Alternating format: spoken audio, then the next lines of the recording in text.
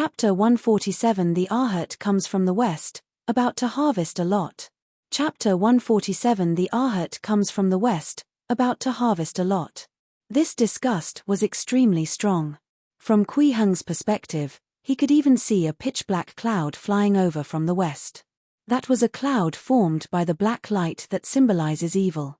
He took a deep breath, and the 7 emotions light around his golden core immediately trembled. The black light extended by an inch on the spot.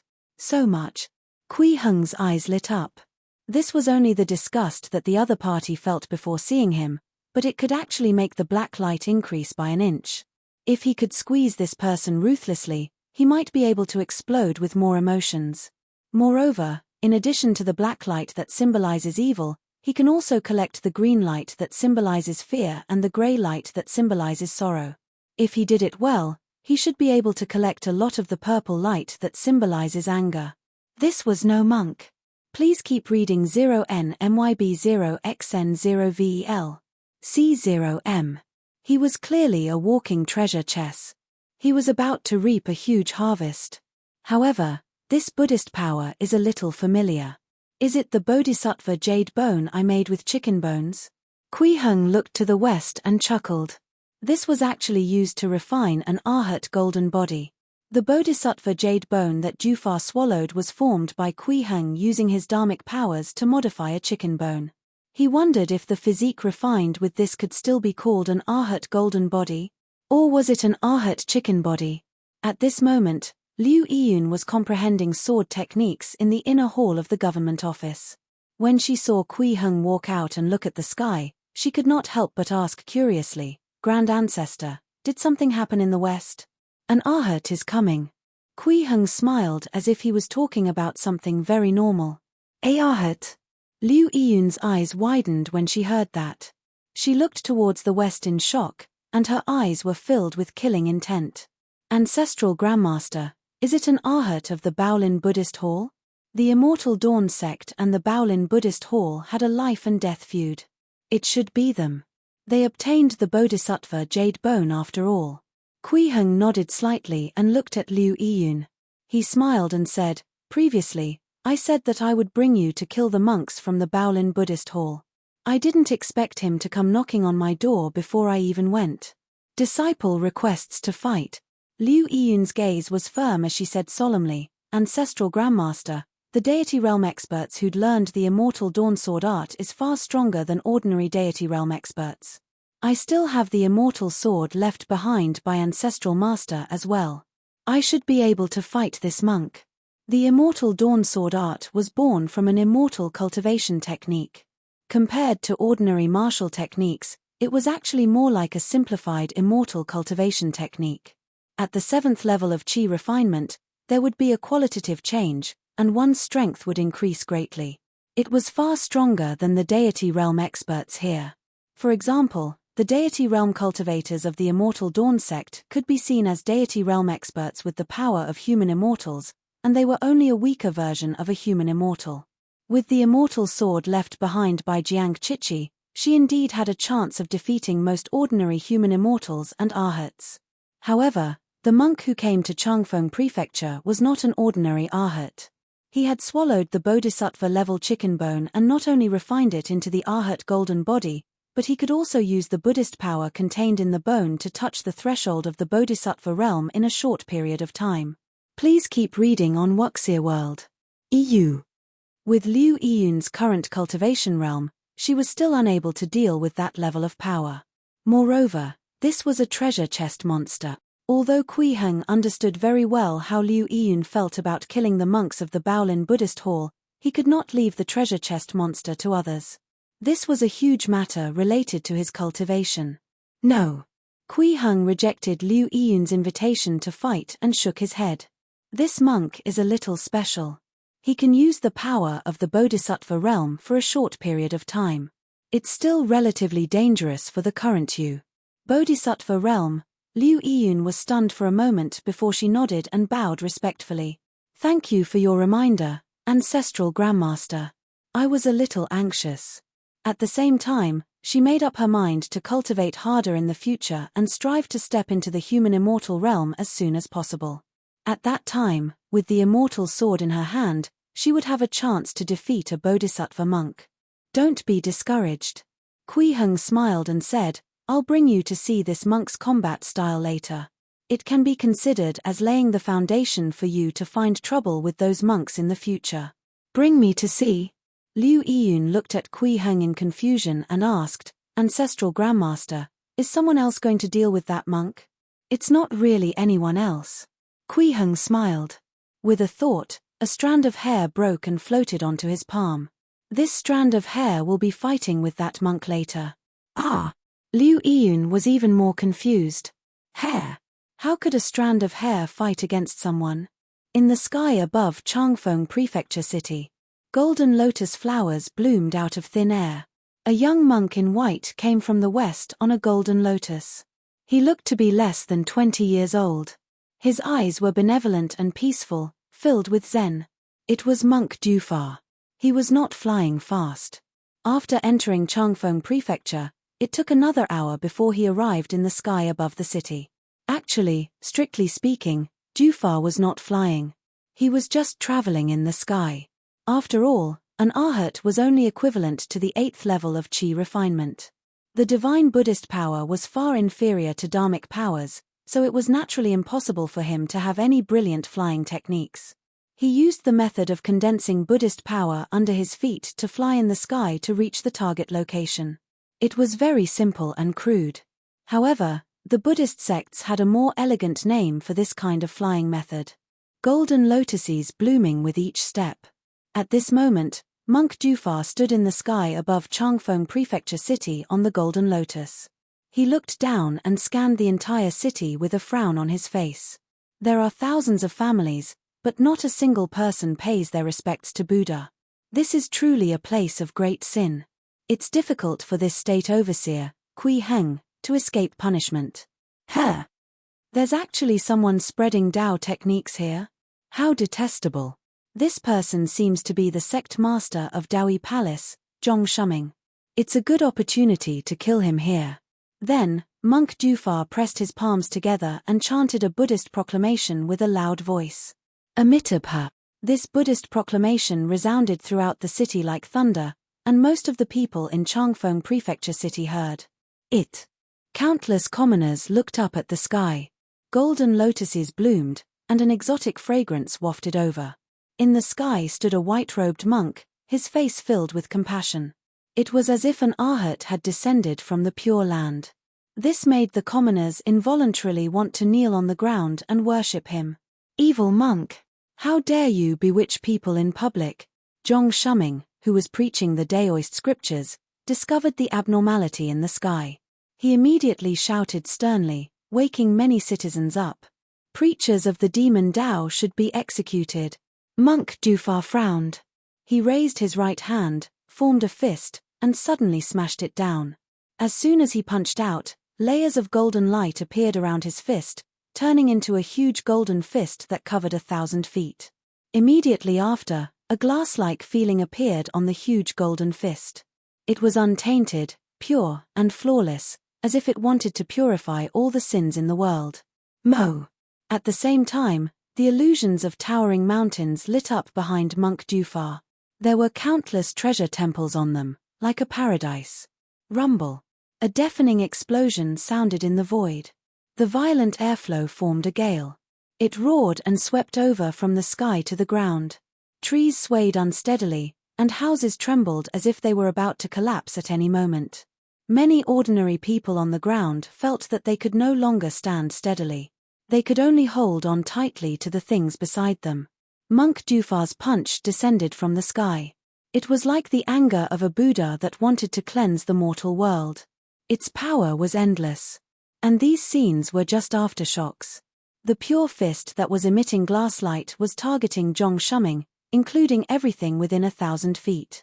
With this punch, be it Zhong Shuming, the people and buildings around him, or anything else, they would all be ruthlessly smashed in an instant. Clearly, when Monk Defy attacked, he did not consider the question of whether he would hurt the innocent. Is this bald donkey crazy? Zhong Shuming gritted his teeth. He was not worried about himself or the people around him. This was Changfeng Prefecture City, and there was a heaven monarch guarding it. Could a mere Arhat overturn the sky? However, Monk Jufar's attitude of not taking human lives seriously made him extremely angry. At the same time, in the courtyard of the State Overseer's office, Liu Yiyun also looked at the scene in the sky in extreme anger. She gritted her teeth and said, "Is this a monk or a demon? Doesn't he know how many people he will kill with this? Punch! It's indeed time to get rid of these monks from the Baolin Buddhist hall." Kui Heng nodded slightly. Then, he blew gently at the strand of hair in his palm. Who? This strand of hair was blown into the sky and expanded up in the wind. It transformed into another Kui Heng. Dressed in black, it soared into the sky and flew towards the incomparably huge fist. What's going on? Liu Yiyun looked at the figure in the sky with her mouth agape, then looked at Kui Heng beside her, shocked. Ancestral Grandmaster, you. It's just using a strand of hair to fight him. Don't make a fuss. Kui Heng smiled and said, "Now do you know why I said I wanted to bring you to see it? This was because it was only a strand of his hair that was going to fight Monk Jufar. Of course, with Kui Heng's current cultivation realm, he could not directly turn a strand of hair into his avatar. He only used the control he had over his body after reaching the grand completion Golden Core realm to fuse this strand of hair with a portion of his dharmic powers, turning it into a body with dharmic powers at the 8th level of Qi refinement. It had no consciousness and could not even move on its own. What really made this body move was actually the 7 emotions divine spirit that Kui Heng had planted 3 feet above it as the gaze of his will. It was like controlling a puppet. It was essentially a special spell. But even so, it was enough to cause Monk Jufar to feel despair. After the puppet flew into the sky, it faced the huge fist that was smashing down emotionlessly. It raised its right hand and formed a sword with its fingers, condensing dharmic powers. Then, it suddenly slashed into the sky. Boom! An earth-shattering bang exploded in the sky. 1,000-foot-long green sword light erupted from the sword finger of the puppet. Soaring into the sky, it was like a huge sword that could split open the heavens and the earth, slashing towards Monk Jufar's fist. Chapter 148 Swords and Dragons Rise. Chapter 148 Swords and Dragons Rise. Clang. The sword cry resounded through the world like a crane soaring through the sky. The green sword light was reflected in the eyes of everyone in Changfeng Prefecture. At the same time, the incomparably huge golden fist split open with a bang. It was cut in the middle by this green sword light and turned into countless light fragments that disappeared.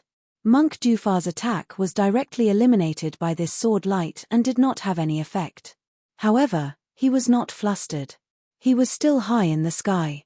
Looking at the green sword light that was still slashing upwards without slowing down, he sneered. Good ability, indeed powerful. Unfortunately, you're facing me. Before he could finish his sentence, the illusion of a mountain peak appeared behind Monk Jufar. The illusory temple behind him shone brightly, solidifying as if it really existed. Buddhist chanting could be heard from inside, and the Buddhist light shone brightly, illuminating 1,000 feet around him. Please keep reading 0NMYB0XN0VEL. C0M. The area in the sky seemed to have turned into a blessed pure land. Boom. The green sword light landed on this blessed pure land. Golden lotuses scattered out one after another. The Buddhist light shook violently, but it did not shatter. Instead, it made the Buddhist chanting inside grow even louder. Monk Jufar stood among them, surrounded by Buddhist light. His brows were benevolent, his appearance solemn, and his eyes were filled with pity. He said indifferently, "Evil cultivators should enter Avicii." Amitabha. With this loud Buddhist proclamation, he attacked again. This time, he did not punch. Instead, he pressed his palm down. At the same time, the mountain phenomenon that appeared behind Monk Jufar shone brightly again.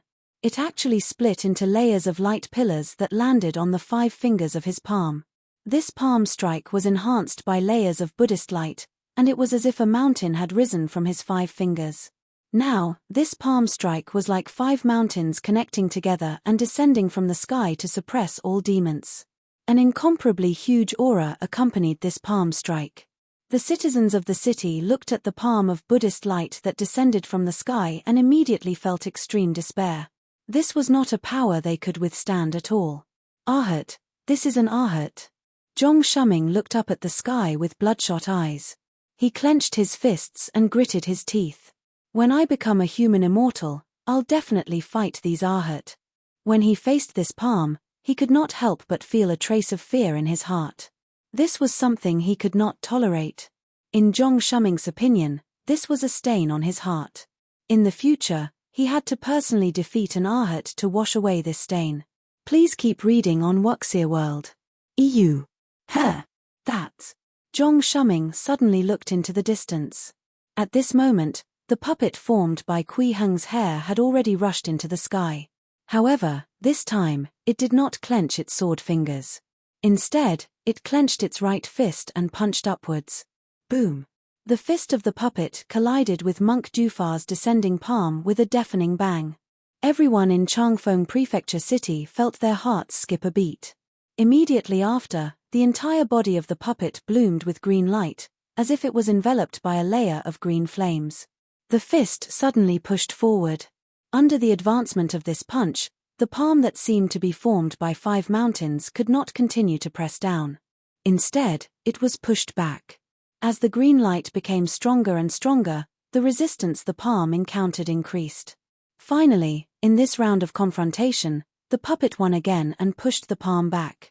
Hateful. Monk Dufar's expression was extremely gloomy as he looked at the puppet with killing intent. I'm already an Arhat now, but this little thing can actually withstand my attacks. He did not expect this Kui Heng to be so tenacious and have such extraordinary strength.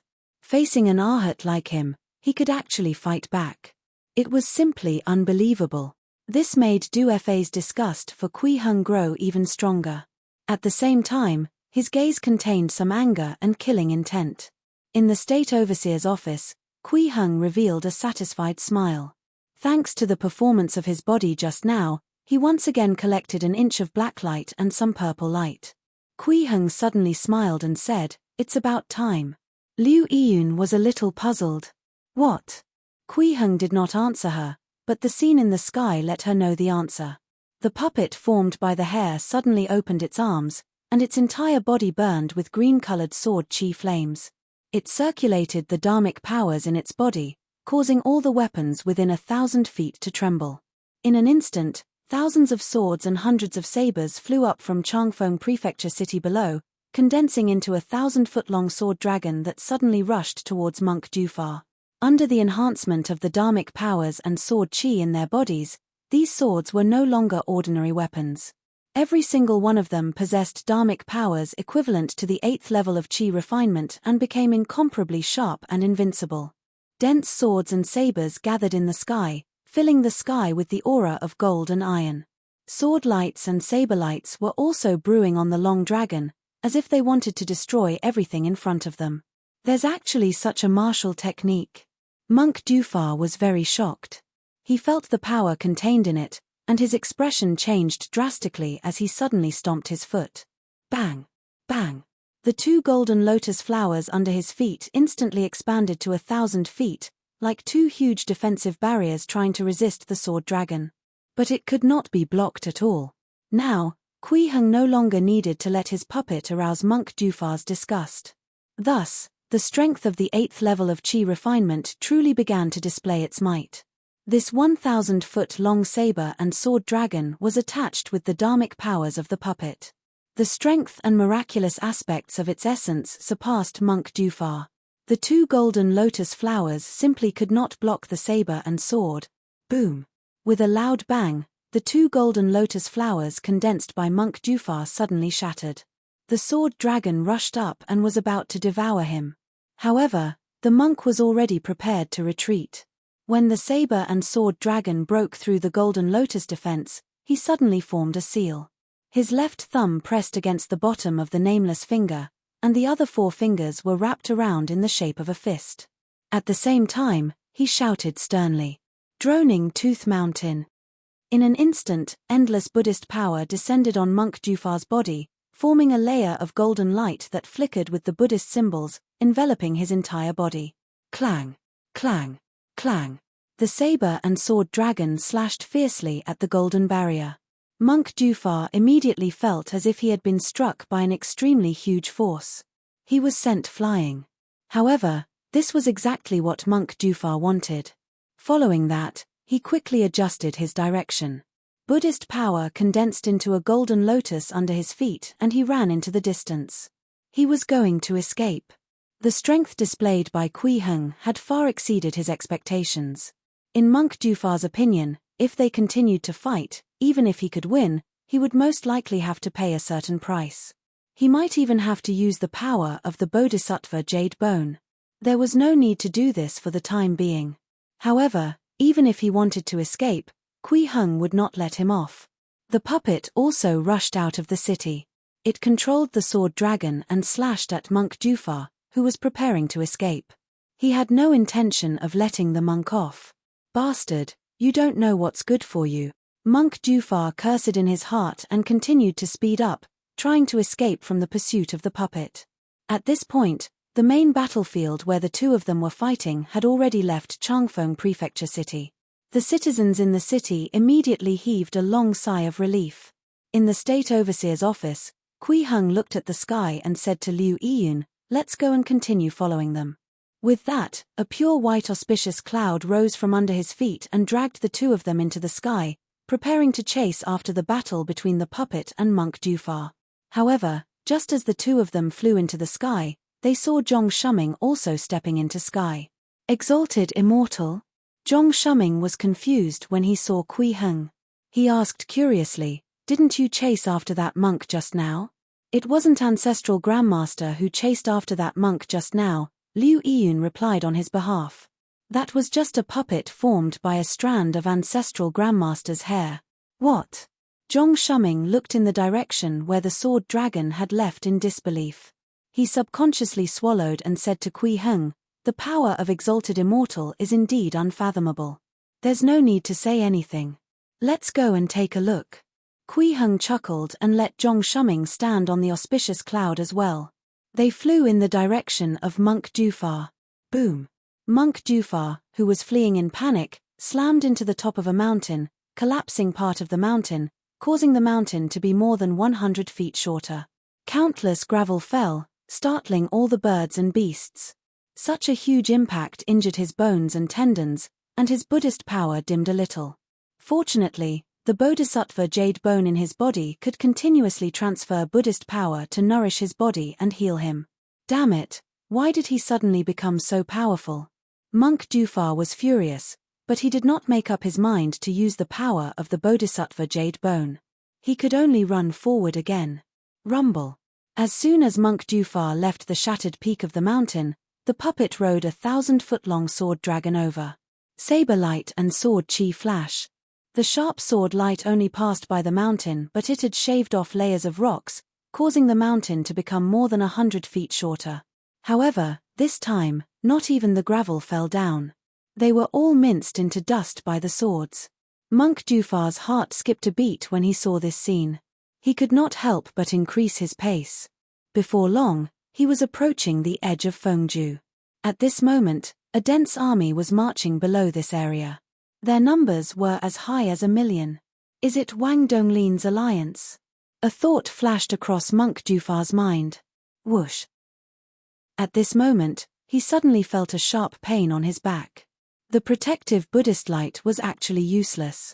What followed was a copious force that made him fall towards the army below. Chapter 149 It's just a strand of hair. Chapter 149 It's just a strand of hair. Shun Yu's heart was filled with gloom. He never dreamed that he would actually sit in the position of the general of the Battle Kui Alliance army. He was just a small Yuju state overseer, and his family did not even have a deity realm expert, nor did they have an upper world angel. He was clearly so inconspicuous, so how did he become the general leading an army of 1,000,000 troops? The reason was only because he often sent troops to fight with the grassland barbarians as the Yuju state overseer. But was this the same? How could fighting barbarians be the same as fighting immortals? At this moment, in Shun Yu's heart, Kui Heng was an immortal. And was not just a human immortal or earth immortal, or the omnipotent immortals in folklore. This was an immortal who could take a person's head from 1,000 miles away, and killing deity realm experts was like killing a chicken. Please keep reading 0NMYB0XN0VEL. C0M. If this wasn't a true immortal, what was? But now, he was leading an army of 1,000,000 to fight against a true immortal. This was simply like an old man who ate arsenic and wanted to die. He did not have any deep hatred for Kui Heng. He was just tricked by Wang Donglin to join the alliance against Kui Heng. Why did he have to do this? However, Shen Yu knew very well that he was already in a difficult position. This position of Grand General was decided by the group of preeminent deity realm experts and angels because his own strength and the forces behind him were the weakest. He had to do it. Shen Yu was riding at the front of the army. As a general, he had to lead the army forward and lead by example. Naturally, he had to walk at the front of the team. Even if there was danger, he would die first. This was something necessary to stabilize the morale of the army. I was wrong. I was really wrong. I shouldn't have come. I shouldn't have listened to Wang Donglin's nonsense. If I hadn't come here, I wouldn't have been roasted on the fire and entered this sure-death situation. Shen Yu sighed in his heart. He was already certain that he would die. He was the Grand General of the Battle Kui Alliance army. How could he not die? Unless this group of people could really defeat the immortal from Changfeng Prefecture. But this was simply impossible. Please keep reading on Wuxia World. EU. Actually, after experiencing the anxiety of the past few days, everyone in the alliance knew very well that it was impossible for them to kill Kui Heng. However, the overall situation was already set. There was no turning back for everyone. Even the ordinary soldiers did not dare to escape rashly because they were afraid of the military laws and the surveillance of the deity realm experts. This so-called million-strong army was just being swept along by the momentum. This battle was the focus of the world, and the importance of it concerned the reputation of the lower world branches in the upper world. They had nowhere else to go. Therefore, although they were marching forward now, from the leaders to the ordinary foot soldiers, they all looked dejected and had no fighting spirit. Boom! At this moment, a loud bang suddenly came from the sky. Immediately after, there were explosions. It was as if something had been smashed and was falling rapidly. Everyone subconsciously looked up and saw a golden light cut through the sky like a meteor, suddenly falling less than 3 miles in front of the army. What followed was an extremely violent earthquake. Rumble. An even louder bang than the one from the sky exploded in front of them. A huge mushroom-shaped cloud suddenly rose there, and golden light could be vaguely seen flickering inside. Countless pieces of soil and sand were swept into the sky by the huge impact and spread in all directions by the terrifying shock wave. This formed layers of smoke and dust waves that surged over like an avalanche. At this moment, Shen Yu felt as if the ground in front of him had collapsed. His eyes were wide open as he looked ahead in disbelief. An incomparable fear surged in his heart, making him feel as if he had fallen into an ice cave. The horse under him was frightened to death on the spot and collapsed to the ground. Shen Yu, who was sitting on it, was still looking ahead. He did not even notice that he had fallen to the ground. The other leaders were not much better than Shen Yu. Faced with such world-shaking power, their faces revealed fear. If that golden light hadn't fallen in front of him, but in the middle of this army, what would have happened? It was simply unimaginable. As for the soldiers at the rear, they were almost ready to revolt. The soldiers standing at the front saw the scene in front of them. They were so frightened that their legs went weak and they almost knelt on the ground. Although the soldiers standing at the back could not see what was happening in front of them, through some of the reactions in front, as well as the loud sounds and tremors in the ground, they could guess that something big had happened. If no one came out to maintain order or if there were no other changes, these soldiers would probably escape soon. Whoosh! At this moment, a golden light actually soared into the sky from the billowing smoke in front of them. Moreover, it stood on a golden lotus and was covered in Buddhist light. It was Monk Defy. To any monk who had already refined the Arhat golden body and had a special protective spell, even if he was smashed down from the sky, he would not die from the fall. At most, he would be severely injured. Not to mention Monk Defy, who had the Bodhisattva jade bone. Although he had been smashed down from the sky by the puppet and suffered considerable injuries after falling to the ground, even having a few bones broken, under the nourishment of the Buddhist power of the Bodhisattva jade bone, he recovered almost in the blink of an eye. This gave monk Dufa the courage to continue fighting Kui Hung. Chapter 150 It's Just a Strand of Hair, 2. Chapter 150 It's Just a Strand of Hair, 2. Moreover, he had finally made up his mind to no longer hold back any strength. He directly activated all the remaining Buddhist power in the Bodhisattva jade bone to increase his strength. Amitabha. Monk Dufa chanted a Buddhist proclamation that resounded throughout the land. At the same time, he formed a few hand seals and punched out at the figure standing further up. The puppet formed by Kui Hung's hair. At this moment, the terrified Shen Yu and the others finally saw the body in the sky and the 1,000-foot-long sword dragon. They also felt the invincible sharpness emanating from the dragon. They were terrified by this and lowered their heads without even daring to look up. What a good Fengju state overseer. I didn't expect you to be a human immortal. Monk Dufa gritted his teeth and stared at Kui Hung. Do you think you can rely on the power of a human immortal to suppress me? Dream on. At this moment, he had already thrown out his punch. His hand seals also began to display its power as Buddhist power circulated. Please keep reading 0NMYB0XN0VEL. C0M. Buzz. Buzz. The void around Monk Dufa trembled.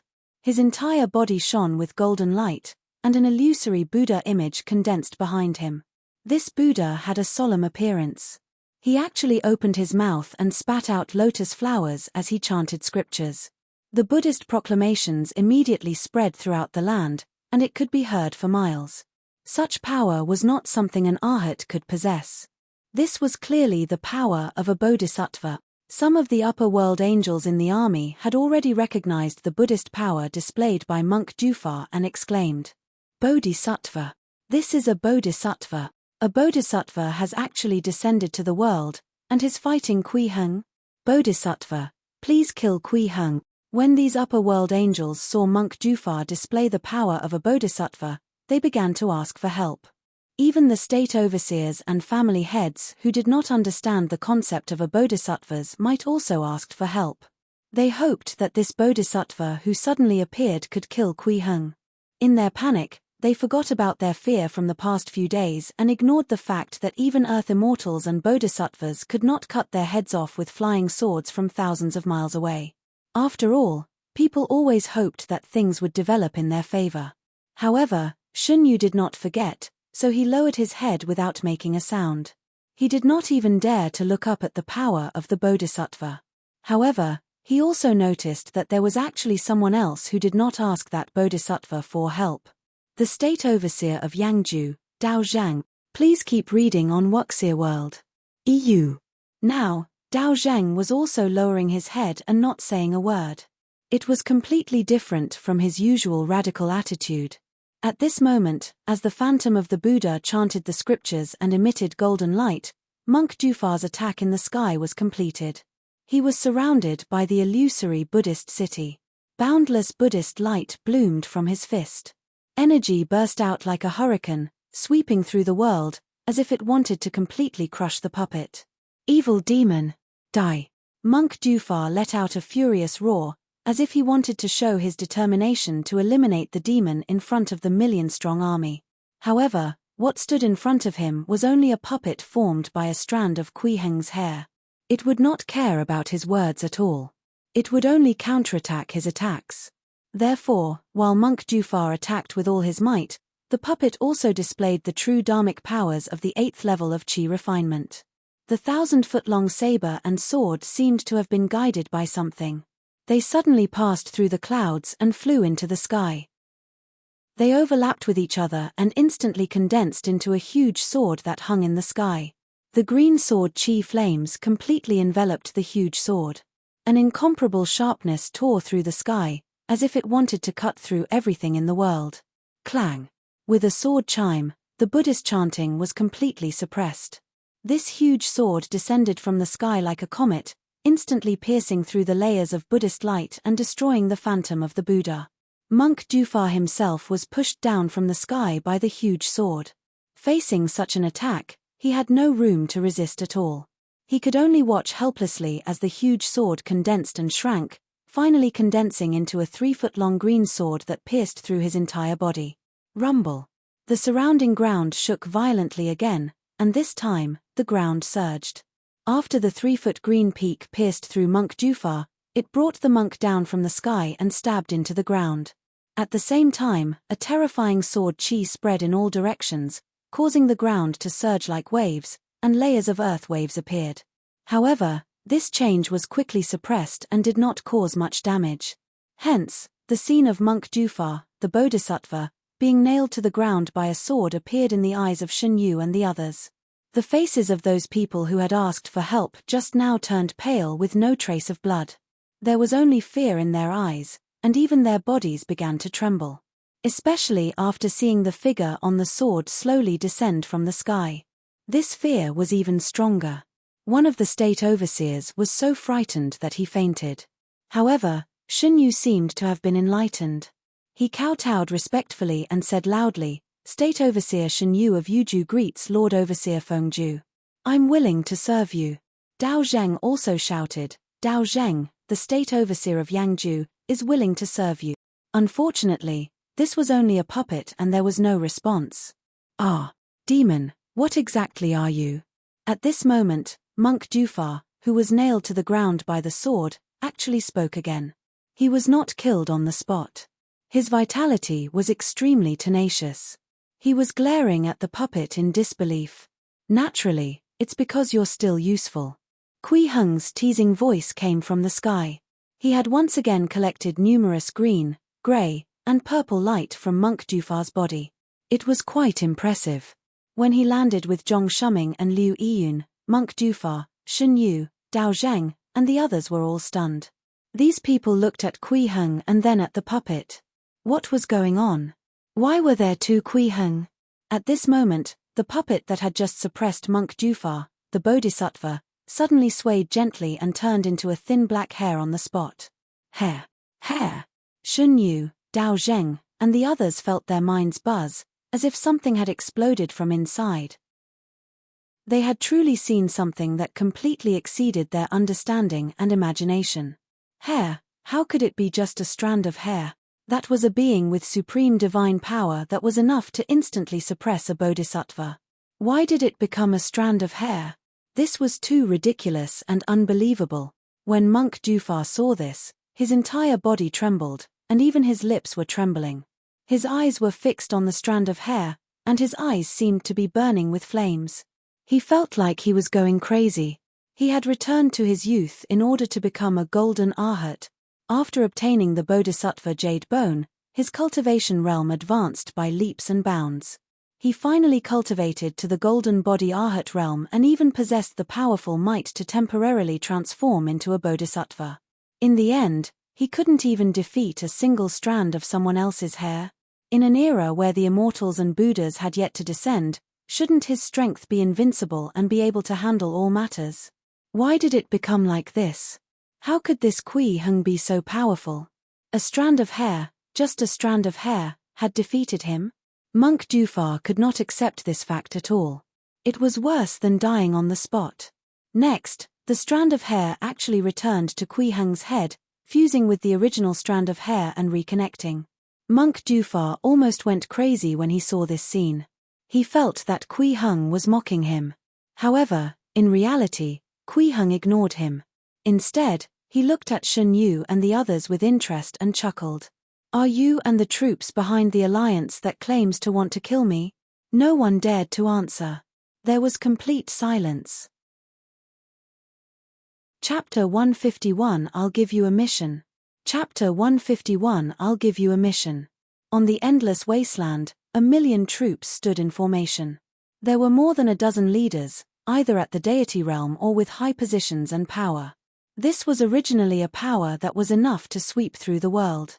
Now, just facing one person, the entire army was silent and did not dare to move. One sword could block 1,000,000 soldiers. This phrase was no longer an exaggeration. Instead, it became reality. Liu Yiyun stood behind Kui Heng, her heart filled with shock. She looked at the deity realm experts, state overseers, family heads, and the boundless masses of the million-strong army who stood frozen, not daring to move. For a moment, she did not know how to describe this emotion. Since ancient times, it has been very difficult for martial artists to face a powerful dynasty head-on. Even deity realm experts could only take the heads of 10,000 soldiers. Please keep reading 0NMYB0XN0VEL. C0M. But it was impossible to fight against hundreds of thousands of troops head-on. Deity realm experts were only mortals with mortal bodies. If there were too many opponents, they could simply be trampled to death. There had never been a martial artist who could make an army of 1,000,000 not dare to move just by standing here.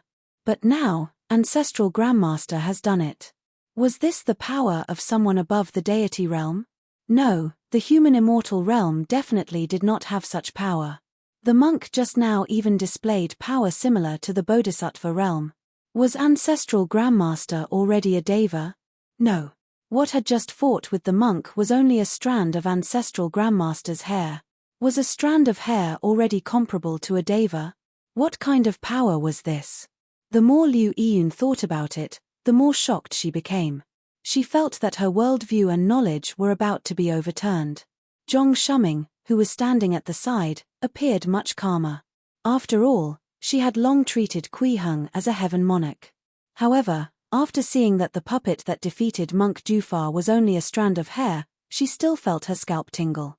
He was too powerful, simply unimaginable. Was this the power of a heaven monarch? Please keep reading on Wuxia World. EU. No wonder mighty figures like that were so elusive in the upper world. If such experts often appeared, the sky would probably overturn from time to time. Perhaps the vitality of Daoi Palace lies in exalted immortal. Zhong Shuming's heart was filled with hope. After Kui Heng asked that question, he did not continue. He just stood there and looked at Shen Yu, Dao Zhang, and the others indifferently without saying a word. But in this situation, to Shen Yu and the others, not speaking was even more terrifying than speaking. An intense fear and lingering despair hung on their hearts. All of them broke out in cold sweat, but none of them dared to make a sound, afraid that they would anger Kui Heng and their heads would be instantly cut off by the flying swords. The leaders in front did not say anything, and the soldiers behind did not know what to do. Their eyes were empty and filled with despair. This was the outcome Kui Heng wanted.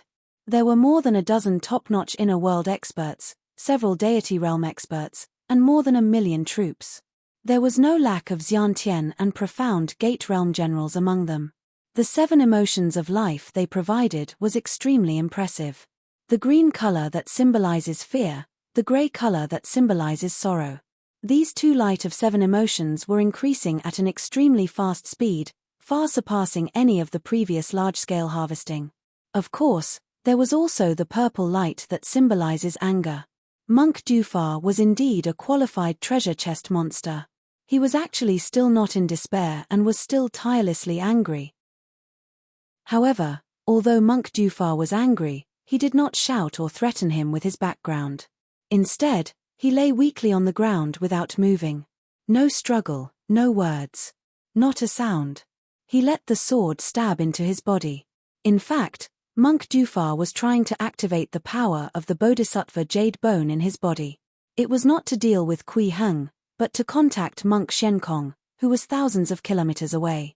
When he activated the power of the Bodhisattva jade bone to fight with the puppet, he discovered that there was actually a seal left behind by Monk Shenkong on the Bodhisattva jade bone. There was a boundless light of compassion on it. It was actually a Buddha Dharmic seal. However, this seal did not have the ability to subdue demons. It could only communicate with the owner of the other seal by activating the seal. Done. Monk Jufar was suddenly delighted. He finally activated this Dharmic seal and hurriedly sent a message to the air through it. Master, that Kui Heng is definitely not an ordinary deity realm expert. He only used a strand of hair to defeat me. What should I do now? After a while, there was a message from the other side of the seal. Such strength is extraordinary. He's at least a heaven immortal mighty figure. I was wrong earlier. Kui Heng is not a pawn of Dawi Palace and the Immortal Dawn sect. Perhaps these two sects are his pawns. This person used a mighty Buddha figure to hide in the mortal world. His goal is very great. You have to restrain him in time. Otherwise, the consequences will be unimaginable. Defy, I have a difficult mission for you. The Buddha Dharma seal on your side has a special characteristic that contains the power of Buddha. When you receive my message, it will begin the countdown. After 10 breaths, it will detonate.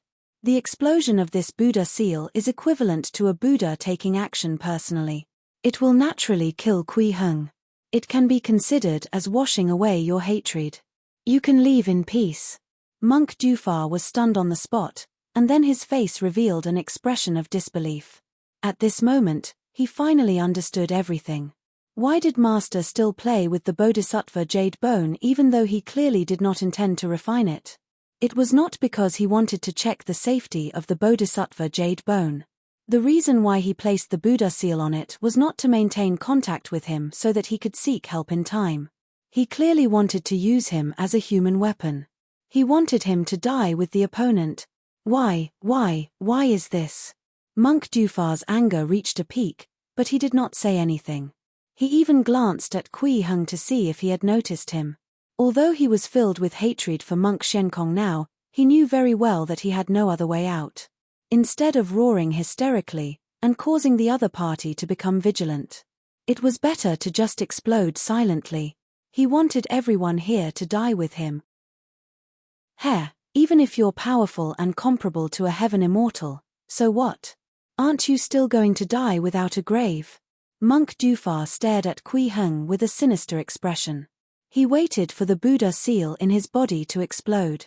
But at this moment, Kui Heng suddenly turned to look at him and said with a teasing smile, "Are you waiting for the seal in your body to explode?" What? Monk Defy's face immediately revealed an extremely shocked expression. He said in disbelief, "How is this possible? How did you?" However, before he could finish speaking, golden Buddhist light shone from his mouth. Immediately after, light burst out of his eyes, nose, and ears. The Buddha seal began to act up. A terrifying force suddenly appeared in Monk Defy's body, causing Buddhist light to extend out from all over his body. It seemed like he could explode at any moment. Why do I know? Can you sense what that Bodhisattva jade bone is? Kui Heng chuckled. At the same time, he raised his hand and pointed at Monk Defy before suddenly raising it. Boom! With a thunderous sound, Monk Defy, who was already covered in Buddhist light, actually broke through the sound barrier and soared into the sky at an extremely fast speed, leaving a long white trail in the void. At this moment, Monk Defy still retained his consciousness and was even in a very good condition. He knew that he would definitely die, but before he died, he had to figure out something. He began to sense the Bodhisattva jade bone in his body, but he realized that the originally solemn and holy skeleton that was like white jade had already disappeared. Only a rough, obviously gnawed, chicken bone was left. Chicken bone? Why was it a chicken bone? How could it be a chicken bone? That Bodhisattva jade bone was actually a chicken bone? Was it a chicken Bodhisattva? Or was that Bodhisattva jade bone actually forged by Kui Heng with a chicken bone? However, he had clearly cultivated the Arhat golden body through the Bodhisattva jade bone and even borrowed the Buddhist power of the Bodhisattva realm. In terms of effect, this was a true Bodhisattva jade bone. What kind of divine power and great magic could turn a chicken bone into a true Bodhisattva jade bone? What kind of existence was this Kui Heng? Monk Defy's heart surged with an unprecedented fear. This feeling was even worse than when he learned that he was about to be blown up by the Buddha Dharma seal. He even suspected that Kui Heng was not a so-called heaven immortal or heaven monarch at all, but an even higher existence. It was the cultivation of the fourth realm whose name had not even been passed down. Thinking of this, Monk Defy's heart surged with intense joy again. He was even a little grateful to Kui Heng. He knew that since the Baolin Buddhist Hall had offended such a terrifying expert, it would definitely be destroyed in the end. Master, you treated me as a pawn, but think about what kind of existence you provoked this time. This can be considered as burying the entire Baolin Buddhist hall with me. Ha ha ha ha ha. Rumble. A dazzling Buddhist light exploded in the sky, forming an incomparably huge golden ball of light. An extremely violent shock wave spread out, and the surrounding thousands of feet felt like the world was shaking. Standing on the ground and looking up at the sky made one feel as if a sun had exploded. At the same time, one could feel hurricanes howling and sand flying everywhere. This was the power of the explosion of a Buddha Dharmic seal. It was enough to instantly turn an army into dust.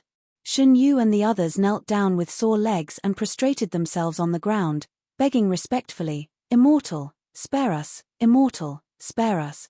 From their perspective, Kui Heng was the one who caused Monk Jufar to fly into the sky and explode. This completely destroyed all their psychological defenses. If they didn't beg for mercy despite such powerful might, did they have to wait to be blasted into ashes? Chapter 152 Prelude begins. Chapter 152 Prelude begins. Kui Heng's gaze swept across everyone and he smiled. "I won't kill you." His voice was very gentle, without the slightest killing intent. Moreover, because it contained Dharmic powers, although the volume was not loud, it reached everyone's ears. Not only did Shun Yu and the others at the front hear it clearly, but even the million-strong army at the back could hear it clearly. Every ordinary soldier heard Kui Heng's words. These 6 words immediately caused everyone present to boil over. Countless soldiers became excited, as if they had been pardoned. They heaved a long sigh of relief. They did not know much about battle and basically came with the main group. Now that they knew that they did not have to die, they naturally felt extremely glad and would not think about the reason. Shun Yu and the others suddenly raised their heads and looked at Kui Heng in disbelief. Please keep reading 0NMYB0XN0VEL. C0M. They could hardly believe their ears. They even suspected that they were hallucinating from their fear. Were they being forgiven?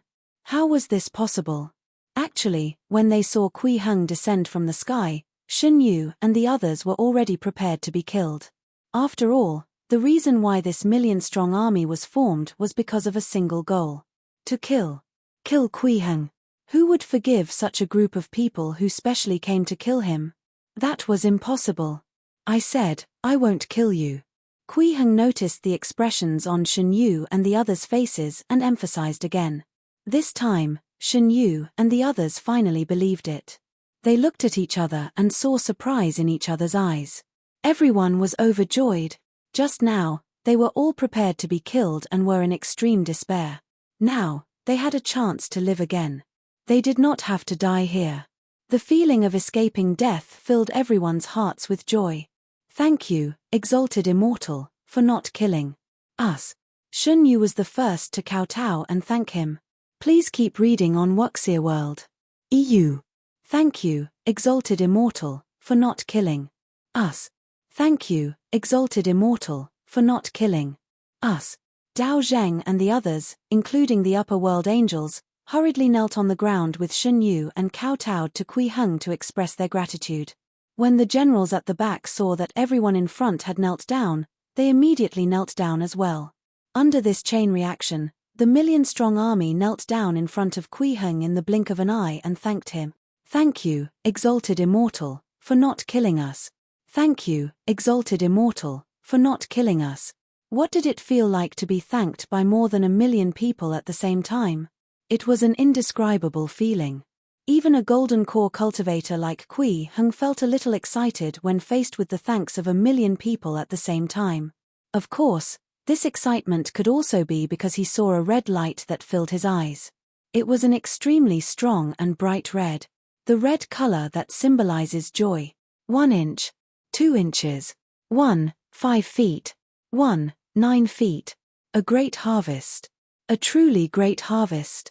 The joy of regaining hope after despair was really intense. With just this wave of collection, the red color that symbolizes joy increased by 9 feet.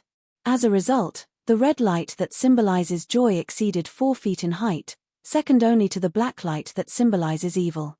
After the collection of the 7 emotions on the Hongwu divine sword and the contribution of Monk Jufar, the treasure chest monster, the black light was already 5 feet and 1 inch tall.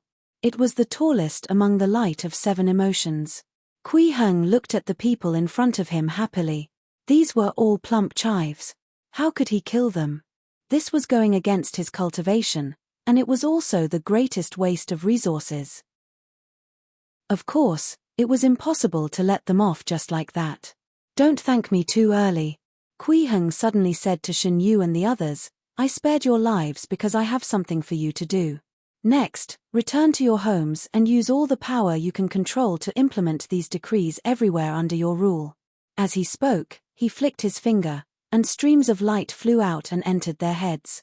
All the information about the decree instantly appeared in their minds. This sudden situation shocked and frightened Shen Yu and the others. The moment Kui Heng flicked out the streams of light, they thought that Kui Heng had suddenly changed his mind and wanted to kill them. Their mood instantly fell to rock bottom, and they felt extreme despair.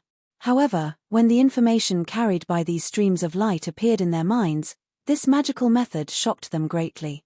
At the same time, they felt a strong fear. Kui Heng could actually directly place information into a person's mind. This was too unbelievable. It was clearly the work of an immortal. They actually wanted to kill such an immortal previously. It was too ridiculous. They were completely tired of living. Although such intense emotional fluctuations allowed Kui Heng to reap another wave of the 7 emotions of all life, this also made them not focus on the decree itself at first. However, after the tide of shock and fear subsided, Shen Yu and the others began to carefully check the contents of the decree. Their expressions changed drastically, and their hearts were in turmoil. He ordered the 7 distinguished families to copy their martial techniques about the deity realm and print them into books to be sold to the 11 states of the Great Jin. The local big clans were to split into several small families. The landlords who occupied too much land had to divide the fields, and Kui Heng limited the amount of land each family could own. They were not allowed to control the people's livelihoods. This was extremely similar to the various government decrees issued by Heavenly King Hongwu 300 years ago, but it was more complete and strict. Just looking at the contents of the decree made Shen Yu and the others shudder. Especially the deity realm experts and angels from the 7 distinguished families, their faces were ashen. This was not just digging out the roots of the 7 distinguished families, but also wanting their lives. Once the immortals and Buddhas of the upper world's main sect descended, they would definitely punish them. At that time, all of them would die. But they did not dare to refuse. If they agreed to implement the decree, they could at least survive until the main sect of the upper world descended. If their luck was good and had an elder as a guarantor, they might be able to keep their life. But if they didn't agree, they would probably die now. Moreover, from the power displayed by Kui Heng, he was probably already a heaven immortal or even a heaven monarch. This was a terrifying expert that was no longer somebody that any aristocratic family could deal with. It was better to let the 9 immortal sects and the 3 Buddhist monasteries deal with this headache. Hence, after some internal conflict, these deity realm experts, angels, family heads, and state overseers bowed and kowtowed again. Yes, exalted immortal. We will definitely do our best to implement the decree. The news of the Battle Kui alliance fleeing without a fight and the million-strong army dispersing spread throughout the 11 states of the Great Jin at an extremely fast speed. For a moment, the world was shocked. More than 10 deity realm experts and many state overseers and family heads joined forces and gathered 2 million troops to attack Kui Heng in Fengju. In the end, they were frightened to the point of kneeling and begging for mercy by the other party. As long as someone heard such a description, their first reaction would be that it was pure nonsense. It was impossible for such a thing to happen. However, as the state overseers of the various states and the heads of the various families began to implement the government decrees set by Kui Heng and the help of deity realm angels, people finally realized that this was actually true. That Fengju state overseer, Kui Heng, actually suppressed the entire million-strong army of the Battle Kui alliance alone, as well as many deity realm experts, family heads, and state overseers. These powerful people all knelt at Kui Heng's feet. Only at this moment did the name Kui Heng truly resound in the world. No one knew who he was previously. But once he defeated the enemy, the world was shocked. in the imperial city of the central continent, in the great Jin imperial court. Wei Yi, who wanted to be the ruler of a fallen country and be remembered by the world, was a little stunned. He looked at the note in his hand in a daze, then looked at the courtiers below the jade steps who were bowing with respectful expressions. He asked in confusion, "Is this true?" This note was submitted by Prime Minister Chu Yuanliang. It described the encounter of the Alliance army after they entered Fengju and the final outcome. Absolutely true. Chu Yuanliang sighed. He never dreamed that the Fengju governor, Kui Heng, was actually such an immortal-like figure. Now, he had been pushed to the opposite side by Emperor Zhenyang. Great. That's great. Ha ha ha. Wei Yi clapped his hands and laughed loudly when he heard that. He asked Chu Yuanliang, "Prime Minister, you told me earlier that Heavenly King Hongwu's governance is a method to revive the country and destroy the ruler, right?" "That's right." Chu Yuanliang nodded. He seemed to have thought of something and could not help but look at Wei Yi in surprise. "What does your Majesty want to do?" "There's no need to look at me like that." Wei Yi's face was flushed as he said with a smile, "I know very well that even if the current Great Jin has a way to revive the country, it's useless. But if I can use this power to implement this decree before the country is destroyed, allowing the country to prosper and eventually destroy the country in a sea of flowers, I will be remembered by the world." Chu Yuanliang was completely speechless. He let out a long sigh and said, "Perhaps." "All right." Wei Yi lay on the dragon throne in satisfaction. "Pass down my words. Spread the decree of the Fengju governor, Kui Heng, throughout the country and order all the officials to promote it. However, it's already difficult for my decree to leave the central continent. It's just that my words aren't enough. Prime Minister, please take care of this." "Yes, Your Majesty." Chu Yuanliang bowed respectfully and said, "Your Majesty, the immortals and Buddhas of the upper world will descend in half a month. We should start preparing for the ceremony. Prime Minister, go and prepare. When the time comes, you can just go over." Wei Yi waved his hand casually. At this moment, Kui Heng was adjusting the power of the golden core in the Changfeng prefecture. At the same time, he sensed the feedback from the 7 emotions light. After resolving the Alliance army, he condensed 7 emotions divinities and placed them 3 feet above the heads of 7 people. These 7 people were either state overseers, patriarchs of preeminent families, or upper world angels. They all came from different places. At this moment, the 7 emotions divinities were in 7 different places, collecting the 7 emotions of all living beings.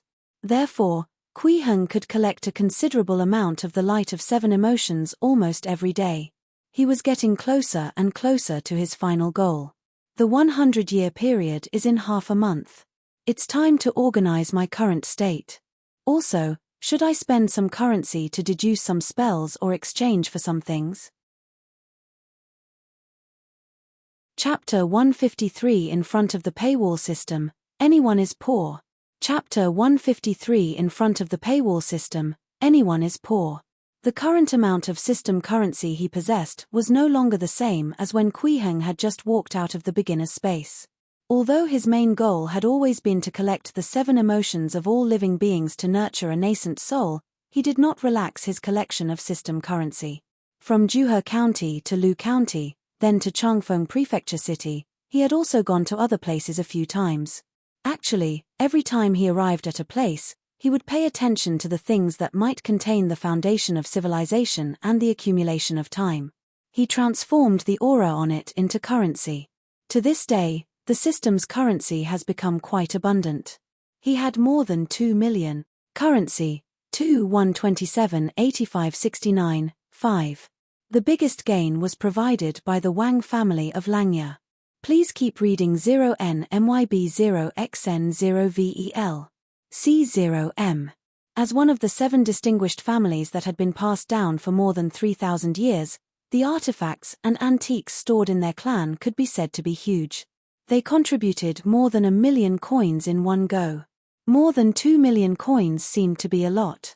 However, Kui Heng calculated that if he entered the beginner's space for just 5 days every month, he would spend it all in 2 months. After all, every time he entered, the expenses would increase by 10 times. It was too much. Returning to the beginner's space and cultivating inside was ultimately an unattainable dream. Of course, the beginner's space had already been upgraded to a grotto heaven world. Thinking of this, Kui Heng suddenly asked the system, "Is there a way to let me stay in the grotto heaven for a long time?" "Hello, respected host. Welcome to the omnipotent immortal cultivation system. This system will serve you wholeheartedly and protect your path of cultivation. In the current package mode, the conditions for the host to enter the grotto heaven are: you have 5 chances to enter the grotto heaven every month, each time for a day. The points required to enter the grotto heaven will increase gradually, from 100 points, to 1,000 points, to 10,000 points, to 100,000 points. If you need better services, you can upgrade the package or purchase the following value-added services. All-round cultivation package upgrade. Upgrade all existing functions, bringing you a better cultivation service experience and giving you a home-like feeling. Purchasing price, 1 billion points. Purchasing qualification, soul formation. 10-day Grotto Heaven tour. After purchasing this value-added service, you can stay in the Grotto Heaven for 10 consecutive days. Exiting halfway or giving up on the remaining 10 days is considered as relinquishing the remaining time. You can buy it once a month. Purchase price, 3 million points. Grotto Heaven 1-month experience card. After purchasing this value-added service, you can stay in the heavenly abode for a month. The actual number of days is based on the remaining days of the month and the date of purchase. You can buy it once a month. Purchase price, 10 million points. Grotto Heaven experience bonus card. Purchasing this value-added service requires buying the Grotto Heaven 1-month experience card first. The experience period can be extended for a month on the original basis. Purchasing price, 15 million points. Grotto Heaven half-year tour. Grotto Heaven 1-year tour. Please keep reading on Wuxia World. EU. The corners of Kui Heng's mouth twitched slightly as he closed the system notification on the spot. Even with his late-stage Golden Core Realm heart, it was difficult for him to withstand this sadness that came from poverty. The cost of entering the Grotto Heaven was too exaggerated. If he wanted to stay inside for 2 months, he actually needed 25 million coins. And his entire fortune was only about 2 million coins. As for the option to upgrade the package, he directly skipped it. Not to mention the price of 1 billion, he did not even have the qualifications to buy it in a short period of time. To think that I planned to go into seclusion in the Grotto Heaven for 49 days after collecting the 7 emotions. Kui Heng pinched his temples, feeling a headache. When the light of 7 emotions reached a height of 7 feet, he would have completed this stage of cultivation. Next, he would have to enter seclusion for 49 days to let his golden core nurture spirituality and activate to form a nascent soul. Only then could he break through to the nascent soul realm. During his seclusion, Kui Heng had to devote himself fully to it. He could not be disturbed by the outside world at all. Otherwise, all his efforts would be in vain and he might even face the calamity of death. Therefore, under normal circumstances, he should find someone who could be absolutely trusted and was powerful enough to guard the place of seclusion to prevent anyone from disturbing him. Or he could find a place that was absolutely safe and could ensure that he would not be disturbed. With Kui Heng's personality, he was naturally biased towards the latter option. The first thing he thought of was to enter the Grotto Heaven to break through. That was definitely the safest place. However, he did not expect the cost to be so shocking. Fortunately, these 2 million coins were only collected from a few places. If I can collect from the entire Great Jin, it should be enough to last me 2 months. When Kui Heng thought of this, he felt much more relaxed. However, in order to avoid a situation where he could not collect the last bit of currency, he felt that he should use it sparingly before he gathered 25 million coins. He had to at least maintain 200,000 coins temporarily, which was a fraction of the current currency.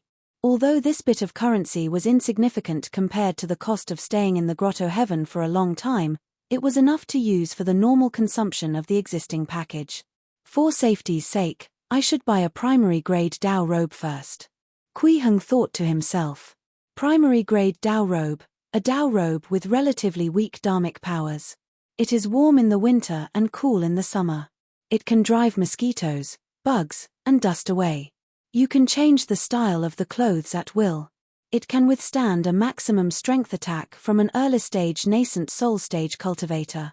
Selling price, 100,000 coins, complete version.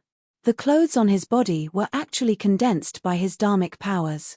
The material was far superior to any cloth from the mortal world and even contained the power of the golden core. At the same time, it could also warm him in winter and cool him in summer, repel mosquitoes and insects, and change the style of his clothes. Kui Heng valued the fact that he could withstand the greatest attack of an early-stage nascent soul cultivator the most.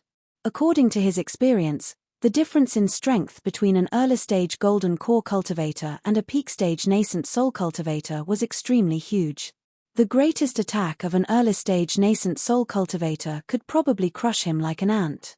Even if he was about to nurture a nascent soul, it would be bad if he encountered a nascent soul-level attack before that. 100,000 coins. It was only worth 10% of what he got from the Wang family of Langya. Currency, minus 100,000. Kui Heng immediately felt a cooling sensation on his body.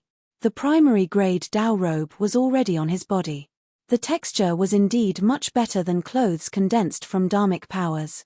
It was very comfortable to wear. Moreover, after putting on this primary grade Dao robe, he made an unexpected discovery. This robe seems to be imprinted with the power of extremely brilliant runes. It's of a higher level than the power of a golden core and is more spiritual. Is this the power of a nascent soul realm expert? This way, he could completely study the runes contained in this robe and begin to study the power of the nascent soul realm in advance, thereby reducing the difficulty of cultivating to the nascent soul realm. It was an unexpected joy. Yes, this 100,000 coins is worth it. Kui Heng affirmed his decision in his heart again. He looked at the other package options and thought for a moment before saying in a low voice, "Where's the yellow-scarfed strongman?" Currency, minus 1,000. In the next moment, a burly man more than 5 meters tall dressed in yellow martial arts clothes with dark golden skin appeared out of thin air. His entire body was filled with muscles like a small mountain. Then, he suddenly knelt in front of Kui Heng. Whoosh! The ground suddenly trembled. "Greetings, Master Immortal." The yellow-scarfed strongman cupped his fists and bowed. Kui Heng was silent for a moment before he chuckled. "It's been a while, old buddy." The yellow-scarfed strongman did not respond. He remained kneeling there. Kui Heng's smile deepened when he saw this. He felt as if he had returned to the days when he was cultivating in peace in the beginner's space. He smiled and said, "Get up." Although he knew that the yellow-scarfed strongman did not have true intelligence and would not respond to his greeting, he still said so. After all, in the 300 years in the beginner's space, the yellow-scarfed strongman had accompanied him the longest. However, because Kui Heng had summoned the yellow-scarfed strongman from the courtyard of the state overseer's office, the huge commotion just now immediately attracted several people. Liu Yiyun, Zhong Shuming, and Liu Litao all ran over. "Ancestral Grandmaster, are there enemies attacking?" "Exalted Immortal, what happened? The ground seemed to have shaken just now." "Lord Overseer, what?" However, when the three of them arrived and saw the 5-meter-tall dark gold yellow-scarfed strongman, they were all stunned. Especially Liu Litao. He was the last to arrive. When he saw the yellow-scarfed strongman, he did not even finish speaking. He froze on the spot and could not say a word. In the eyes of the three of them, the yellow-scarfed strongman was like a god. His entire bodies emitted an unattainable aura, making them feel like ants compared to him. In fact, it was true. This yellow-scarfed strongman's cultivation was equivalent to the early-stage foundation establishment realm. In the 9 realms of the immortal world, he was a 3rd realm deva. To a deity realm expert, it was already an unimaginable existence. "Ancestral Grandmaster, this is?" Liu Yiyun mustered her courage and asked in a low voice.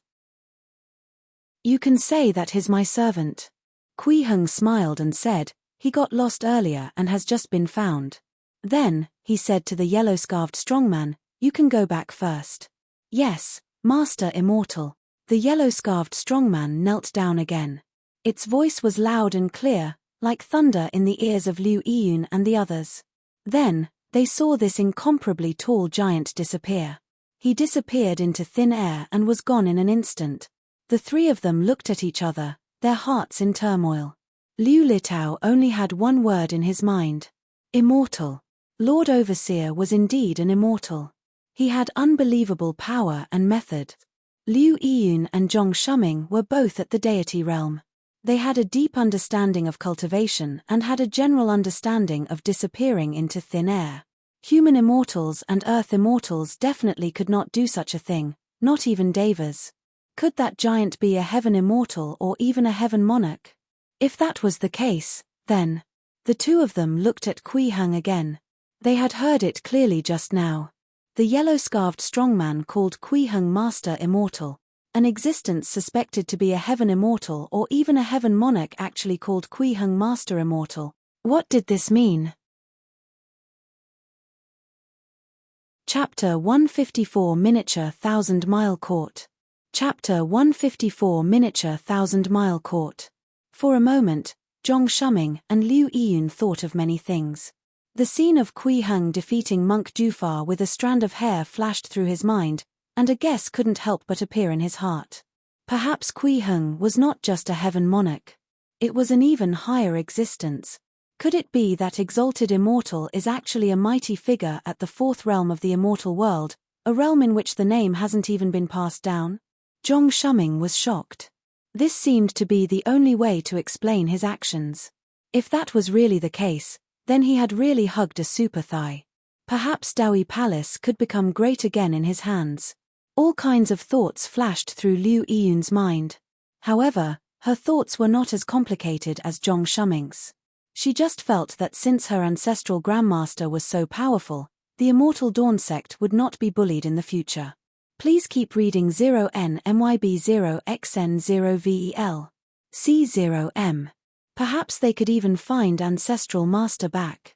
That way, the entire immortal Dawn sect could be reunited. That kind of life must be very good. Kui Heng looked at the three people in front of him and shook his head gently with a smile. Don't think too much. Go back first. I still have some things to deal with here.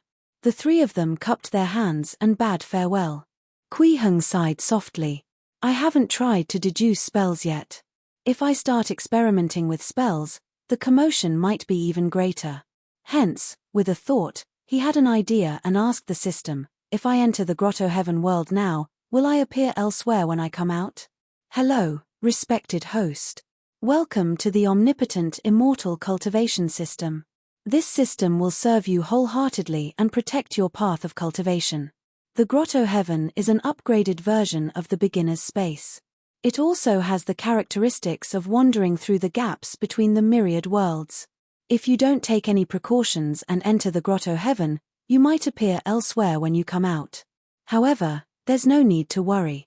As long as you buy the following value-added services before entering the Grotto Heaven world, they can provide you with the services of a fixed world. World Rivet. After purchasing this value-added service, you can fix the Grotto Heaven world in the current world.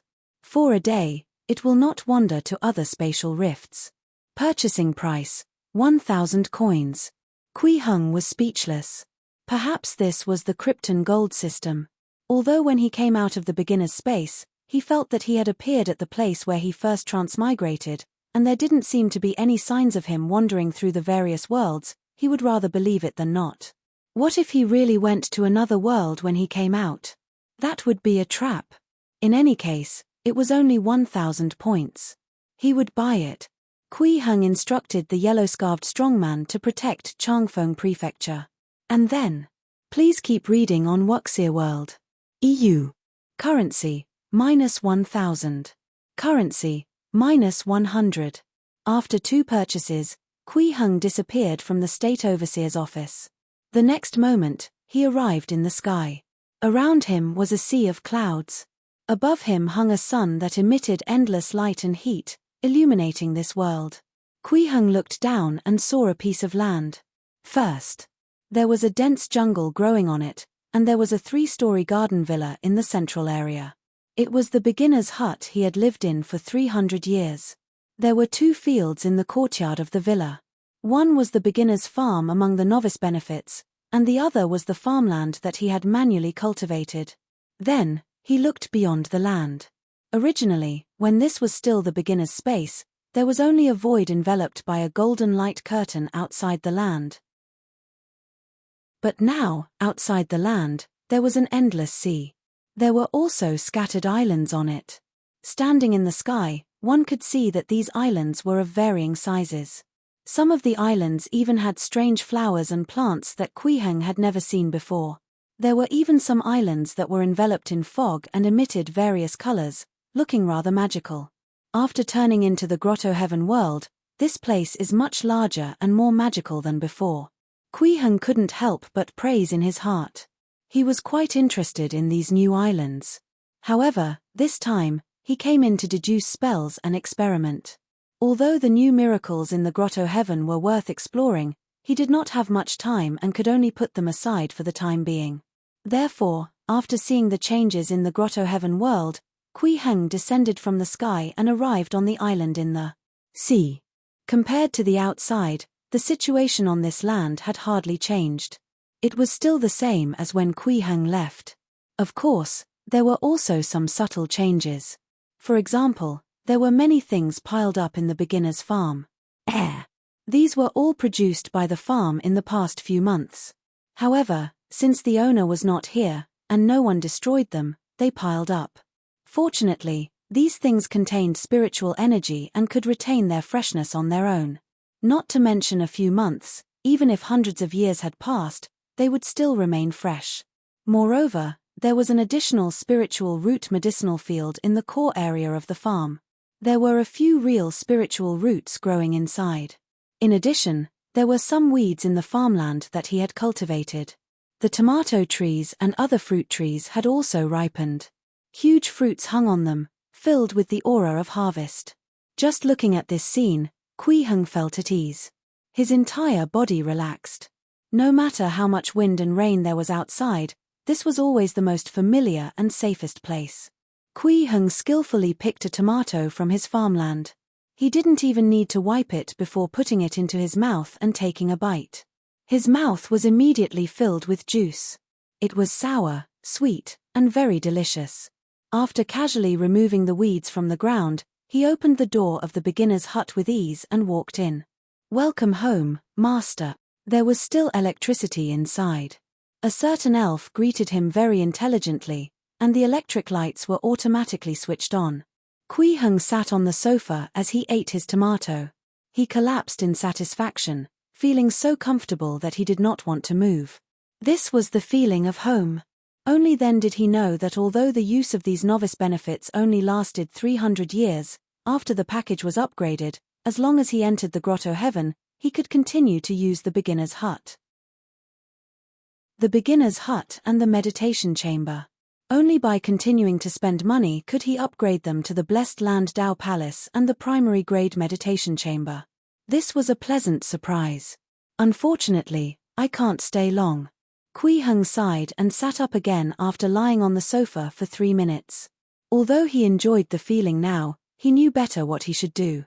Begin deducing the spell. Currency, -20,000. Hello, respected host. You have spent 20,000 coins to activate the derivation spell. Counts, 200. Because the derivation of the spell is random, there is a possibility of failure and repetition.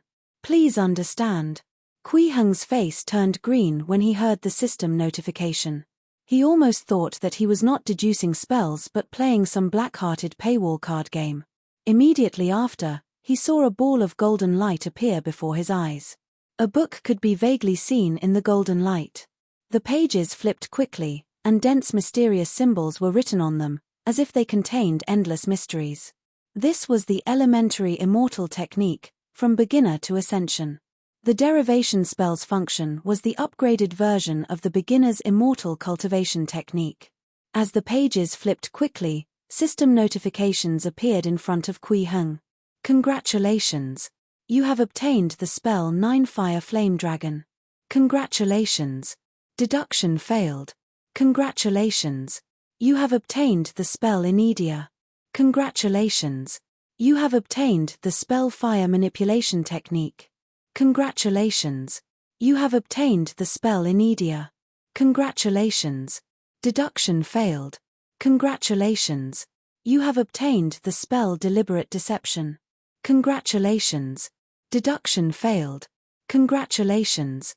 You have obtained the spell Inedia. Congratulations! You have obtained the spell heavenly transformation. Congratulations! You have obtained the spell Inedia. Congratulations! Deduction failed. Congratulations! You have obtained the spell miniature 1,000-mile court. The speed at which he deduced the immortal techniques was extremely fast. In the blink of an eye, 200 notifications appeared in front of Kui Heng. His blood pressure was about to rise.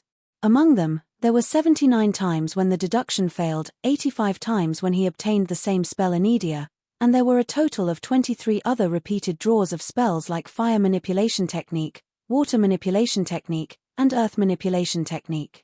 There were only 13 spells that could be considered practical or even powerful: 9 fire flame dragon, 5 thunder heavenly heart technique, Xiantian grabbing technique, 3 heads 6 arms, heavenly transformation, 10,000 li soaring light technique, miniature 1,000-mile court, Emperor's Order soul capturing curse, deliberate deception, weapon suppression technique.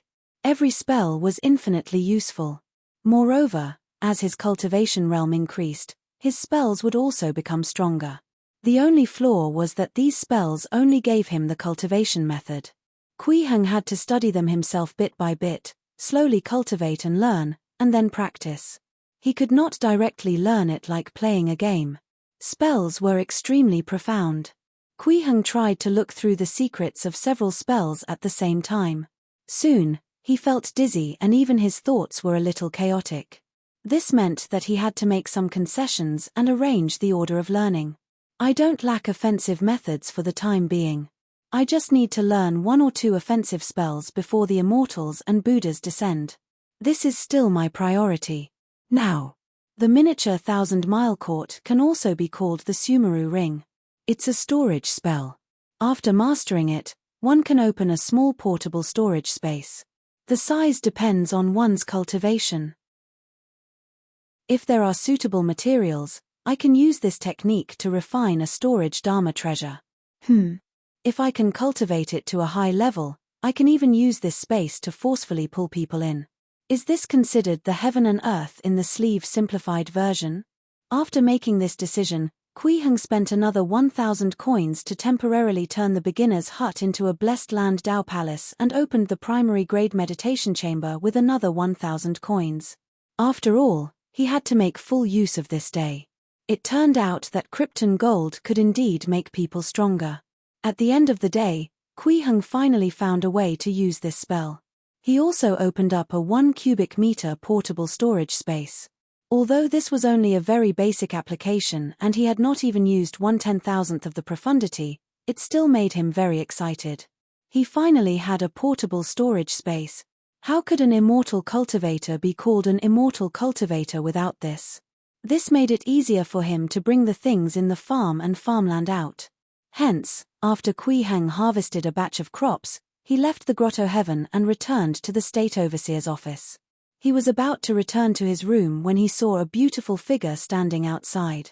It was Zheng Nanxuan. She had arrived from the Immortal Dawn sect at some point. Ancestral Grandmaster. Zheng Nanxuan's eyes lit up when she saw Kui Heng. She hurriedly said, "I have something to report."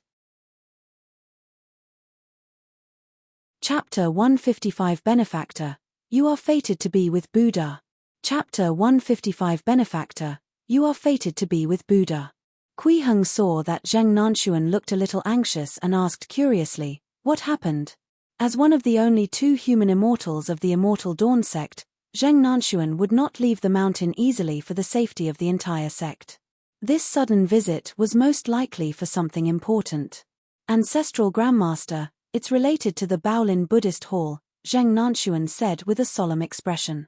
I received news that in the past few days, the Baolin Buddhist Hall has suddenly begun to preach in Yuzhou.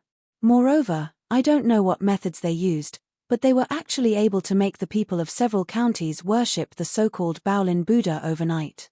I thought that this was a serious matter, so I came to report to Ancestral Grandmaster. They made the people of several counties worship the Baolin Buddha overnight? Kui Heng frowned when he heard this and said in a low voice, "The Baolin Buddhist Hall actually has such ability. There were at least hundreds of thousands of people in a county. It was not easy to change the minds of so many people overnight. This was a large-scale bewitching.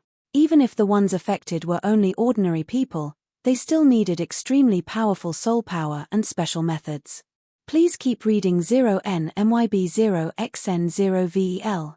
C0M.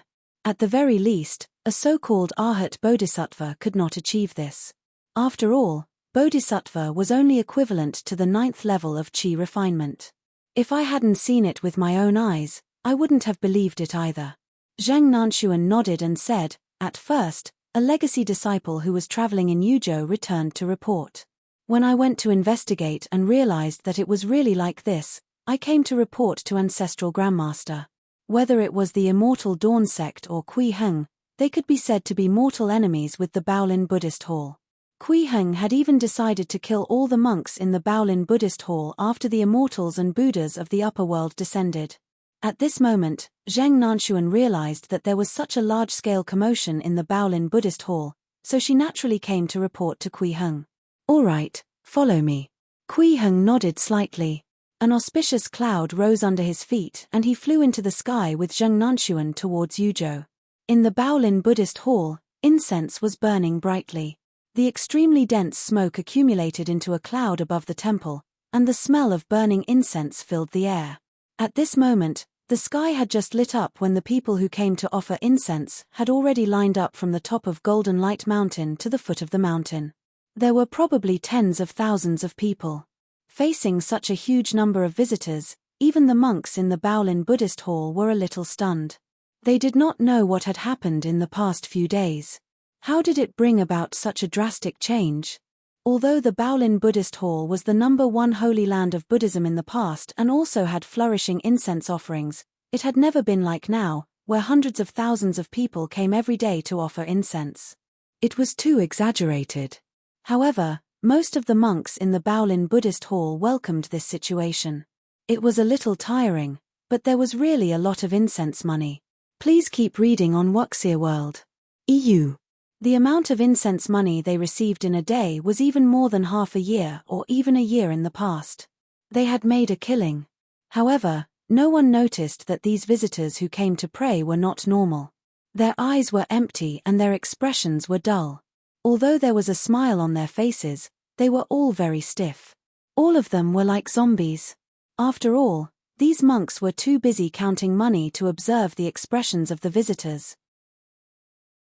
To them, if they had the time, they might as well calculate how much land they wanted to buy in the future and secretly raise a few concubines. At this moment, in the forbidden area behind the Baolin Buddhist Hall, Monk Shenkong was sitting cross-legged. He floated in the air, his eyes slightly closed, and his expression solemn. He breathed in and out the incense smoke that gathered in the sky. Wisps of smoke floated down from the sky and were sucked into his body before being spat out a moment later. However, when he spat it out, the original smoke had already turned into a faint red golden light. These golden lights gathered behind Monk Shenkong, slowly forming the outline of a Buddha. It could be seen that the Buddha had 4 heads and 8 arms, and he held 8 Buddhist treasures. Behind him, the shadows of countless treasures floated. It was the ancestral master of the Baolin Buddhist Hall, Buddha Baolin. As one of the Arhats, the floating monk had the ability to condense a Buddha incarnation with the help of the Buddhist Dharma seal. The materials used to condense the Buddha's incarnation were the power of faith and incense of all living beings. Amitabha. Monk Shenkong pressed his palms together and chanted a Buddhist proclamation. He felt the Buddha phantom behind him become more and more corporeal, and the power in his body became stronger and stronger. He whispered, "May all the living beings in the world believe in my Buddha." At the same time, a faint purple-black light suddenly appeared on the Buddha phantom. These lights seemed to extend out like tentacles, but after leaving the Buddha phantom for 3 feet, they disappeared into the void. It was unknown where it ended up reaching. Kui Heng and Zheng Nanxuan arrived at Luoshan County in the southwest of Yuzhou. This was the place that bordered Yuzhou and Bazhu, far from the capital of Yuzhou. It was here that the disciples of the Immortal Dawn sect discovered that the Baolin Buddhist Hall was spreading its teachings. The two of them stopped outside Luoshan County and pretended to be ordinary martial artists as they arrived at the city gate. Even the soldiers guarding the city have become monk soldiers? Kui Heng's expression was a little strange. He saw 2 rows of soldiers standing in front of the city gate. They had shaved their heads, burned their scars, and dressed like monk soldiers. The pedestrians are all monks. Zheng Nanxuan looked at the bald heads coming and going and felt a chill run up her spine. It was very terrifying. Was this place like this before? Kui Heng asked Zheng Nanxuan, who was beside him. The pedestrians and soldiers looked like monks, which meant that the entire Luoshan County had probably become a Buddhist kingdom. No. Zheng Nanxuan shook her head and said, "When I came here to investigate previously, only half of the county believed in Buddhism. Luoshan County was still a normal mortal city, but now it has become like this. It has only been less than 3 days. Ancestral Grandmaster, this is too strange. This speed of transmission was simply faster than the most terrifying plague. It's indeed abnormal." Kui Heng nodded slightly, and his expression became gloomy. Buddha said that the 4 elements are empty, so the 7 emotions of all living beings are wiped out. He noticed that the mental emotions of these monks were very empty, as if they had already lost their 7 emotions. This also meant that the current Luoshan County city probably could not provide him with any of the 7 emotions of life, nor could it increase his cultivation at all. If the Baolin Buddhist Hall was allowed to preach like this, the people of Yuzhou would sooner or later all become like this. At that time, all the people in Yuzhou would lose their emotions. "Nanxuan, you did well," Kui Heng praised. At the same time, his eyes lit up with golden light as he said in a low voice, "Looks like we can catch a big fish." The power of the golden core gathered in his eyes, and the scene in front of him immediately changed. The pedestrians who came and went, as well as the monk soldiers guarding the city, were all holding onto a faint purple-black thread. This thin thread entered their bodies and controlled their actions. At the same time, the threads absorbed the power of their souls like parasites. Most of them only had a little bit of their souls left and could only maintain their basic vitality. If the soul power of a normal person was like a burning bonfire, then the people in Luoshan County were only left with a little candlelight.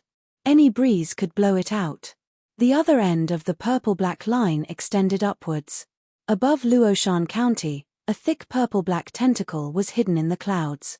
It actually split into hundreds of thousands of thin threads and controlled the living beings below. Its actual strength is very weak. It's only at the 9th level of Qi refinement, but its mental strength is extremely high. The Sky Ruins evil bug? No, it's far stronger than the Sky Ruins evil bug. This mental strength is already at the peak of the Foundation establishment realm. Kui Heng raised his eyebrows slightly as several thoughts flashed through his mind. He suddenly took out more than 10 tomatoes from his sleeve and threw them into the sky above Luoshan County. He was using the spiritual energy contained in it to nourish the lives of the people in Luoshan County. Immediately after, Kui Heng raised his right hand and grabbed at the sky, displaying the dharmic powers of a peak Foundation establishment cultivator. At the same time, the purple-black tentacle hidden in the clouds suddenly trembled and instantly retracted the hundreds of thousands of thin threads that extended out, wanting to burrow into the void and escape. However, under the dharmic powers of a peak Foundation establishment cultivator, this purple-black tentacle did not even have the chance to move before it was instantly suppressed. An invisible force grabbed it and pulled it out fiercely. In the blink of an eye, the tentacle became 10 times longer and kept twisting and shaking. At the other end, one could even vaguely see the light of Buddha. Whoosh! A muffled sound suddenly came from the sky, as if something had been smashed through. The originally blue sky was instantly dyed with a layer of purple-black. Countless purple-black attacks were revealed from the void. Their source was filled with the light of mercy. It was the phantom of a Buddha with 4 heads and 8 arms. Ancestral Grandmaster, what is this? Zhang Nanxuan looked at the sky in disbelief. Now, Kui Heng had already broken through the illusion in the sky. Any martial artist above the Xiantian realm could see the scene above. Amitabha. P.S. A loud Buddhist proclamation suddenly resounded throughout the land, and a golden Buddhist light filled with compassion illuminated the surroundings. At the same time, the dense purple-black attacks disappeared in an instant, as if they had never appeared. Only the phantom of a huge Buddha was left in the sky, sitting on the lotus platform. He looked down at all the living beings below. The Buddha phantom lowered its 4 heads and looked down at Kui Heng with its 8 eyes. The 4 mouths opened at the same time and said indifferently, "I didn't expect that there would really be an outer Tao heaven monarch in this small human world. Unbelievable. Who are you?" Kui Heng shouted sternly. He had already hidden his golden core power and only displayed the dharmic powers of a peak foundation establishment cultivator. Since they were going to fish, the show had to be completed. Amitabha, I'm Buddha Baolin of the heavenly void world. The Buddha phantom stared at Kui Heng, its 8 eyes filled with surprise, like 8 balls of light hanging in the sky. Such a powerful heaven monarch is really rare. Benefactor, I see that you have fate with Buddha. You can join our Buddhist sect and become a guardian venerable. How does that sound? Chapter 156 Empress of Great Jew. Chapter 156 Empress of Great Jew. A guardian venerable? Kui Heng laughed when he heard this. What capabilities do you have to dare to ask me to be a guardian venerable? Buddha Baolin sat high in the sky, his lotus throne shining brightly. He chuckled and said, I have a longevity technique. I can allow you to live for 1,000 years. I also have a pure lotus platform that can help you spy on the heavenly Tao. I have a supreme technique that can transcend all living beings. It's not enough. Kui Heng shook his head and said, if your Baolin Buddhist hall is really so powerful, why would the heavenly void world respect the 9 immortal sects and the 3 Buddhist monastery only be a side sect? The 9 Immortals sect is just a skeleton in a tomb. Only Buddha can save all living beings. Buddha Baolin smiled again and said, Benefactor, it wasn't easy for you to obtain your heaven monarch cultivation. If you can join our Buddhist sect, you might be able to obtain the body saint fruit and become eternal. What if I'm unwilling? Kui Heng said in a low voice. Buddha is merciful. If Benefactor is unwilling, this poor monk will not force you. Buddha Baolin's 4 faces were very kind as he smiled and said, however, the 100 years are almost up and a mighty figure will descend. Although you're a heaven monarch, you don't have any inheritance to rely on. The 9 immortal sects won't let you off. At that time, your successor will be killed, your martial cultivation will be erased, and even you will be suppressed. But if you joined my Buddhist sect, none of this would happen. Is there anyone in the heavenly void world who is stronger than me? Kui Heng put on an arrogant expression and sneered. I'm already above the heaven monarch realm. What's there to be afraid of? Please keep reading 0NMYB0XN0VEL. C0M. Ha ha ha, Benefactor, it's better not to boast. Buddha Baolin laughed loudly. He opened his 4 mouths and said at the same time, this poor monk is advising Benefactor with good words. Benefactor naturally won't believe me. When disaster is imminent, you'll know. I'm going. Before he could finish his sentence, a layer of purple-black light lit up on the body of this Buddha. It seemed to want to escape into the void and leave this place.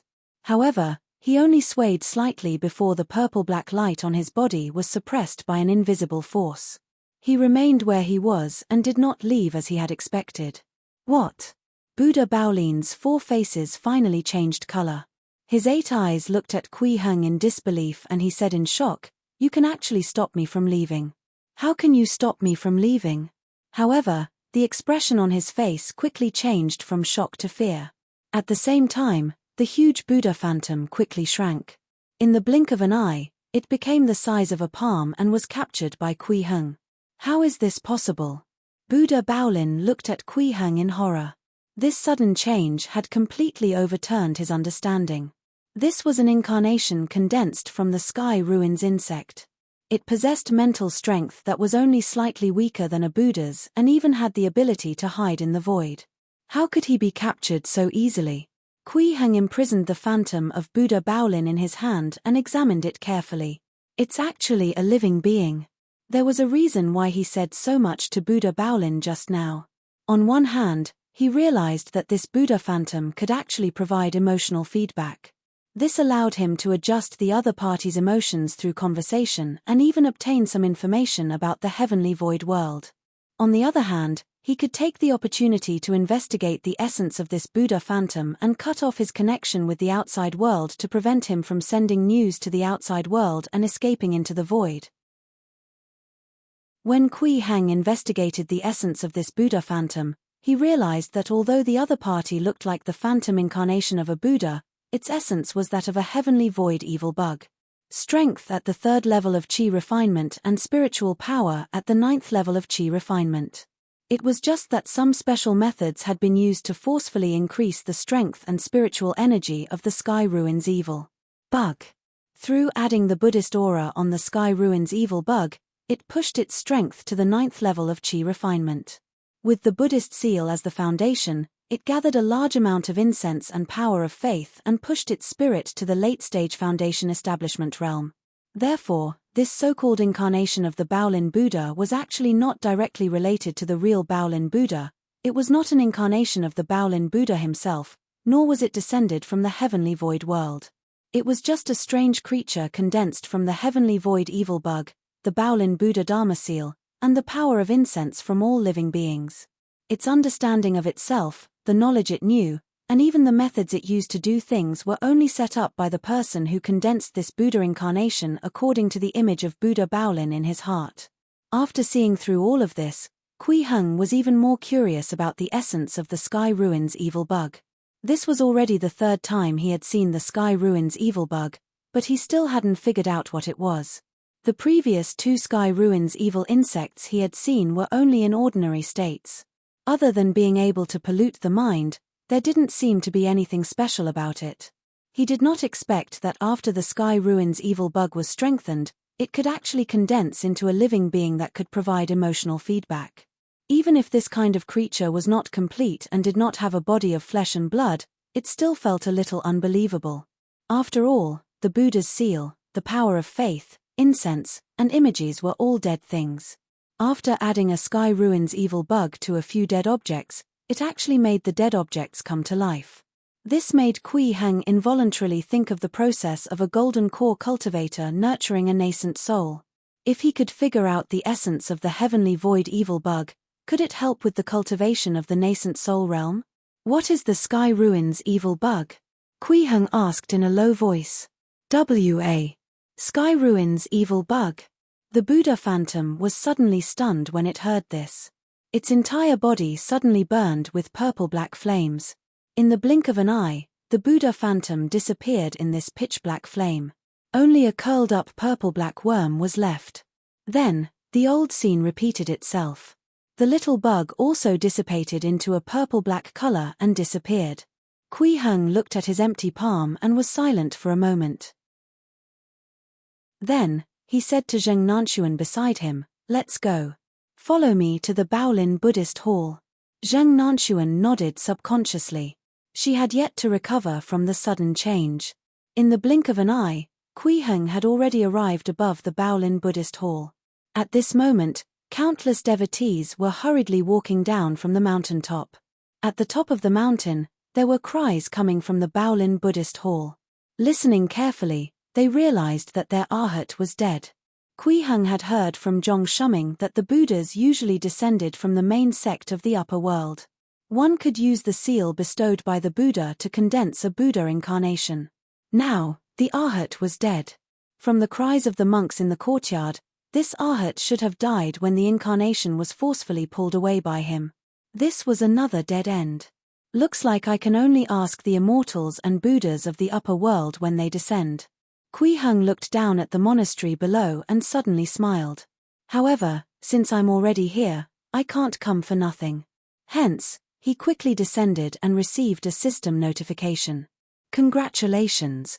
You have discovered an item that can be converted into currency. Do you want to convert it immediately? Convert. Kui Heng directly ordered the system. Currency plus 1,159,642, 5. Kui Heng had gained a lot from this trip to Yuzhou. Although it was a pity that he did not find out the essence of the Sky Ruins evil bug, obtaining more than 1 million coins was not a wasted trip. Most importantly, the feedback from the 7 emotions could be said to be a great harvest. The emotional feedback provided by the late-stage Foundation establishment Buddha Phantom was huge. The red light that symbolizes joy increased by 1 foot and 7 inches, the purple light that symbolizes anger increased by 5 inches, the gray light that symbolizes sorrow increased by 7 inches, the green light that symbolizes fear increased by 1 foot and 5 inches, the black light that symbolizes evil increased by 7 inches, and the yellow light that symbolizes desire increased by 1 foot and 2 inches. In this way, the light of 7 emotions was extremely close to the height of 7 feet. In particular, the red, green, black, and yellow lights were already more than 6 feet tall. The purple and gray lights were also more than 5 feet tall. Only the white light that symbolizes love remained at a height of just over 4 feet. However, this was not a difficult matter. When the various government decrees were implemented or when the immortals and Buddhas of the upper world descended, the remaining light should be completed very quickly. The main problem now is still that the currency is not enough to consume. Kui Heng thought to himself, after I cultivate a few more spells, I'll go to the various aristocratic families and sects. I should be able to convert a lot of currency. It had been 634 years since the Great Zhou dynasty was established. Deep in the imperial city, it was silent for 634 years. In the tall courtyard walls, within the magnificent palaces, generations of emperors had lived their lives here, and generals and prime ministers had been waving their hands. Of course, most of them were court officials. They had to stay within these high walls for the rest of their lives. Yu Wei was one of the court officials. She became an orphan when she was 6 years old. She should have died a miserable death, but she was extremely lucky to be saved by the empress who went on a patrol and brought her back to the high walls of the imperial city. When she grew up, she became one of the female officials in the inner court. Moreover, she was one of the servants who specially served the empress. She was in charge of books and documents and also delivered letters. This was not an easy task, especially sending letters. The empress trusted her very much. Even some secret letters were sent by her. Among them, that person's secret letter was the most important. Now, Yu Wei was holding a sealed secret letter. She hid the letter in her arms and walked towards the empress's chamber with a calm expression. On the way, from time to time, other eunuchs sized her up, and some familiar eunuchs came over to talk to her. Yu Wei responded very appropriately and did not let down her guard against anyone. This was because the empress had said that anyone inside this high wall could be a spy sent by someone else. They could be someone who wanted to harm her. When sending a secret letter, she could not reveal any flaws. After walking through a familiar path, Yu Wei arrived at the empress's chamber and finally heaved a sigh of relief. Then, she saw the graceful figure behind the screen. At this moment, the empress was lying lazily on the bed, looking magnificent. However, Yu Wei only dared to take a look. She hurriedly lowered her head humbly and knelt on the ground respectfully. She took out the secret letter and held it above her head with both hands. Your Grace, it's a letter from Defy. Chapter 157 Sacrifice. Chapter 157 Sacrifice. All right, put it down. The empress's voice was cold, as if it had descended from the 9 heavens and reached Yu Wei's ears.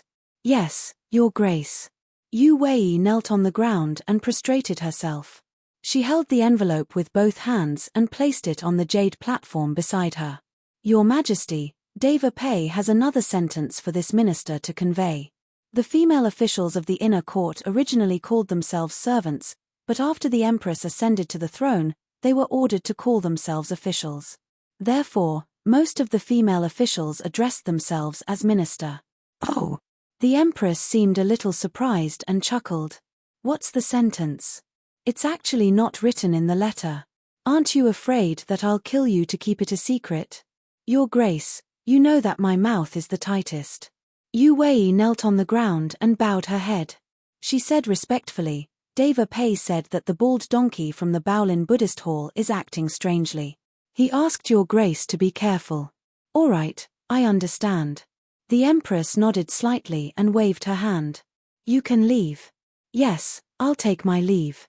Yu Wei bowed and left. Please keep reading 0NMYB0XN0VEL. C0M. However, she was a little puzzled. This kind of thing about the Baolin Buddhist hall was obviously a secret. Why wasn't it written in the letter?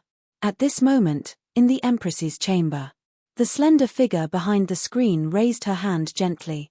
With a twist of her slender wrist, the letter on the jade platform flew up into the air and landed in her palm. What is this cripple doing?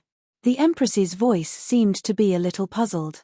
Then, she opened the wax and took out the letter. After reading it briefly, she sat up from the bed.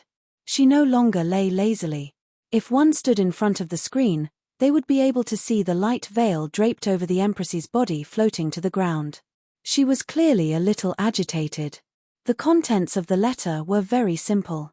Junior sister, the sword-wielding guardians of the Black-Yellow Heavenly Palace came to find me 3 days ago and said that they already had information about my master.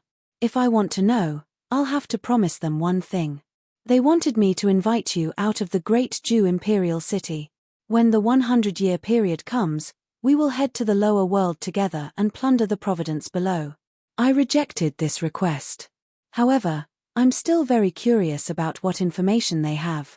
Is it really related to Immortal Venerable? I have to think of a way to pry open their mouths. Looks like I should have found the Immortal Venerable earlier than you, right, junior sister? Me. After the Empress finished reading the letter, she burned it. She calmed down and sneered. Heh, what junior sister? I'm your senior sister. How rude. When she saw the contents of the letter, she understood why Pei Qingshu did not write about the Baolin Buddhist hall. Because this letter mentioned Immortal Venerable. If the words Baolin Buddhist hall were to be placed in this letter, it would be disrespectful to Immortal Venerable. Both she and Pei Qingshu were extremely grateful to the Immortal Venerable who had taught them the immortal martial techniques. However, because they could not find that Immortal Venerable, the two of them strictly insisted on maintaining their respect for him. To this day, this habit has lasted for 150 years. It had completely integrated into their words and actions. No matter what they did, they would first consider if it would be disrespectful to Immortal Venerable. Naturally, this also included when writing letters. However, does the Black-Yellow Heavenly Palace really have information about Immortal Venerable? Or are they just fishing for me to go to the lower world? The Empress frowned slightly and slowly stood up. She picked up the gauze dress on the ground and with a gentle flick of her wrist, she actually turned her killing intent into a sword. H. Junior brother is still junior brother. Since this concerns the whereabouts of Immortal Venerable, what is the point of talking so much? Just kill your way over. With that, she walked out from behind the screen. She held a long sword. Her red clothes were like fire. Half a month passed quickly. The capitals of the various states began to prepare for a large-scale sacrifice. This was hosted by the state overseers, followed by top-notch and even deity realm experts. There were also upper world angels watching the grand ceremony. In addition, there were as many as 10,000 people in the sacrificial team. Every one of them was dressed in incomparably gorgeous sacrificial suits. All kinds of ritual tools and top-grade items were displayed. This was the once-in-a-century sacrificial ceremony to welcome the immortals and Buddhas of the upper world. Naturally, it could not be said to be not solemn and grand. Under this atmosphere, the mood of the entire Great Jin became much more solemn. There was a mountain in the central continent imperial city. According to the normal etiquette system, as the capital of a country, the ritual to welcome the immortals and Buddhas of the upper world should be different from the other states. The emperor would host the ceremony himself. However, Emperor Wei Yi gave up at the last minute. Chu Yuanliang could only go up and preside over the ceremony.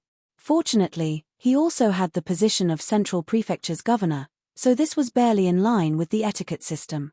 However, as the emperor, Wei Yi still had to go through the motions. When Chu Yuanliang finished setting up and the sacrificial ceremony was about to be completed, Emperor Zhenyang, Wei Yi, finally came out, wearing a noble emperor's robe and a 12-ringed crown. He arrived at the foot of the mound and slowly ascended the steps. Next, he only needed to stand on the mound and bow to the sky, shouting, "Welcome to the mortal world, upper world's immortals and Buddhas." However, Wei Yi clearly did not understand the steps of the ritual. When he said that he wanted to go through the motions, he was really unprepared. When he stood on the mound, he realized that everyone seemed to be looking at him. Their gazes seemed to be asking him to say something. "Prime Minister, what should I say?" Wei Yi quietly moved his feet and approached Chu Yuanliang. He lowered his voice and asked, "I don't remember." Chu Yuanhao almost fainted from anger on the spot. He could only suppress the blood surging in his chest and say in an extremely low voice, "Your Majesty, please bow to the sky and welcome the immortals and Buddhas of the upper world to the mortal world." So it's that simple. Wei Yi smiled when he heard this, but he still had a carefree and lazy appearance. He crookedly bowed to the heavens in an extremely inaccurate posture and shouted, "Upper world immortals and Buddhas, welcome to the mortal world." As soon as he finished speaking, buzz! It was as if Wei Yi's voice had triggered some strange laws of heaven and earth, causing the void to tremble. A golden light suddenly descended from the sky and slowly opened to both sides. It was like a door to the immortal world.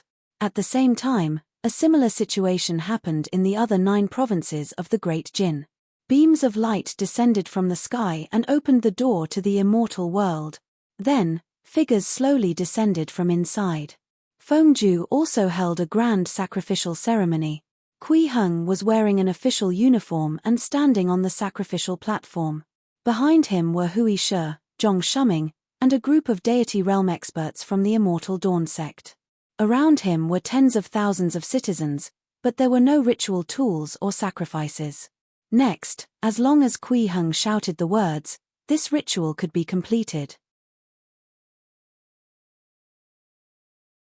Chapter 158 Immortals arriving one after another. Chapter 158 Immortals arriving one after another. Heavenly Void World, Jiangdong County.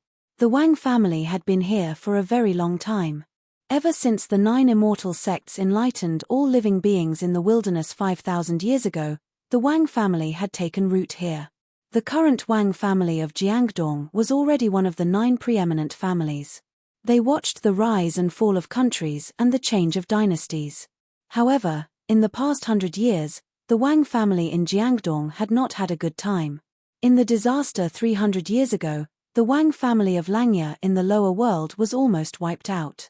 Their reputation plummeted, causing the Wang family of Jiangdong to lose their source of heaven dew crystals. To the main sect of the heavenly void world, if the reputation of the lower world branch was too low, even if they descended, they would not be able to collect many heaven dew crystals. They might even suffer a loss. After all, descending to the lower world was not without costs. It also consumed heaven dew crystals. Please keep reading 0NMYB0XN0VEL. C0M. Opening a lower world path for human immortals required 20 crystals, and a path for earth immortals required 70 crystals. Every time they descended to the lower world, they would at most collect 70 to 80 heaven dew crystals. This was when the lower world branch was at its peak. There were usually only 50 to 60 pills. If the reputation of the lower world branch was damaged or even declined, it was possible that they would only be able to collect 30 to 40 heaven dew crystals. However, in a situation like the Wang family of Langya, which was almost wiped out, they no longer had any reputation. It was possible that they could not even collect a single heaven dew crystal. It was a pure loss. This was also why the Wang family of Jiangdong did not send anyone to the lower world 200 years ago. However, this also allowed them to luckily avoid the great calamity 100 years ago, and their family's forces grew stronger. However, the Wang family of Jiangdong was not happy yet. The immortal sect that directly governed the Wang family of Jiangdong, the Black-Yellow Heavenly Palace, had suffered heavy losses in the immortal falling calamity. An Earth Immortal and 7 human immortals had died, and an Earth Immortal's corpse had been destroyed. In order to recover their vitality, they borrowed 500 Heaven Dew crystals from the Wang family of Jiangdong, to be returned in full 500 years later. There was still no news from them yet. The Wang family of Jiangdong were really pitiful. From 3,000 years ago until now, they had only collected more than 2,000 Heaven Dew crystals. More than 600 pills were used to open the passageway to the lower world, and more than 1,000 were used to exchange for the 3 primordial immortal pills. 100 years ago, there were only about 500 left. Following that, they were borrowed away by the Black-Yellow Heavenly Palace. The Wang family of Jiangdong, which was ranked among the 9 preeminent families, had completely become a poor family. The Heaven Dew crystals used to open the passageway to the lower world this time were all borrowed. It was with high interest rates. No one would believe it even if they told the world. Fortunately, the Wang family of Langya in the lower world had already recovered their reputation 100 years ago. They should be able to collect a lot of Heaven Dew crystals this time. Therefore, the Wang family of Jiangdong placed great importance on this trip to the lower world. Outside the Wang family's ancestral mansion, there were more than 100 people who had come to send the party off.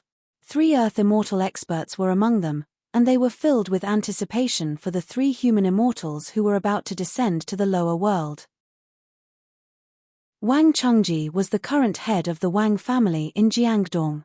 He was almost 300 years old and looked to be in his 60s or 70s. His hair was white and his eyes were benevolent.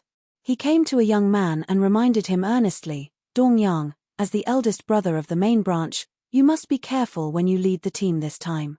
Wang Dongyang looked to be in his 20s. He nodded and said, "Father, don't worry. I won't let you down. I'll definitely collect enough Heaven Dew crystals." He was Wang Chengji's legitimate son. Although he looked young, he was actually more than 200 years old. Actually, Wang Dongyang had already become a human immortal 100 years ago. However, because of the lack of Heaven Dew crystals, he had never been able to exchange for an Earth Essence Immortal pill, so he had never become an Earth Immortal. This time, he had come to the lower world to collect Heaven Dew crystals not only for the entire Wang family of Jiangdong, but also for himself. "You've always been steady. Father is not worried." Wang Chengji nodded and used his true essence to send a secret voice transmission. "Don't be too serious about the Baolin Buddhist Hall and the few immortal sects besieging Daoi Palace and the Immortal Dawn sect. Due to the decree of the Black-Yellow Heavenly Palace, you must participate. However, you must always remember that your first priority is to protect your own life. Only then can you bring the Heaven Dew crystals back. You must remember this." "Father, don't worry." Wang Dongyang nodded and said, "We're going to Fengju this time. There's no powerful inheritance there, and it's bordering Yangju. It should be very safe." As aristocratic families directly under the profound Yellow Heavenly Palace, they were going to the lower world with a mission to help the experts of the Baolin Buddhist Hall and the few immortal sects destroy Daoi Palace. Moreover, the Empress of the Great Jew had gone to the Black-Yellow Heavenly Palace half a month ago and killed 2 Earth Immortals with a single strike. Because of this, she had even alarmed the Devas, causing the Black-Yellow Heavenly Palace to be on tenterhooks. This time, there were no Earth Immortals from the Black-Yellow Heavenly Palace accompanying them on the trip to the lower world. This also meant that Wang Dongyang and the others did not have anyone to take care of them when they were in the lower world. If they were to get involved in a great battle, the danger factor would definitely soar. Sigh. The current Wang family of Jiangdong is really in a difficult position. Fortunately, the Black-Yellow Heavenly Palace was more open this time, allowing us to choose the safer Fengju. Wang Dongyang sighed in his heart, but he still put on a confident expression towards his father. He bowed and bade farewell. "Father, the time is up. I'm going to the lower world now." As soon as he finished speaking, he and the 2 people beside him were enveloped by a golden light that descended from the sky. In the next moment, the 3 of them disappeared from this world. Heavenly Void World, Baolin Buddhist Hall. Chapter 159 Immortals arriving one after another, 2. Chapter 159 Immortals arriving one after another, 2. This was not just a normal Buddhist temple, but a Buddhist kingdom with a radius of 30,000 kilometers. Among them, the commoners respected the Buddhist Dharma, chanted Buddhist scriptures, and worshipped Buddha.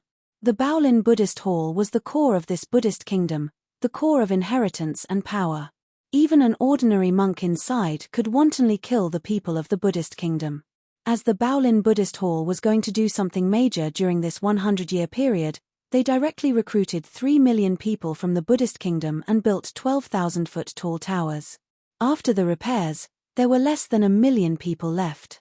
At this moment, there were 12 bodhisattvas sitting cross-legged on the lotus platform in the pagoda. They all closed their eyes slightly, their faces filled with compassion as they sensed the existence of Buddha Baolin. They were prepared to receive the decree from the Buddha. Please keep reading 0NMYB0XN0VEL. C0M. Finally, boundless Buddha light lit up in their minds, and 12 Buddhist seals descended. It contained the power of Buddha and the decree of Buddha. When Arhat Shenkong died in the lower world, there are suspected to be evil demons from the outside world. After you descend to the lower world, you have to pay attention to the whereabouts of the evil demons and eliminate them. There are also the outer Dao inheritances, Daoi Palace, and the Immortal Dawn sect that must be destroyed. You should cooperate with the immortal sects and do your best. The 12 bodhisattvas immediately pressed their palms together. They chanted a Buddhist proclamation. Then, they disappeared in a golden light. In the pagodas that were stained with countless blood, only Buddhist chants echoed. Amitabha, Amitabha.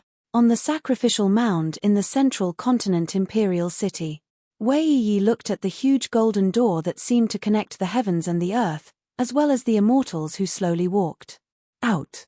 These immortals were wearing loose and elegant robes.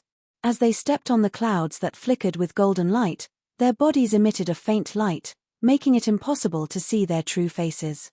1, 2, 3, 7, 8, 9, 10. With a casual count, he could see 9 immortals.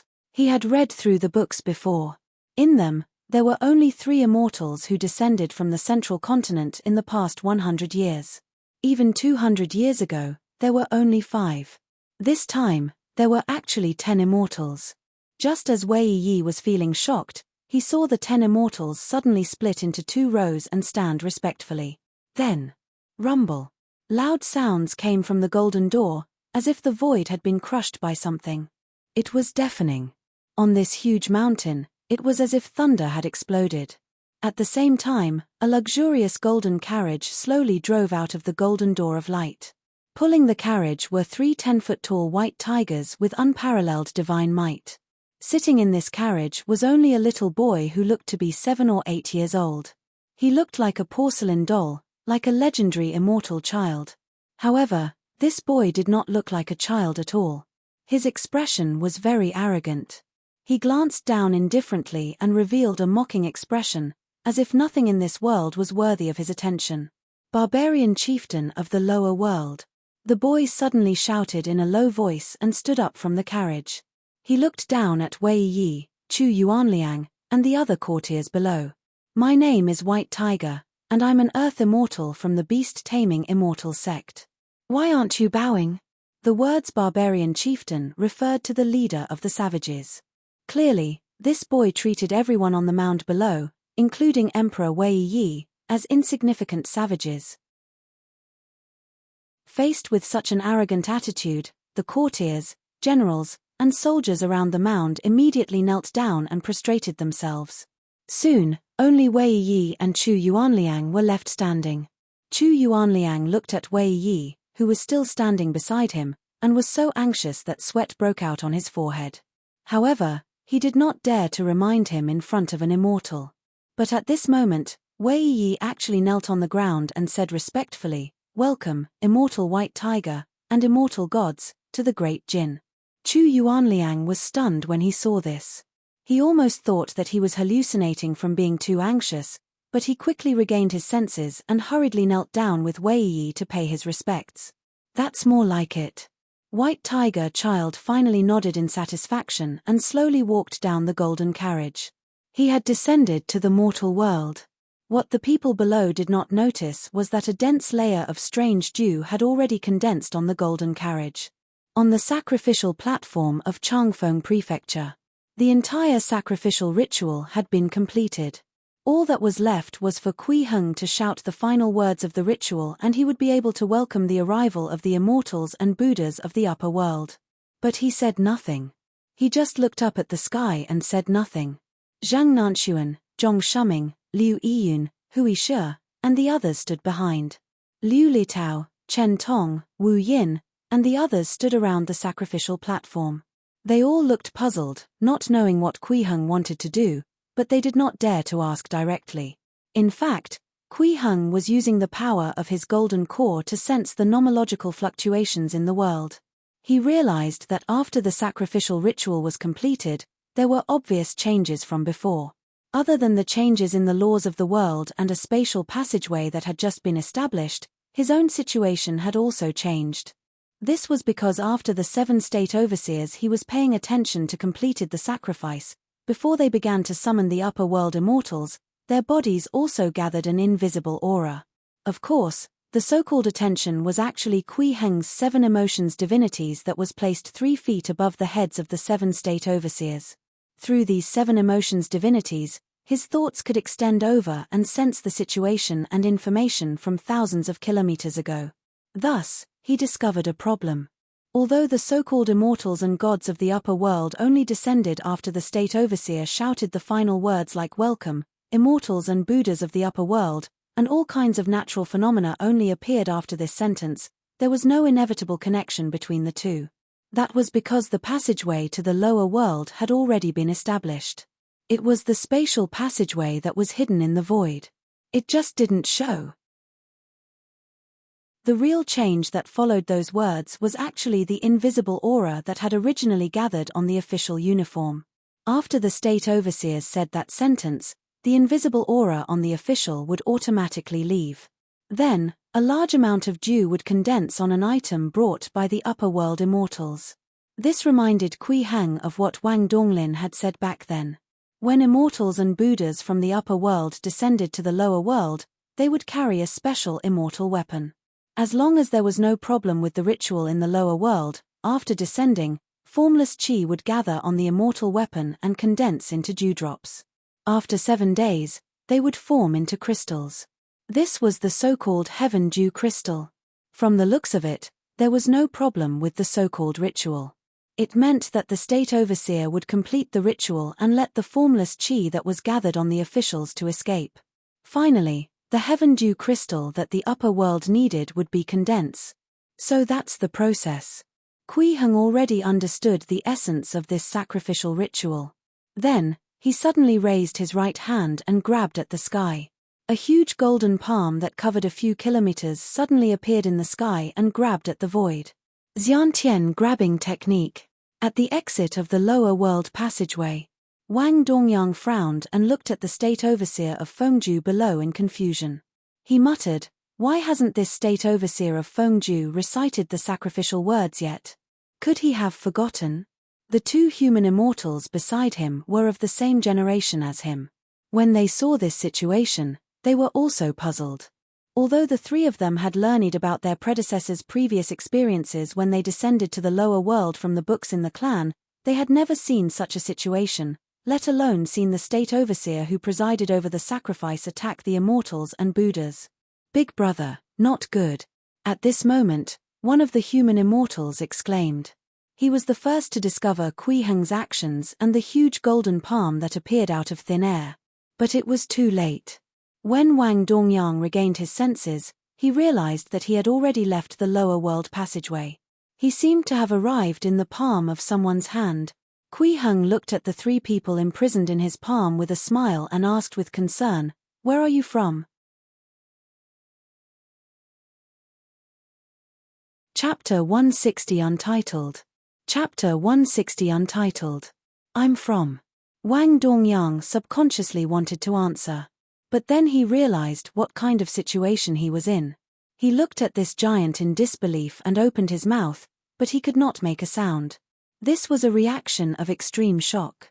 The experience at this moment had completely exceeded his imagination. He could not even tell if the other party was too big or if he had become smaller. A senior human immortal like him and the two human immortals beside him were actually imprisoned in the palm of someone's hand. It was simply unbelievable. Actually, they were not the only ones who were shocked. The people behind Kui Heng were also stunned.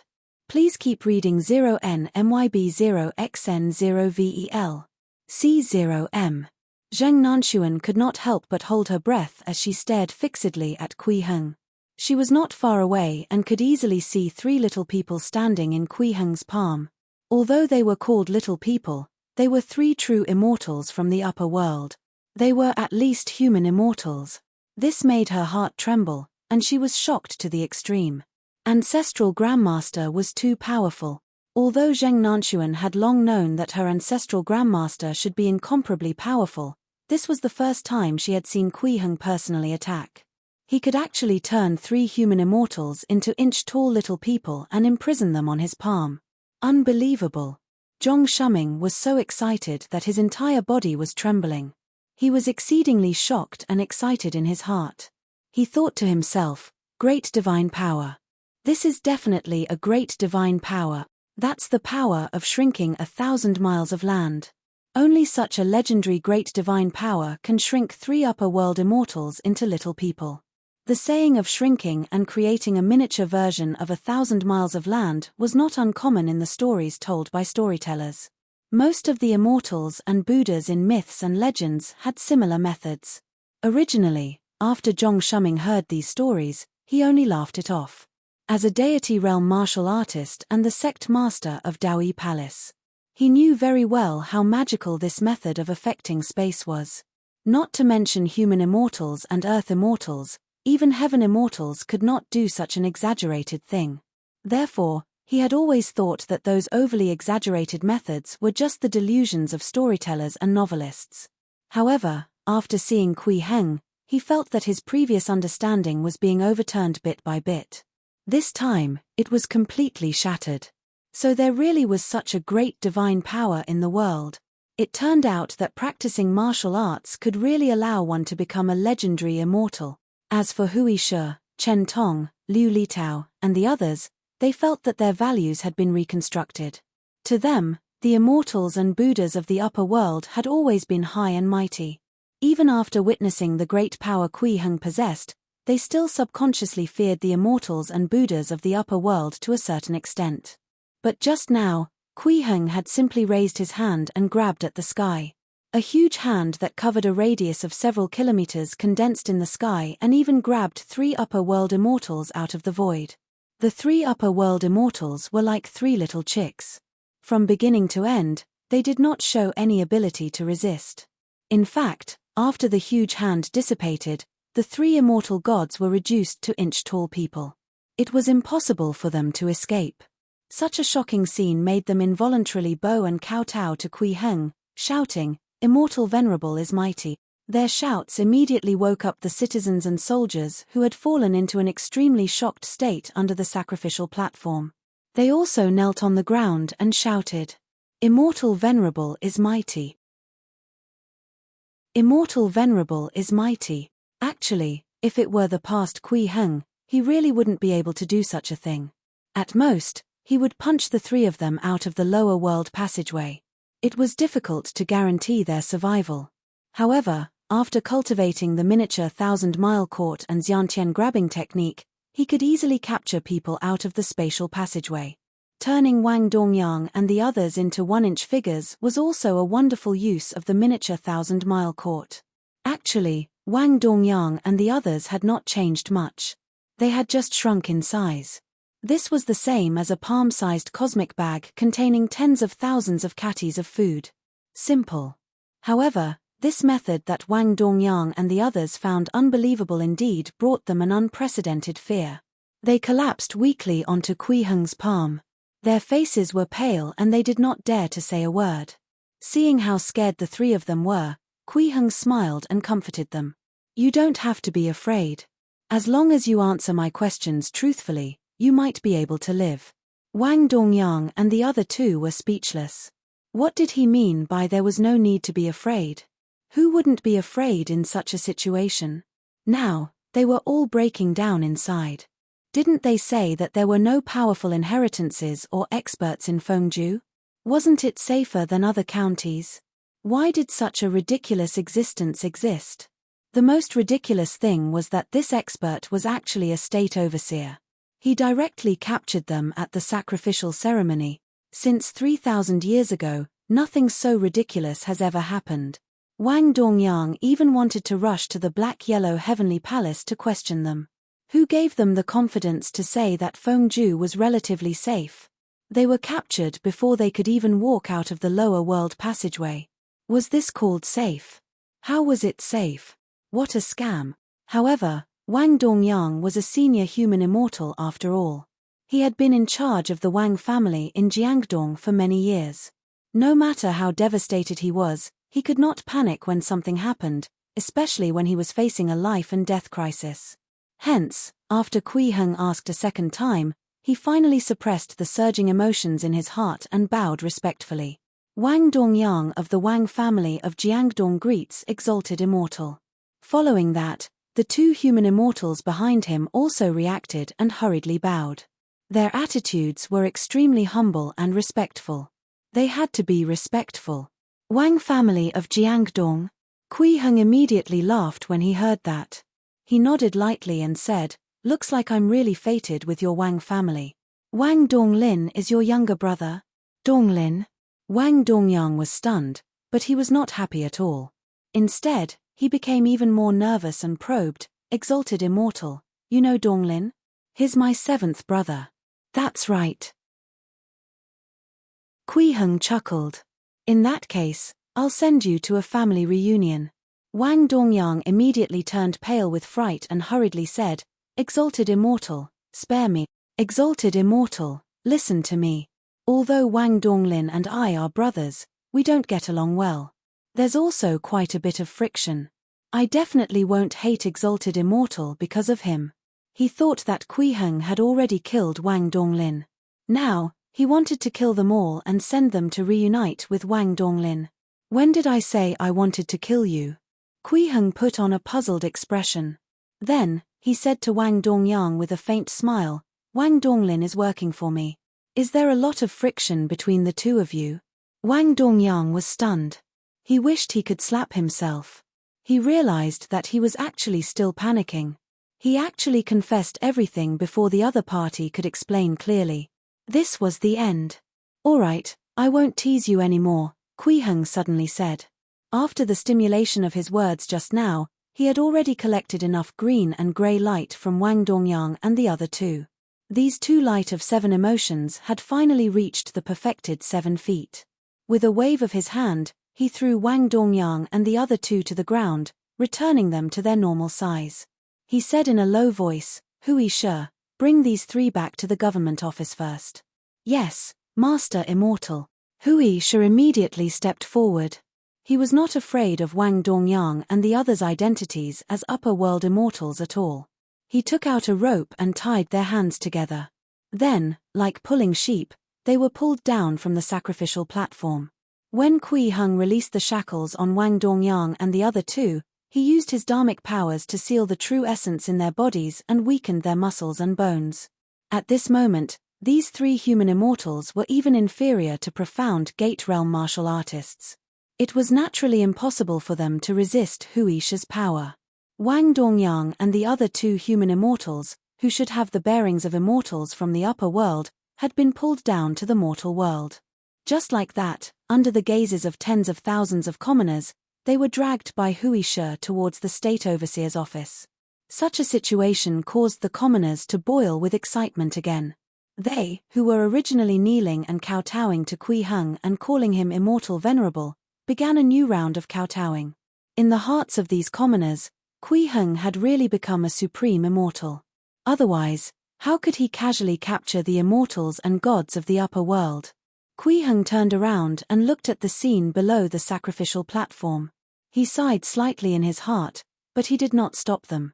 After a while, he stepped forward and shouted, "Fellow villagers, I've already said that I won't let you come for nothing. Later, the bailiffs will send food over. Everyone will get 1 unit. This was a promise he had made to the people before he organized the sacrificial ceremony. Otherwise, the people would have worked hard for nothing. This was also one of his orders, so he naturally had to implement it. Moreover, food was the easiest thing for him to make. There was no cost at all. This naturally caused the citizens to cheer again. The red and white lights gathered over in wisps, and he was getting closer and closer to reaching the perfected 7 feet. At the same time that Huisha pulled Wang Dongyang and the other 2 off the sacrificial platform. On the other hand, the atmosphere at the imperial city of the central continent was rather tense. Emperor Wei Yi was very flexible. After kneeling on the ground and bowing to White Tiger Child, the upper world Earth Immortal finally restrained himself and walked down from the golden carriage. However, White Tiger Child did not seem satisfied with this. After he arrived at the mound, he looked back at his golden carriage and frowned slightly. Then, he turned to Wei Yi and said, "Hey, barbarian chief, why is your country so weak? Are you trash?" As soon as these words were spoken, be it Chu Yuanliang, who was behind Wei Yi, or the other civil and military officials, they could not help but clench their fists. They felt suffocated. As the saying went, if a Tao lord insulted the subjects and said that the emperor was trash, then what were they? Large pieces of trash. Chapter 161 Fengzhou's State Overseer Kui Heng deserves death. Chapter 161 Fengzhou's State Overseer Kui Heng deserves death. The ministers were furious, but Wei Yi did not seem to care. He was still kneeling on the ground with a humble and respectful attitude. He lowered his head and said, "Exalted Immortal, I have worked hard to rule and tried to promote peace. However, there are many selfish people in this world, not counting the number of people who have proclaimed themselves as kings. There are even people who command armies and dominate the world with their own strength. They ignore the laws and govern themselves, causing the country to become lawless. The people's livelihood is difficult, and the country's strength is weakening day by day. It's really not this little emperor's fault." Wei Yi's words directly portrayed himself as a depressed king. At the same time, he removed the responsibility of the weakening of the country from himself. In short, all the fault lay with those people who controlled their own armies and ruled over a territory. They mainly referred to the state overseers. In the 11 states of the Great Jin, the 10 state overseers did not listen to the imperial court's orders. As a barbarian chieftain, you can't even control your own subordinates. Aren't you still trash? White Tiger Child still despised Wei Yi, but he no longer planned to take it out on him. He waved his hand and said, "Get up." "Thank you, Exalted Immortal." Wei Yi hurriedly stood up and bowed beside White Tiger Child. He said with a fawning expression, "Exalted Immortal, where should we go first?" "Let's go to your palace to take a look first." White Tiger Child felt that this emperor was pleasing to the eye and nodded with a smile. "Although you're a little useless, you're still not bad. Please keep reading 0NMYB0XN0VEL. C0M. Before he descended to the lower world, he had read many books describing this land. The book emphasized the situation of the lower world emperors. In the descriptions of these books, the emperors of the lower world were usually very arrogant. Even though they looked respectful on the surface, it was difficult to hide the pride in their heart. Therefore, the evaluation of most places in the lower world in the books of the immortal sects was that they needed to be beaten or taken down a notch. This was also the reason why White Tiger Child showed off his might when he first descended. His goal was to take them down a notch first.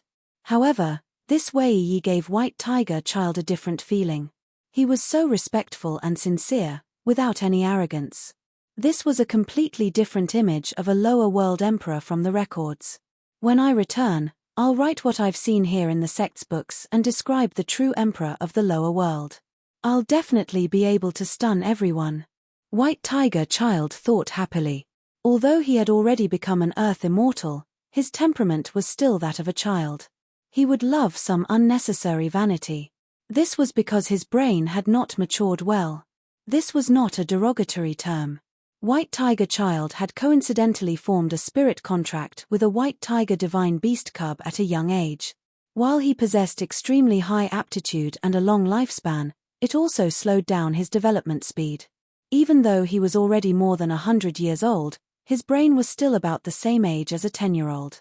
The reason why he suggested going to Wei Yi's palace was because when he was reading the books in the sect, he realized that there were many fun, interesting, and delicious things in the palace. This was fatally attractive to children.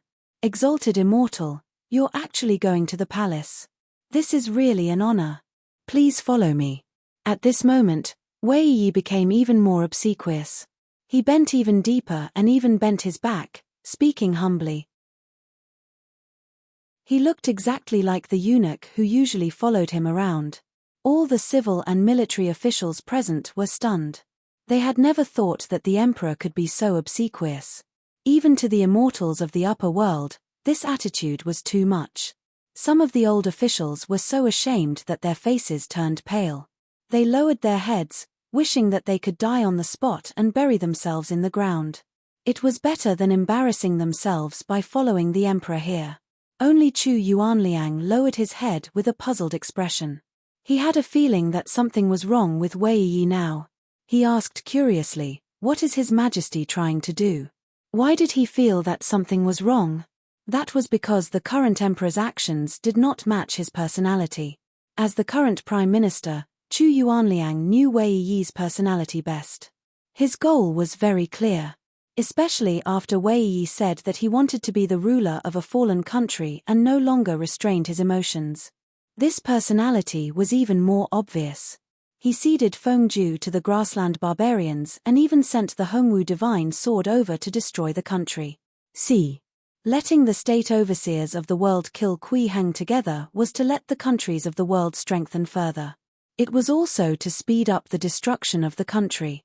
From his actions, it seemed that Wei Yi was not afraid of death. After all, how could an emperor not die after a country was destroyed? But if he was not afraid of death, why was he so respectful to this upper world immortal god to the point of flattery? What was his purpose for being so respectful? Was he afraid that if he was killed by an immortal, he would not be able to leave his name in history? Chu Yuanliang did not think so.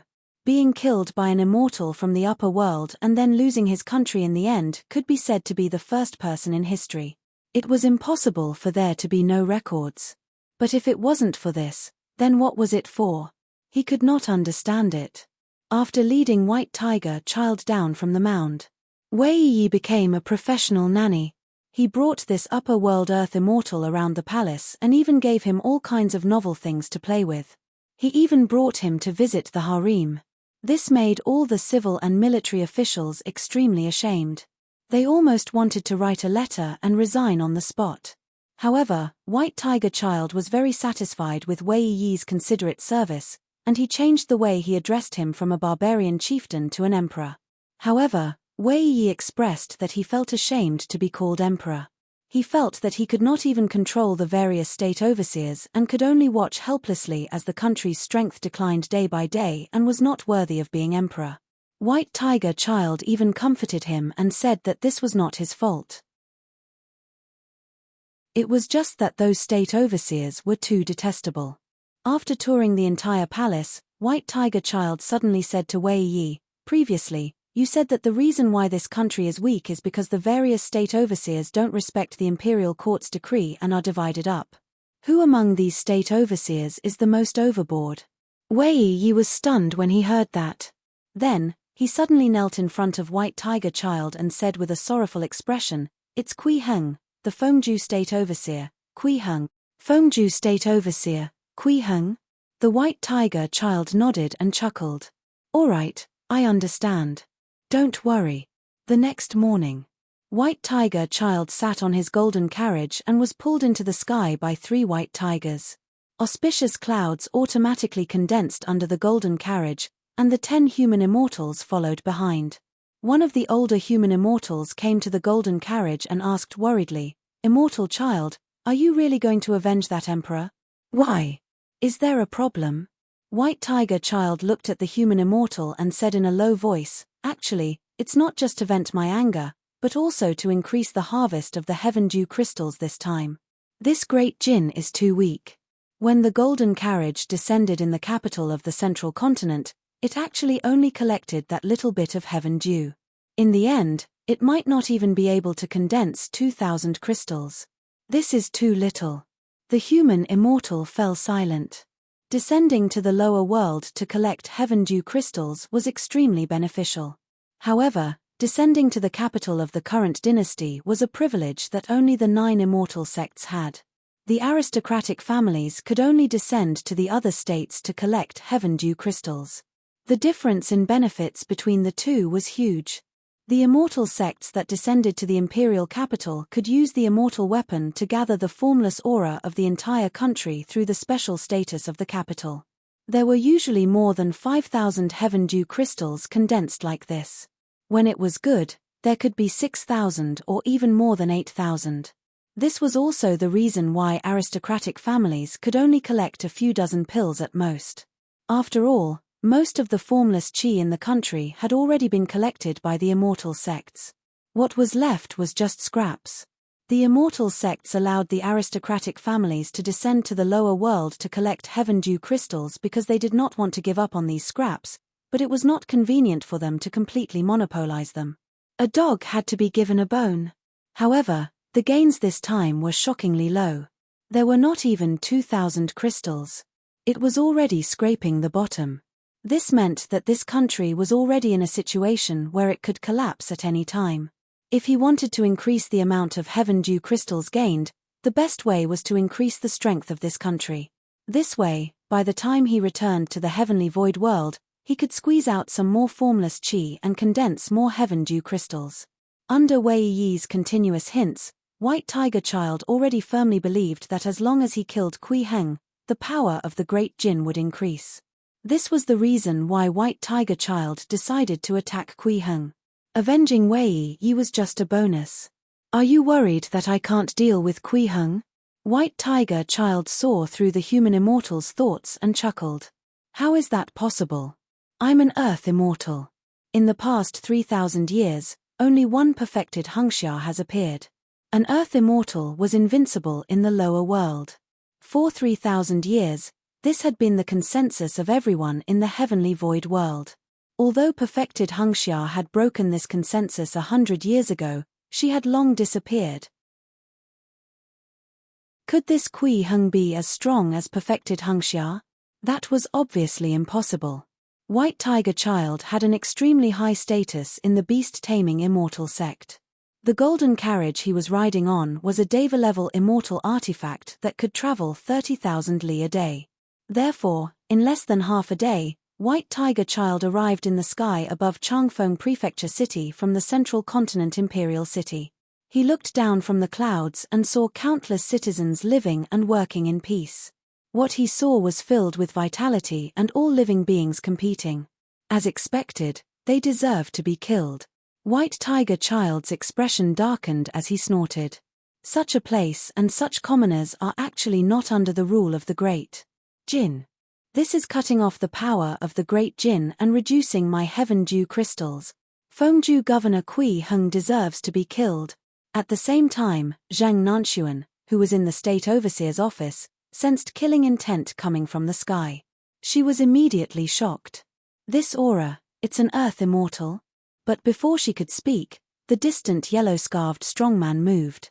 There's killing intent. The yellow-scarved strongman's rough voice sounded like rolling thunder that spread throughout the entire state overseer's office. Boom! The ground trembled. The 5 meters tall yellow-scarved strongman jumped into the clouds. He arrived before White Tiger Child, who was pointing below. Chapter 162 Those who humiliate me shall die. Chapter 162 Those who humiliate me shall die. Great Jinn Imperial Palace. Today was not the day of the court assembly. Moreover, because the sacrificial ceremony to welcome the immortals and gods of the upper world had just been held yesterday, the courtiers had all received a blessing and were not in the palace. The entire palace seemed a little empty. However, Prime Minister Chu Yuanliang did not return home to rest. After seeing that white tiger child's golden carriage had left the palace, he came to the palace of Emperor Wei Yi, and bowed respectfully. I, Chu Yuanliang, request to see your majesty. Prime Minister, why are you here? Come in. Wei Yi's slightly lazy voice came from inside, as if he had just woken up. Thank you, your majesty. Chu Yuanliang stood up and walked into the bedroom. After passing through the hall, he saw Wei Yi lying behind the screen and said respectfully, Your Majesty, are you planning to kill that white tiger child? Wei Yi fell silent when he heard this. He shook his head and said with a smile, Prime Minister, why do you say that? I'm very respectful to white tiger child. When did I have any intention of harming him? Fengzhou's governor, Kui Heng, has a great divine power that can summon the wind and rain. According to the records, this should be a heaven immortal mighty figure, Chu Yuanliang said very directly. Please keep reading 0NMYB0XN0VEL. C0M. As the Prime Minister, he naturally came into contact with a lot of information. It was not strange for him to understand the situation of heaven immortals. Did this emperor ask White Tiger Child to go? Wei Yi still shook his head, as if he was still a little puzzled. Moreover, summoning the wind and rain is only a legend. How can there be such a powerful person in the world? I understand. Chu Yuanliang stopped asking after hearing these two words. He stood up and said, Your Majesty, I'll take my leave. Go. Wei Yi waved his hand. After Chu Yuanliang left, only Wei Yi was left in the bedroom. He walked down from the bed to a table. On it was a map of the Great Jin. Pa. Wei Yi slapped the area where Fengzhou was drawn and sneered, Those who humiliate me shall die. So what if you're an earth immortal? That's right, he had deliberately led White Tiger Child to Fengzhou. Then, Emperor Wei Yi picked up a small booklet on the table. The title of the cover was Kui Heng. It recorded everything that had happened since Kui Heng appeared. This was what Wei Yi had sorted out based on a large amount of information from the outside world. In this book, he sorted out Kui Heng's deeds in the past 6 months. From his sudden appearance at the beginning to the destruction of King Yang's army that shook the world, and then to scaring off millions of troops half a month ago, this series of actions was recorded. These were actually all things that everyone knew. If it was in Fengzhou, it could even be said that everyone knew about it. It was nothing strange. However, beside the records of these events, there would be dense notes and records. Wei Yi was really studying Kui Heng. After a long period of research, he had long believed that Kui Heng was an expert with great divine powers. Although his identity was unknown, he was an extremely powerful existence. He even wrote a sentence at the end of the booklet he had compiled. Kui Heng was omnipotent. Only such an expert can clean up this lousy country. Wei Yi sighed softly and looked in the direction of Fengzhou. I really want to meet him. If he comes to kill me in the end and destroys the Great Jin, that would be even better. Whoosh. The sound of air being torn could be heard as something passed through the layers of clouds. The 5 meters tall giant, covered in dark golden light, suddenly appeared in front of White Tiger Child. An incomparably huge pressure instantly enveloped him.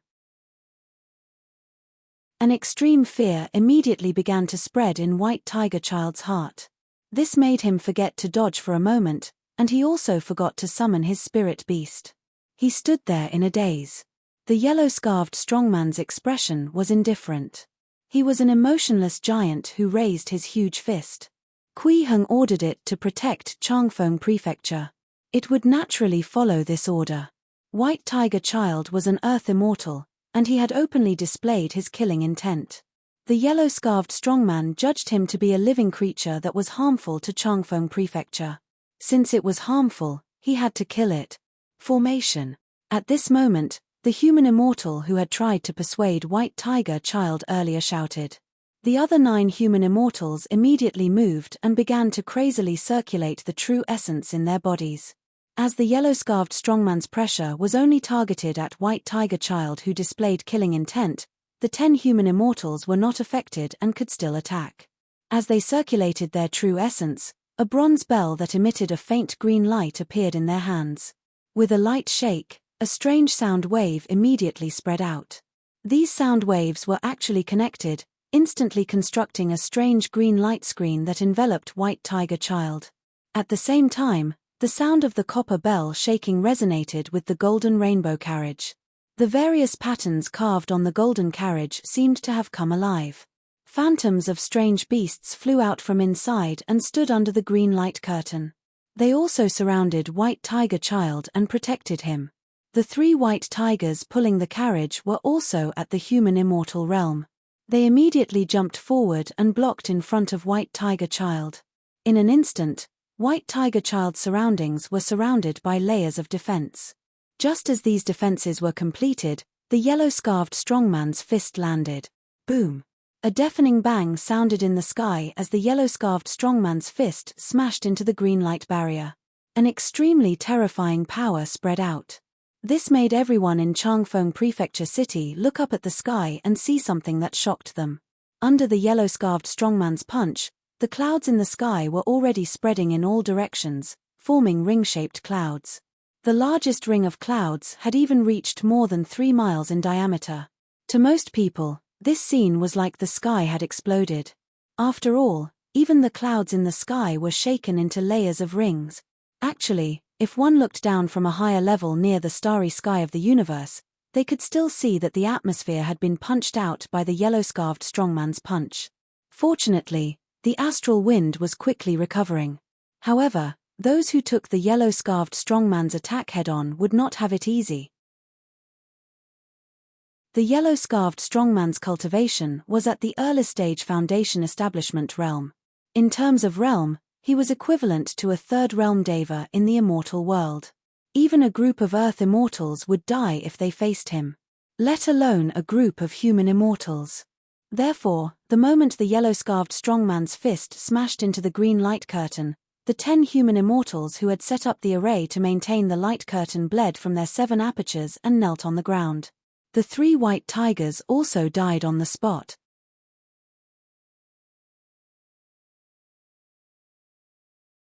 Chapter 163 Yellow-Scarfed Strongman's Fist.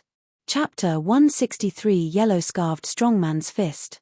White Tiger Child had lived for more than 100 years. Before this, he had never experienced what fear was. His father was an earth immortal, and his mother was also an earth immortal. Moreover, both of them were elders of the beast-taming immortal sect and had high statuses. Therefore, ever since White Tiger Child was born, he had been living among the stars. When he was 7 years old, he accidentally signed a spirit contract with a white tiger divine beast cub and became even more special. Even the Deva Realm sect master of the beast-taming immortal sect had taken him in as a foster son. In the entire heavenly void world, not many people could compare to such an identity. Just like that, White Tiger Child cultivated very smoothly. He had never encountered any bottlenecks or difficulties. In just 150 years, he had become an Earth Immortal. Please keep reading 0NMYB0XN0VEL. C0M. This was a cultivation speed that most martial artists did not even dare to think about. Therefore, White Tiger Child had always felt that he was favored by the heavens and was the darling of nature. Everything in the world should revolve around him. In such an environment and mental state, he had never known what fear was. He had taken the initiative to come to the lower world. His goal was just to come to the lower world to relax. With just this reason, could he succeed with the application? But one only needed to look at his parents and his adoptive father's identity. These people naturally would not refuse White Tiger Child's request. Moreover, from their perspective, letting White Tiger Child descend to the lower world could be considered as broadening his horizons. They had not considered any danger at all. After all, this was an Earth Immortal with 10 human immortals and a Deva Realm Immortal artifact. Who could stop him in a small lower world? Clearly, White Tiger Child thought so too. Before the appearance of the yellow-scarfed strongman, he really did not think that anyone in this world could threaten him. But now, he finally understood what extreme fear was. Especially after the 3 human immortal white tigers were injured and killed and the 10 human immortal guards were seriously injured and vomited blood, the fear in his heart grew even stronger.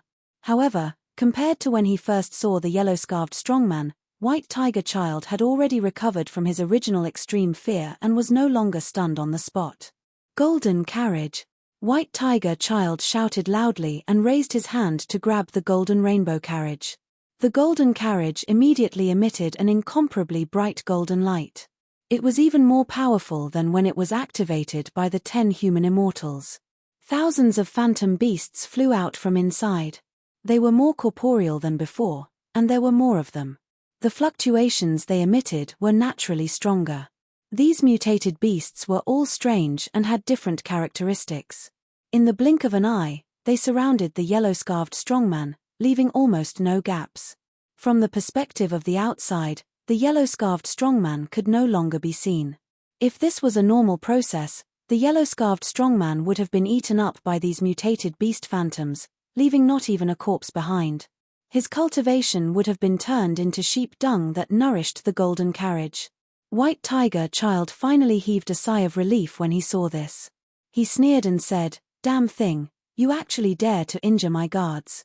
Let's see if you can still overturn the sky under the power of this Deva immortal artifact." Boom! A sudden loud bang interrupted White Tiger Child's words. It was the phantom beasts surrounding the yellow-scarved strong men that had exploded at the same time. Accompanied by the eruption of a dark golden light, the tall figure of the yellow-scarved strongman suddenly expanded. The power of this expansion instantly crushed those mutated beast phantoms. Although the Deva immortal artifact was also a treasure equivalent to the early-stage Foundation establishment realm, compared to the yellow-scarved strongman, who could be said to have reached the peak of the early-stage Foundation establishment realm in the path of the physical body, it was simply like a mantis trying to stop a chariot, completely overestimating its own strength. Moreover, after the yellow-scarved strongman crushed the mutated beast's shadows, it did not stop attacking. It strode forward and suddenly punched out, smashing fiercely against the golden rainbow carriage. Boom! The golden light on the Deva immortal artifact was blown up by the dark golden fist. In front of the yellow-scarved strongman's absolute strength, the various phenomena were like paper and had no resistance at all. After the light dissipated, the original body of the golden carriage was exposed. However, the yellow-scarved strongman did not destroy it further. Instead, he suddenly grabbed the shaft of the carriage and raised the golden rainbow carriage above his head with one hand. Then, he suddenly threw it down from the sky. Only, the golden rainbow carriage did not fall to the ground. When the yellow-scarved strongman threw it down, he attached a trace of dharmic powers to it. When the golden carriage was less than 100 feet away from the ground, this trace of dharmic powers played its role, causing the carriage to gently descend into the courtyard of the state overseer's office like a feather. White Tiger Child was stunned again. The Deva immortal artifact, the golden rainbow carriage, was one of his trump cards. But now, not only had this trump card been easily broken by the other party, even the carriage had been snatched away. Why is there such a thing? White Tiger Child suddenly roared. He looked at the yellow-scarved strongman in disbelief. "Deva, you're a Deva. Why would a Deva appear in such a place?" At this moment, his heart was broken. He originally thought that an Earth immortal like him would definitely be invincible in a place where the strongest was only at the deity realm.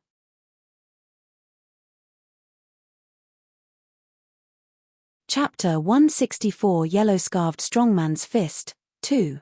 Chapter 164 Yellow-Scarved Strongman's Fist, 2. But now, a Deva had suddenly appeared. There was actually a Deva in the lower world. This didn't make sense. He could not accept it. However, the yellow-scarved strongman's actions were not up to him. After throwing the golden rainbow carriage down from the sky, the 16.5-meter tall dark golden giant looked at White Tiger Child again. Before he even attacked, White Tiger Child felt as if he had fallen into an ice cave. No, I can't die. How can I die in such a place? He shook his head desperately and retreated step by step. At the same time, the true essence in his body circulated almost crazily. Soon, it reached a peak. In the end, he could only shout with all his might, "White Tiger, please keep reading 0NMYB0XN0VEL. C0M." Before he could finish his sentence. Boom. A loud bang suddenly sounded in the world. The air within a 1,000-foot radius was stirred up, creating a hurricane out of thin air. Moreover, this hurricane was not limited to the sky. It also affected the ground. Strong winds swept through Changfeng Prefecture City. Trees bent and houses swayed. If an ordinary person stood in such a wind, they would be blown to the ground. However, the hurricane only affected the situation on the ground for an instant. After that, a soft knock on the table came from the state overseer's office. The hurricane in the city stopped abruptly. It was as if it had never appeared. If not for the fact that they could see the wind and clouds surging in the sky, many people would even think that they had just felt an illusion. At this moment, a huge mutated beast phantom had already appeared behind White Tiger Child. There were black patterns on the white fur, and it looked like a ferocious tiger. It stepped on the storm and spat out sword light. A white tiger. Unlike the 3 white tiger spirit beasts that had been killed by the yellow-scarved strongman earlier, this white tiger not only had powerful strength, but it also grasped a portion of the power of laws. This was a true divine beast. However, it was still a cub. Moreover, because it was too young, it had to stay in White Tiger Child's body. It could only summon some phantoms at most. However, even if it was just a phantom, it still possessed strength comparable to a deva. Roar. The white tiger phantom roared angrily behind White Tiger Child. With this roar, endless storms condensed and wrapped around White Tiger Child, preventing external objects from approaching. The wind follows the tiger. At this moment, White Tiger Child finally heaved a sigh of relief. He retreated slightly and hid behind the white tiger phantom, shouting, "You big guy, you're Kui Heng's backer, right? It's good that you took the initiative to jump out. It saves me the effort of looking for you. I'll watch you be bitten and eaten by my white tiger with my own eyes. Then, I'll kill Kui Heng." He tried to calm his excessive fear through these mocking words. Unfortunately, the yellow-scarved strongman did not have intelligence and could not understand White Tiger Child's emotions. However, it could read some of the information from the outside world. For example, what White Tiger Child said about killing Kui Heng. Hence, the yellow-scarved strongman moved again. He still raised his fist and smashed down. It was a direct punch without any fancy moves. It was absolute power. Boom. With a loud bang, the hurricane wrapped around White Tiger Child was instantly broken. At the same time, the white tiger phantom in front of him dissipated. This fist that was suffused with a dark golden light smashed onto White Tiger Child's body. How is this possible? Why is this happening? White Tiger Child roared crazily in his heart. He could not accept the current situation. Ever since he was young, he had been the center of attention and thought of himself as the favored child of the heavens.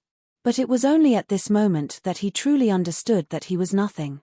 After leaving the environment that protected him in every way, he was useless.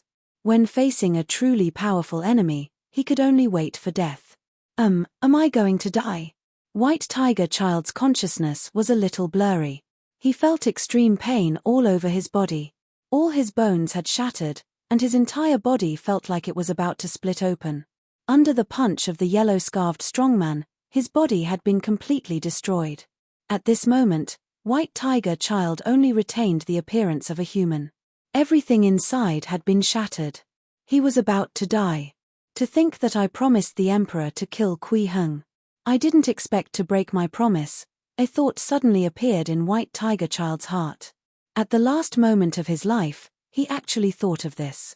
However, he did not know that Wei Yi had been using words to lure him into making the decision to come here to kill Kui Heng. Next, as long as the yellow-scarved strongman threw another punch, he would die. But at this moment, the yellow-scarved strongman suddenly stopped attacking White Tiger Child and even released a stream of dharmic powers to help stabilize his injuries.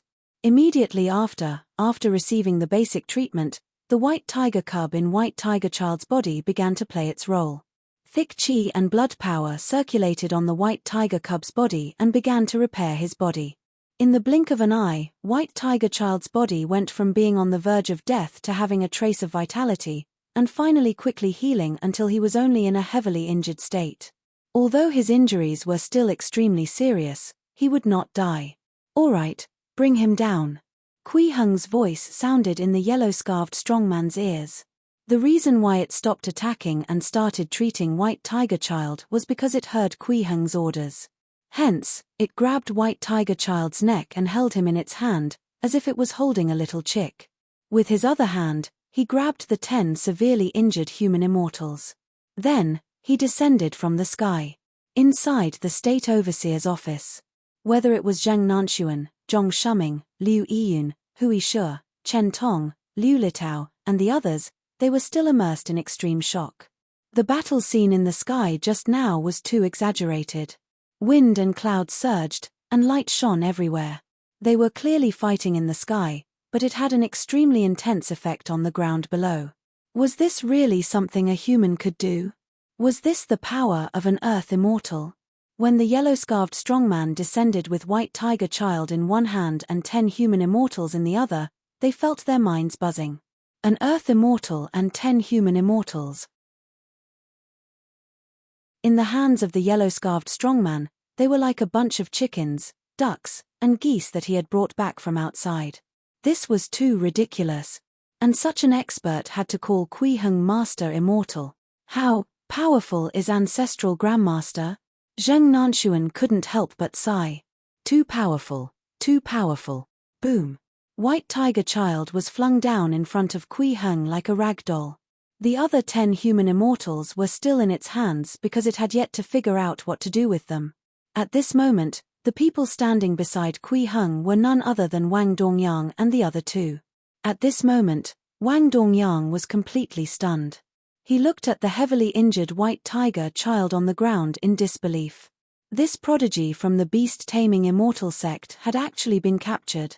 Kui Heng noticed the change in Wang Dongyang's emotions and chuckled. "Why? Do you know this kid?" Wang Dongyang hurriedly said humbly, "Exalted Immortal, this child is the adopted son of the sect master of one of the 9 immortal sects, the beast-taming immortal sect.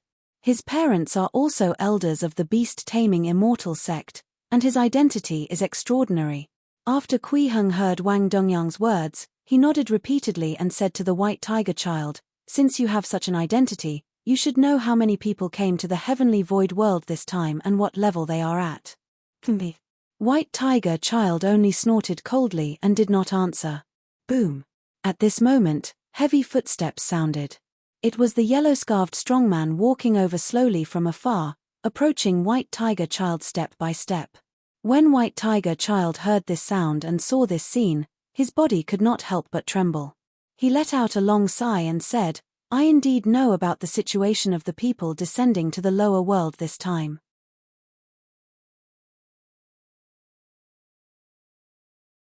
Chapter 165 Give you a huge pot. Chapter 165 Give you a huge pot. Then tell me about it. Kui Heng's tone was very gentle, giving off a spring breeze, like a very kind big brother. However, White Tiger Child did not think that Kui Heng was easy to talk to because of this. Now, he could tell that the young man sitting in front of him was the real person in charge here. Kui Heng. This was the real mastermind. From the reactions of Wang Dongyang and the yellow-scarved strongman, White Tiger Child understood that he had been wrong. The giant who had casually defeated him just now was not Kui Heng's backer at all. He was Kui Heng's subordinate. To be able to make such a powerful deva be his subordinate, how powerful was Kui Heng? Please keep reading 0NMYB0XN0VEL. C0M. Heaven Monarch. A Buddha-level expert who was even stronger than a Heaven Monarch? No matter which one it was, they were important figures that he could resist. Even if the beast-taming immortal sect was involved, those elders would not stand on his side. After all, the previous Heaven Monarch of the beast-taming immortal sect had passed away 700 years ago. Ever since then, there had never been a Heaven Monarch. At most, they were only Heaven Immortals. Kui Heng was at least a Heaven Monarch and had a Deva realm subordinate. To the entire immortal beast-taming sect, he was an existence that they could not afford to offend. Perhaps if the matter really reached the beast-taming immortal sect, his sect master's foster father would first place righteousness before family and kill him to apologize to this Heaven Monarch. After thinking about this, White Tiger Child decisively cowered. Moreover, in his opinion, he was still a child who was not even 168 years old. It was not a big deal to submit to him. Hence, White Tiger Child no longer had any intention of resisting. He knelt on the ground and said respectfully, "Exalted Immortal, I'll tell you now, I'll tell you now." He only revealed the situation of the other forces descending to the lower world. He felt no psychological pressure. He immediately revealed the situation of all the upper world forces that had descended to the lower world. And it was very detailed. Although Kuiheng had already obtained a lot of information from Wang Dongyang and the other two, White Tiger Child was an Earth Immortal after all and came from an immortal sect. He knew more than the three of them. It was very clear which forces had sent people to descend, how many people had descended, what realm they were at, and even how much they could obtain this time. Under normal circumstances, 2 immortal sects would descend each time. One was in the 11 states of the Great Jin, and the other was in the 25 states outside the Great Jin. 1 Earth Immortal and 10 Human Immortals. Outside was the Heavenly Unity Sacred Sect, while the Great Jin's was the Beast-Taming Immortal Sect. They had already been wiped out. On the side of the aristocratic families, there were the 9 preeminent families and the 4 families with branches in the grassland. The lineup of the 9 preeminent families was basically the same. They all sent 3 human immortals. Some rich and powerful forces or special people might send Earth Immortals down. The foundations and strength of the 5 aristocratic families were slightly weaker. Usually, only 1 or 2 human immortals would descend. Of course, these people were all specially sent to collect Heaven Dew crystals. Apart from that, there were also various immortal sects and Buddhist monasteries that had descended for various reasons. The main reason was to clean up the lower world. For example, when they besieged the Immortal Dawn sect 100 years ago and wiped out Heavenly King Hongwu's forces 300 years ago. They were all special descenders. This time, there was naturally a special descent as well. Previously, Kuiheng had already learned about this from Wang Dongyang. The Baolin Buddhist Hall would surround the Immortal Dawn sect and Daoi Palace with the few immortal sects. However, Wang Dongyang only knew which immortal sects had descended. He did not know how many people these immortal sects had sent down and what realm they were at. Only White Tiger Child knew the exact details. This siege was led by the Baolin Buddhist Hall. In order to prevent any accidents from happening, they directly sent down 12 bodhisattvas. It was said that they would also carry the Dharma seals of Buddha Baolin. In addition, the immortal sects Tianhe Sacred Sect, Heavenly Cycle Star Pavilion, White Cloud City, and Void Dao Sect would also participate. They would send 3 Earth Immortals and 5 Human Immortals respectively. They would also recruit deity realm experts from the human world. There were a total of 12 bodhisattvas, 12 Earth Immortals, 20 Human Immortals. This was not including the deity realm experts who would be recruited. Such a lineup was terrifying. To the current Immortal Dawn sect and Daoi Palace, this was a completely unstoppable force. It was simply a lineup created by the immortal sects and Buddhist monasteries of the upper world to prevent the calamitous battle scenario with the Immortal Dawn sect from happening again 100 years ago. They were determined to destroy these 2 sects. Zhong Shuming and Zheng Nanxuan, who were standing at the side, trembled with anger when they heard White Tiger Child's description. Their gazes towards White Tiger Child became unfriendly. At the same time, they felt a lingering fear. If not for Kuiheng, if they really could only rely on their own strength to face such a lineup, they would definitely die without a doubt. White Tiger Child immediately felt a chill run down his spine and sensed the unfriendly gazes of the 2 people not far away. In the past, he would not even look at a deity realm cultivator and a human immortal. But now, he could only carefully lie on the ground, not even daring to make a sound. He would die. They're really willing to invest. There are a total of 24 experts at the second realms of the immortal world.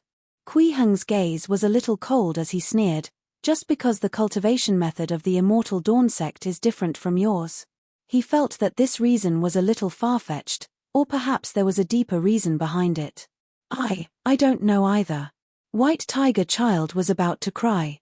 The reason for destroying the Dawi Palace was very clear. This was because the Dawi Palace had joined forces with the Linjiang Pei clan and the great Zhou imperial family in the upper world to resist the rule of the 9 immortal sects. They were completely courting death. But why did they want to destroy the Immortal Dawn sect? He only heard that it was because their cultivation paths were different and did not know any other reasons. What about you guys? Kui Heng looked at Wang Dongyang and the other two. The three of them hurriedly came to the front and knelt down. They said while trembling, "Exalted Immortal, we don't know either." They were all very afraid now. They were worried that they would no longer be of any use and would be directly killed by Kui Heng. After all, this was an expert at least at the Heaven Monarch realm. Killing them was easier than crushing an ant. "My foster father and parents should know." White Tiger Child suddenly said to Kui Heng, "Exalted Immortal, my foster father is the sect master of the beast-taming immortal sect. My parents are elders. They know more than me. Once, I even heard that they were discussing something. They were discussing what to do to eliminate the Immortal Dawn sect from the lower world. They definitely know why we have to destroy the Immortal Dawn sect. Exalted Immortal, if you don't kill me, they should tell you the truth." Kui Heng's heart sank slightly when he heard this. He carefully sized up this White Tiger Child who obviously looked like a kid and chuckled. "You're really filial. Exalted Immortal, I've always been very filial." White Tiger Child seemed to be very happy to hear his praise, so he pointed at Wang Dongyang and the other two beside him. Their fathers must also know the reason. Wang Dongyang and the other two were instantly dumbfounded. Why did he suddenly string them along? However, since they had already said so much, it was not good for the three of them to not say anything. They could only brace themselves and say, "Exalted Immortal, our fathers are only at the Earth Immortal realm. They might not know. Even if they know, they would not tell us. We have no intention of lying to you." "All right." Kui Heng waved his hand and shook his head. He stood up and said, "Get up. I don't intend to kill you." As soon as these words were spoken, the eyes of Wang Dongyang, the other two, and White Tiger Child lit up. They could live. So this Heaven Monarch was a great merciful person who didn't kill. This was great. The four of them were grateful and wanted to continue kowtowing to Kui Heng. However, a strange invisible force lifted them up. They could not continue kowtowing and could only stand up. "There's no need to thank me." Kui Heng walked out of the inner hall of the government office with his hands behind his back. As he walked, he smiled and said, "Wang Dongyang, I want the three of you to go to the Wang family of Langya and join forces with Wang Donglin to hold a banquet." A banquet? Wang Dongyang was stunned when he heard this. He looked at Kui Heng in confusion, unable to figure out what Kui Heng wanted him to do. Just now, he was still worried that his head would be removed. Why was he going to the Wang family to hold a banquet? White Tiger Child was also confused, not knowing what Kui Heng was up to. "Do you know what Wang Donglin's reputation is outside?" Kui Heng turned to look at the four of them and smiled. "He's the number one enemy of mine. He was the one who secretly colluded with the Mighty Alliance to attack me last month. It's just that after the alliance was established, he was pushed out. In the eyes of the world, Wang Donglin is extremely hostile to me and can't wait to kill me. My relationship with the Immortal Dawn sect and Dawi Palace shouldn't be able to be concealed from the Buddhist halls and immortal sects." At this point, he paused and said to Wang Dongyang, "With such a reputation, it should be very suitable to contact the Bodhisattvas of the Baolin Buddhist Hall and the immortals of the four immortal sects to hold a banquet specially to kill me, and destroy the Dawi Palace and the Immortal Dawn sect." At this point, Wang Dongyang already completely understood what Kui Heng meant. Even a kid like White Tiger Child understood what was going on.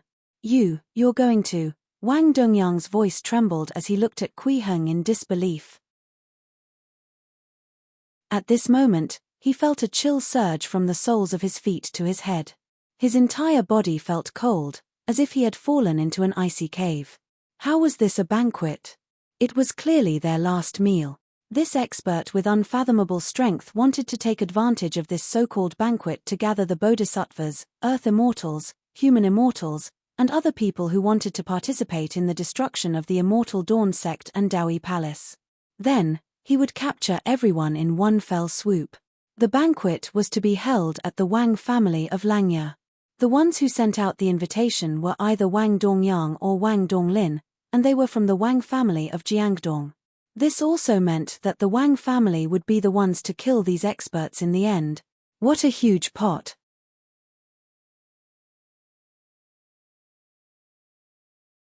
Chapter 166 Tell me what 30 to 70 is. Chapter 166 Tell me what 30 to 70 is. Wang Dongyang felt his scalp tingle and his limbs turn cold. He knew the consequences of such a thing very well. If he really agreed, it would not be a matter of whether he could live or not. This would be instigating a calamity that would wipe out their entire race. The upper world immortal sects and Buddhist monasteries would definitely find out about this. It was impossible to hide it. At that time, a heaven monarch or even a Buddha would descend and clean up everyone involved. At the same time, they would definitely destroy the Wang family of Jiangdong in the upper world. There was no other possibility. These were 12 bodhisattvas, 12 earth immortals, and 20 human immortals. Even if it was distributed among one Buddhist temple and 4 immortal sects, it was still an extremely large number. Please keep reading 0NMYB0XN0VEL. C0M. Especially the Baolin Buddhist Hall. They had put in a lot of effort this time. If all these experts were all killed in Langya, the consequences would be unimaginable. It was too terrifying. No, no, no, no. Wang Dongyang shook his head repeatedly, his face extremely pale. He gritted his teeth and said, "Exalted Immortal, you, just kill me. I can't do such a thing. I can't." With that, he closed his eyes, intending to beg for death. There's no hurry to refuse. Kui Heng was not angry. He continued with a smile, "I'll send you to the Wang family of Langya first. It won't be too late to make a decision after you communicate with Wang Donglin." Wang Dongyang still shook his head and said, "Exalted Immortal, you should just kill me now. It's impossible for me." "Where's the yellow-scarved strongman?" Kui Heng called out to the yellow-scarved strongman and interrupted Wang Dongyang. Then, the yellow-scarved strongman outside suddenly stretched out his hand. A huge hand that emitted a dark golden light reached in from the door of the inner hall and grabbed Wang Dongyang like a chick. "Exalted Immortal, no, Wu." Wang Dongyang still wanted to struggle, but it was meaningless. He was held in the yellow-scarved strongman's hand and could not speak. When White Tiger Child saw this scene, he could not help but laugh. Finally, he was not the only one suffering the pain of being grabbed by this giant. However, he quickly realized that this was very inappropriate and hurriedly shut his mouth. At this moment, Kui Heng had already looked at him and said with a smile, "Immortal child, don't laugh. I also need your help with this matter. You can take action after the Wang family of Langya sends out the invitation. At that time, regardless of whether anyone accepts the invitation to this banquet, on the 7th day after you receive the invitation, you will bring the people from the beast-taming immortal sect to the Wang family of Langya to attend the banquet and express that you have accepted the invitation." The smile on White Tiger Child's face froze when he heard this, and his expression instantly became even uglier than crying. He said with a trembling voice, "Exalted Immortal, this isn't good." Previously, the beast-taming immortal sect promised not to interfere in the disputes of the lower world. Boom! At this moment, the yellow-scarved strongman outside suddenly stomped his foot, causing the ground to tremble. White Tiger Child immediately lay on the ground. Please keep reading on myboxen 0VEL. C0M. The fear he felt when facing the yellow-scarved strongman earlier reappeared in his heart. He felt like he was going to be beaten to death. He hurriedly nodded and said, "I agree, Exalted Immortal. I agree." He slipped and knelt on the spot. Actually, he knew the consequences of this matter better than Wang Dongyang, and he knew very well the meaning of accepting this banquet invitation. Kui Heng's goal was actually very clear. It was to use his identity to get the Immortal Beast sect to give him a platform for this banquet. After all, to the immortal sects and Buddhist monasteries of the upper world, the invitation of the Wang family of Langya was of no value at all.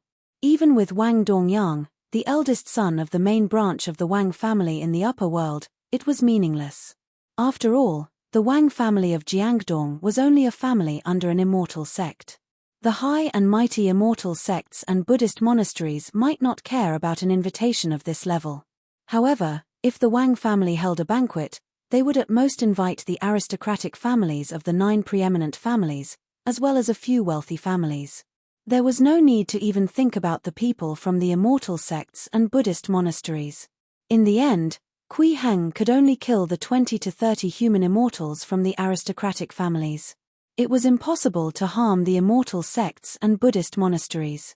However, as long as the beast-taming immortal sect accepted the invitation, it would be different. This was equivalent to raising the level of the banquet to the point where even the 9 immortal sects would participate. In that case, it was very likely that those immortal sects and Buddhist monasteries would go over. Only then would Kui Heng have a chance to achieve his goal. From this perspective, White Tiger Child was actually the most important part of the entire plan. He was much more important than the Wang family of Langya who sent out the invitation. However, the price would definitely be extremely serious. When the upper world found out about this matter, there would definitely be a huge reckoning. Even if the beast-taming immortal sect was one of the 9 immortal sects, it was impossible for them to be let off. It was even more impossible to resist the anger of the many immortal sects and Buddhist monasteries. There would only be the outcome of being wiped out. In other words, as long as White Tiger Child agreed to Kui Heng's request, it was equivalent to pushing the beast-taming immortal sect into a bottomless abyss. Because of this reason, Wang Dongyang would rather die than agree. However, compared to Wang Dongyang, who decisively rejected Kui Heng for the sake of the family's survival, White Tiger Child was clearly more filial. And he cherished his life very much. After persisting for a while, he decisively cowered again. He directly agreed to Kui Heng's request. After all, in the eyes of White Tiger Child, his life was the most important. As long as he could survive, he could do anything. Only by surviving could he have hope. Sect Master Godfather, Father, Mother, I'm sorry. I had no choice. White Tiger Child thought very sadly. He could already be said to be quite filial. Kui Heng looked at the White Tiger Child in surprise. Even he did not expect White Tiger Child to agree so quickly. He had originally planned to use the yellow-scarved strongman to scare them. Now, there was no need. The main thing was Wang Dongyang. The difference between the two was too obvious. However, this was a good thing. It saved him a lot of trouble. Immortal Child, you're a sensible person. Kui Heng looked at White Tiger Child with a faint smile. At the same time, he flicked his finger and released a trace of his dharmic powers. This trace of dharmic powers quickly enveloped White Tiger Child and entered his body, flowing through his limbs, bones, and internal organs. In an instant, the remaining injuries on his body were completely healed. White Tiger Child was pleasantly surprised to discover the changes in his body. This treatment effect was even better than the treatment of the divine beast White Tiger. He immediately bowed respectfully and said, "Thank you, exalted immortal. There's no need to thank me. Just do your best." Kui Heng nodded slightly and walked towards the courtyard outside the inner hall. He said indifferently, "Come out with me." "Yes, exalted immortal." White Tiger Child immediately stood up and lowered his head respectfully as he followed behind Kui Heng like a most loyal dog. After agreeing to Kui Heng's request, there was no turning back. He could only do his best to satisfy Kui Heng. Only then could he look forward to Kui Heng being merciful and bringing him to escape when the upper world immortal sects and Buddhist monasteries besieged the Imperial Beast Immortal sect. Until now, neither White Tiger Child nor Wang Dongyang and the others felt that Kui Heng could resist the siege of the immortal sects and Buddhist monasteries. This was one of the reasons they wanted to refuse. However, in White Tiger Child's opinion, with Kui Heng's cultivation realm, it should not be a problem for him to escape with him in tow. It was worth a gamble. At this moment, Kui Heng had already arrived in the courtyard and was standing in front of the golden carriage. Zheng Nanxuan, Zhong Shuming, and the others also followed. White Tiger Child walked at the back. The dew on this is the so-called heaven dew, right? Kui Heng pointed at the dew condensed on the golden carriage and asked White Tiger Child. He had always been curious about the essence of this heaven dew crystal. Why did the upper world immortal sects collect this thing, and why could it be used to open a passageway to the lower world? Exalted immortal, these are indeed heaven dew. In 7 days, they will condense into heaven dew crystals. If we return to the upper world immediately, they will also condense into crystals. So much. Why are there so much? At this moment, Wang Dongyang, who was grabbed by the yellow-scarved strongman, shouted in extreme shock as he looked at the golden carriage in disbelief. In his opinion, there was too much heaven dew condensed above. It was completely illogical. The Wang family of Jiangdong had been poor for a long time, so he was extremely sensitive to the number of heaven dew crystals. With just a glance, he felt that something was wrong. Vas. Many. The White Tiger Child looked at Wang Dongyang in surprise and shook his head. Actually, this isn't much at all. After the dew condensed these few days, there are at most 2,000. Under normal circumstances, there should be more than 3,000 crystals. 2,000. Isn't 2,000 a lot? Wang Dongyang's face was as pale as paper. Their aristocratic families worked so hard, but they could only collect 30 to 40 crystals at a time. At most, they could only collect 70 to 80 crystals each time. The immortal sects were not satisfied with collecting 2,000 in one go and even felt that it was too little. It's indeed very little. White Tiger Child nodded and said with a matter-of-fact expression, usually, 3,000 or 4,000 at a time is the lowest. In better years, it can reach 7,000 or 8,000. 7,000 to 8,000. Wang Dongyang almost fainted when he heard that. He was so angry that his entire body was trembling. He gritted his teeth and said, "Doesn't this mean that if the immortal sects descend just once, it will be equivalent to us descending more than 100 times for collection? 100 times? They could only descend once every 100 years. This meant that the collection of the immortal sects on one trip was equivalent to 10,000 years of their collection. 100 times? It's not to that point." White Tiger Child laughed when he heard that. At the same time, he secretly looked at Kui Heng's expression. After discovering that there was nothing unusual, he continued to say to Wang Dongyang, "Actually, normally speaking, a state's land is enough to collect more than 100 crystals at once. At most, there should be about 200. How is this possible?" Wang Dongyang did not believe it. He had never heard of a family having such gains. Because your immortal artifacts were all given to you by the immortal sects. White Tiger Child shook his head and sighed softly. "There's something fishy about the immortal artifacts we gave to you. Before the heavenly dew is condensed outside, a portion of the formless qi will be intercepted. You won't be able to discover it." Wang Dongyang's face turned pale as he said with a trembling voice, This is the 30 to 70 split." "That's right." White Tiger Child nodded and said, 70% of it is ours. After you return the immortal artifact to the immortal sect, we will refine 70% of the formless qi inside into heaven dew crystals. Shameless, shameless. Wang Dongyang was about to vomit blood. It seemed that the immortal sects had been treating their aristocratic families as fools for so many years. Do you know why the lower world passageway requires heaven dew crystals to open? White Tiger Child smiled and threw out another piece of important news. Because the immortal artifacts you used to open the lower world passageway were also given by the immortal sects. The passage to the lower world doesn't need to consume heaven dew crystals. Wang Dongyang felt like he was about to faint. If that was the case, why had the Wang family of Jiangdong been scrimping and saving for so many years? That's still necessary, but it requires very little, White Tiger Child explained very patiently. Every human immortal only needs 1 heaven dew crystal. Every earth immortal only needs 3 heaven dew crystals. As for the extra crystals used, they will be stored in the realm-crossing immortal artifact. When you return the immortal artifact, we will extract the heaven dew crystals inside. How can this be? How can this be? Wang Dongyang felt that his life in the past 200 years was a joke. He suddenly turned to look at Kui Heng. Exalted immortal, I agree to your requests. I want to destroy those people from the immortal sects. I want to kill them. It's worth it even if we lose the entire Wang family of Jiangdong.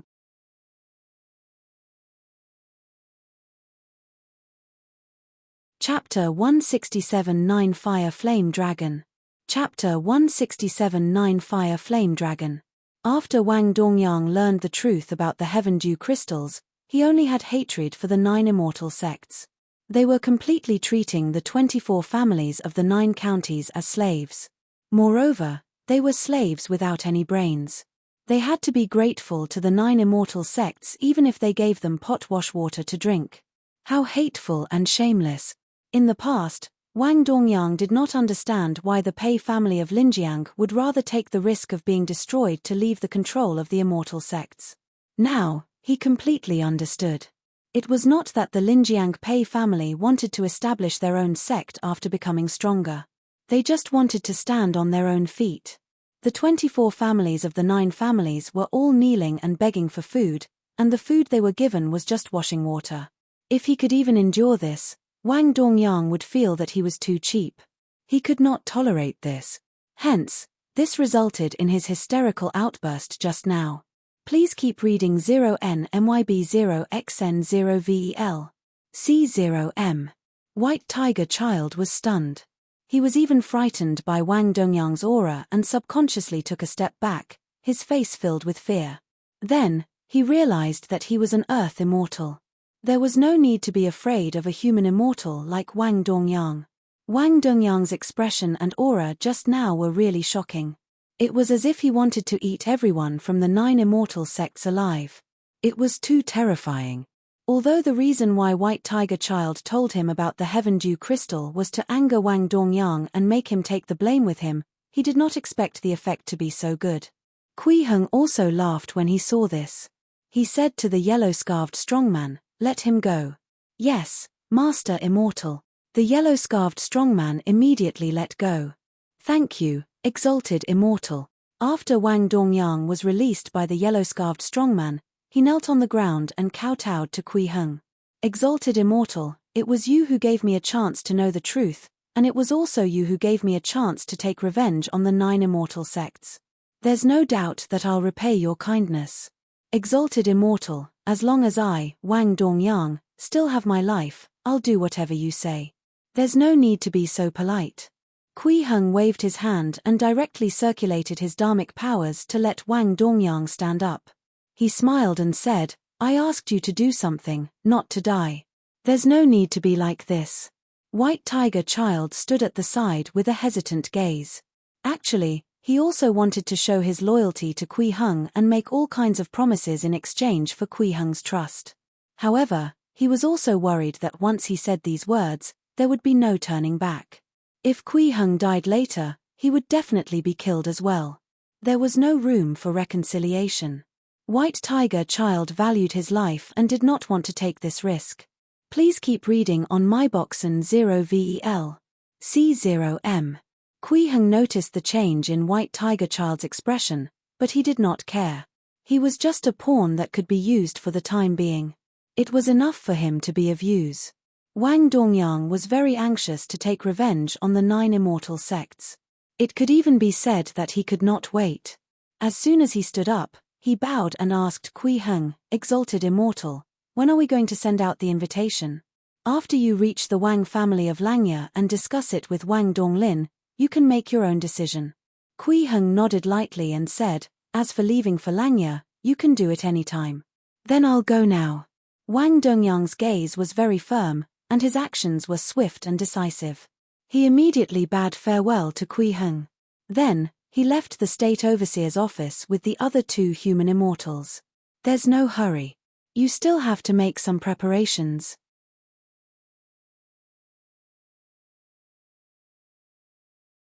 However, in the courtyard of the inner hall of the government office, even the air seemed to have been ignited, becoming incomparably hot. The surrounding people's faces revealed extreme shock and disbelief. Zhang Nanxuan stared at the light on Kui Heng's fingertip in shock and muttered, "This power is so strong. Just this little bit of power seems to have surpassed the Deva realm and the great Bodhisattva realm."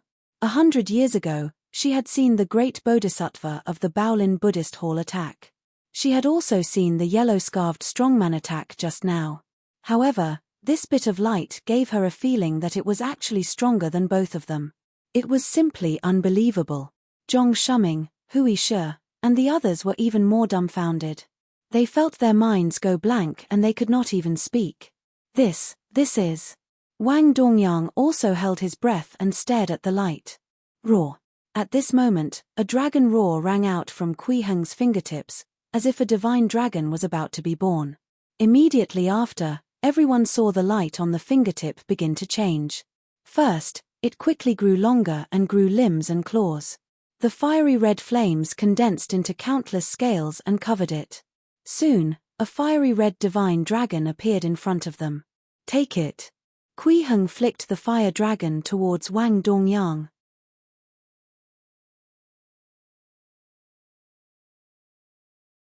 Chapter 168A Plate of Loose Sand.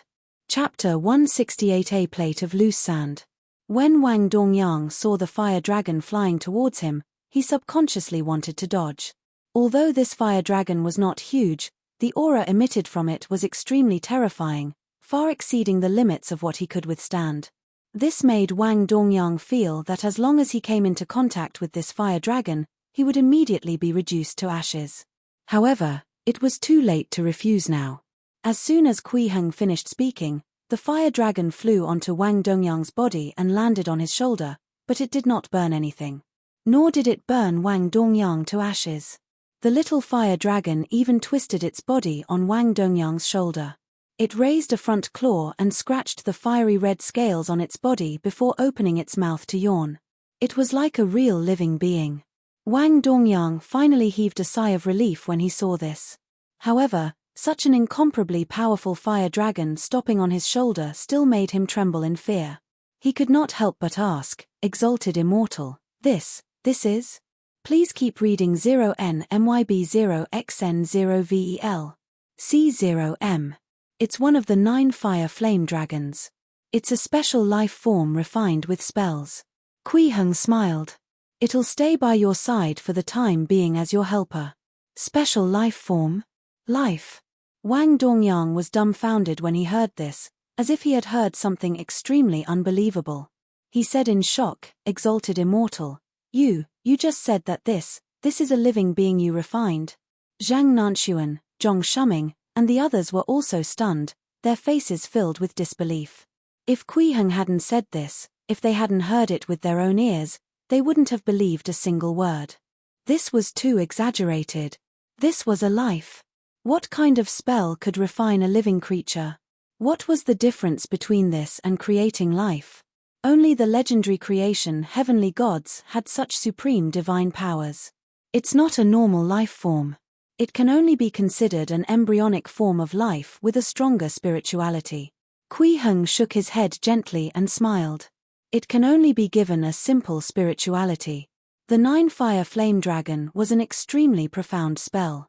It was essentially a branch of the laws of creation, a derivation of the great Tao of creation. If one cultivated to the highest realm, they could refine 9 fire dragons that were only a small realm weaker than them and had extremely strong spirituality. They could think and act independently, and they had an understanding of everything. Other than not being able to cultivate on their own, they were almost no different from real living creatures. In theory, after reaching this highest realm, one could also trace back to the laws of creation and sublimate all 9 fire dragons into true living beings. However, that level was no longer something a mere golden core cultivator could touch. The fire dragon that Kui Heng had refined now had extremely weak spirituality and could only receive simple instructions. Please keep reading on MyBoxen 0VEL. C0M. N, for example, protecting a certain person, attacking a certain person, bringing people to fly, and so on. In terms of spirituality, it was even inferior to the yellow-scarved strongman. It was only slightly stronger than the Hongwu divine sword. Even at this level, it was already the limit of what Kui Heng could do. Moreover, it was only after he was about to complete the collection of the light of 7 emotions and had a certain level of understanding of spirituality. He also studied the process of the Hongwu divine sword nurturing spirituality. If it was when he had just come out of the beginner's space, even if he was also at the grand completion golden core realm, it would be impossible for him to do what he did now. If one did not have enough comprehension of spirituality, they would not even have the qualifications to cultivate the 9 fire flame dragon spell, let alone refine this fire dragon. However, even though this fire dragon was only in the embryonic form of life and its spirituality was still very weak, in the eyes of everyone, it was already an unbelievable divine technique. In particular, the power displayed by this fire dragon was extremely powerful. Even the human immortals felt their hearts palpitate. "Thank you for your gift, exalted immortal." Wang Dongyang bowed respectfully to Kui Heng and said gratefully, "I won't let you down. Go, there's no need to worry about your own safety." Kui Heng nodded slightly and said, "If the 9 immortal sects of the upper world find out about this, you can bring it back to help your family." "Yes, exalted immortal." Wang Dongyang bowed and left excitedly. At this moment, his heart was filled with gratitude towards Kui Heng. Originally, he was already prepared to fight to the death with the 9 immortal sects, even if he had to sacrifice the entire Wang family of Jiangdong. He did not expect Kui Heng to have even thought of his escape route. When working for such a person, there was no need to worry about anything at all. He could devote himself completely to doing things well. 9 immortal sects, all the debts you owe have to be repaid. Wang Dongyang looked at the sky and felt that his goal had never been so firm. At the same time, the little fire dragon lying on his shoulder also looked at the sky with him. After looking at it for a while, it seemed to be bored, so it stretched out its front claws and scratched its scales. It yawned and lay down again.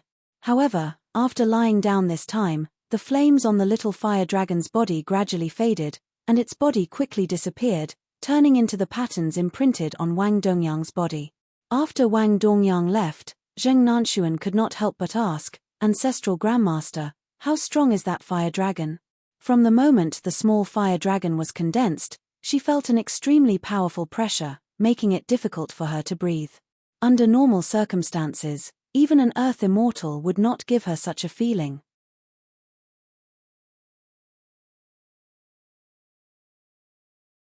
Chapter 169A Plate of Loose Sand, 2. Chapter 169A Plate of Loose Sand, 2. As soon as she asked this, Zhong Shuming, Hui Shu, Chen Tong, and Liu Litao also looked over. They were also very curious about the strength of the little fire dragon. It's almost equivalent to a heaven immortal. Kui Heng smiled. Deva, heaven immortal, heaven monarch. As the 9 fire dragon technique was only at the initiation level, the fire dragon refined was naturally not too strong. It was only at the early stage foundation establishment realm. However, it was enough to deal with those bodhisattvas and earth immortals. Zheng Nanshuan, Zhong Shuming, and the others were dumbfounded again. Heaven immortal. It was actually equivalent to a heaven immortal? As expected of an existence that could be called an immortal venerable. Please keep reading 0NMYB0XN0VEL. C0M. This was too ridiculous. Wang Dongyang's footsteps were very fast. In less than a day, he brought the other 2 human immortals to Langya County in Yangzhou. As soon as he entered the city, someone from the Wang family of Langya found him and brought him and 2 other human immortals to the Wang family's mansion. The person who made this arrangement was naturally Wang Donglin. This surprised Wang Dongyang. In his impression, Wang Donglin had always been a model freeloader, and he did not pay much attention to etiquette. Even this time, he came to the lower world to act like an angel. He did not expect that after not seeing him for 2 months, he already knew how to send someone to welcome him. Looks like he still has me in his heart. Wang Dongyang thought to himself, and his evaluation of Wang Donglin increased by a level. However, when he arrived at the Wang family's mansion, he realized that he was wrong. After Wang Donglin saw him, the first thing he asked was, "Big brother, tell me, what instructions does Exalted Immortal have?" The smile on Wang Dongyang's face froze. Clearly, Wang Donglin did not welcome him so warmly because of himself. It was because he had come from Fengju with Kui Heng's instructions. Be it warmth or respect, They were all for Kui Heng. Please keep reading on myboxen 0vel. C0m. Exalted Immortal wants us to hold a banquet and invite. Wang Dongyang barely managed to calm down and recounted Kui Heng's decision and the situation with the Heaven Dew crystals. In the end, he said in a low voice, all the 9 immortal sects deserve to die. They really deserve to die. Wang Donglin gritted his teeth, his face filled with hatred. He had long reached the deity realm. The reason why he had never been able to become a human immortal was because the Wang family of Jiangdong was severely lacking in Heaven Dew crystals. It was not his turn to advance to the human immortal realm at all. Normally speaking, it's impossible for us to fight against the 9 immortal sects and the Baolin Buddhist Hall on our own. Wang Dongyang nodded and said, it was Exalted Immortal who gave us this opportunity. We have to take it. That's right. Wang Donglin clenched his fists. However, even if the beast-taming immortal sect accepts the invitation, they might not be able to attract all the immortals and Buddhas in the lower world. Especially the Baolin Buddhist Hall. It's already good enough for 1 or 2 of the 12 bodhisattvas to arrive. I plan to add more ingredients to the list. What ingredients? Wang Dongyang asked curiously. He felt that his youngest brother had become much smarter. Invite the Emperor of the Great Jin.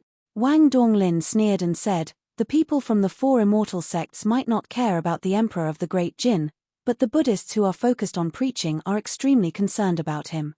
The Baolin Buddhist Hall needs the power of the mortal dynasty to help them promote their sects and give them farmland. Only then can they preach wantonly and develop their believers quickly. As long as Emperor Wei Yi is invited, the Baolin Buddhist Hall will definitely take this banquet very seriously and become more proactive. It's very likely that there will be a few more bodhisattvas. Good idea, let's do that. Wang Dongyang's eyes lit up when he heard this, but he was also a little puzzled. But it's not easy to invite the Emperor of the Great Jin to Langya, right? Heh, I have my ways. Wang Donglin chuckled, but he did not intend to tell Wang Dongyang. Yuzhou, Golden Light Mountain. Compared to the past, the current Baolin Buddhist Hall could be said to be very deserted. Other than the monks in the monastery, almost no one came. This was all because the Arhat had suddenly died in the temple half a month ago. At that time, many visitors who came to offer incense were frightened. After all, that Arhat was known as the incarnation of Buddha Baolin in the mortal world. Even the incarnation of Buddha could die suddenly, so how could they protect others? In addition, Zen Master Jufa, who had once been heavily promoted by the Baolin Buddhist Hall to recruit believers wantonly, suddenly died in meditation, causing the reputation of the Baolin Buddhist Hall to plummet. Many visitors did not want to go. Just like that, the number 1 holy land of Buddhism in the world became deserted in just half a month. In the past, no one would have believed it. After the 12 bodhisattvas descended from the upper world and saw this situation, they initially thought that they had come to the wrong place. After asking the current abbot, Kong Hui, they were finally convinced that this was the Baolin Buddhist Hall. Kong Hui was originally the former abbot of the Baolin Buddhist Hall and one of the 9 divine monks who lived in seclusion. In terms of seniority, he was Monk Jufa's martial nephew. He had already abdicated decades ago and handed the position of abbot to his disciple. However, in the past few months, there have been many major events. The abbot felt even more powerless. Finally, after the Bodhisattva Jade Bone appeared and the Arhat descended from the sky, the abbot felt that he could no longer manage the current Baolin Buddhist Hall well, so he took the initiative to ask to step down from the position of abbot. That was indeed the case. At this special time when the 100-year period had arrived, the martial world was no longer as calm as before. Deity realm experts who were treated as martial arts legends in the past had appeared one after another. They indeed needed a powerful abbot. Hence, the previous abbot, Kong Hui, walked to the front of the stage again and changed from the previous abbot to the current substitute abbot. Not long after, Zen Master Jufa and the Arhat died. 2 big pots were placed on Kong Hui's head. Even the 12 bodhisattvas were questioning him after they descended. Why did he manage the once number 1 Buddhist holy land in the world into such a state? Faced with this situation, There was only one thing Kong Hui could do. He would try his best to push the blame to Kui Heng. Actually, the sudden death of Arhat Shenkong was very strange. No one knew what was going on. However, to monk Kong Hui, the truth was not important. It was fine as long as he could get rid of the blame on him. Since monk Defy had fallen in Kui Heng's hands, it should not be a problem for him to blame the death of Bodhisattva Shenkong on him. Unexpectedly, he had hit the nail on the head. Moreover, Kui Heng's relationship with the Immortal Dawn sect and Daoi Palace was almost obvious. Therefore, after the 12 Bodhisattvas understood this situation, they immediately identified Kui Heng as the #1 enemy of this lower world operation.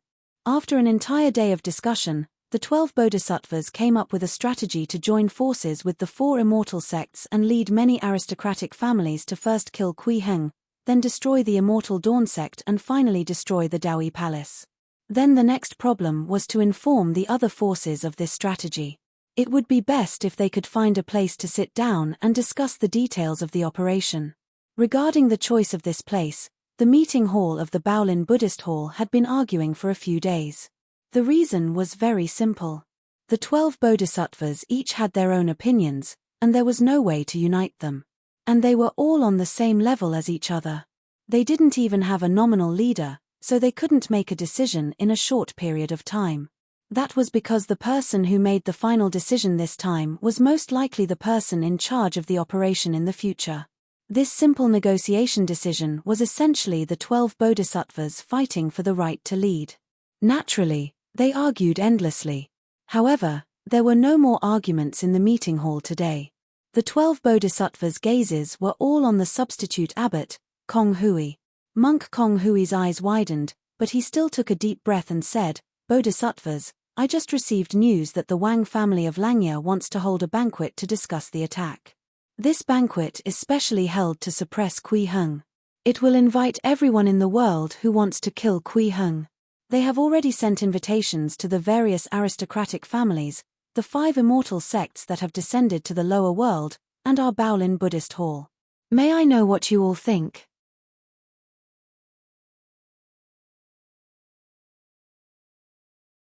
Chapter 170. A storm is brewing. Chapter 170. A storm is brewing. In the meeting hall of the Baolin Buddhist Hall, the 12 Bodhisattvas looked at each other. At the same time, they fell into deep thought. This banquet coincided with their previous thoughts. Moreover, it resolved the problem of choosing a place to discuss. However, they were still hesitant.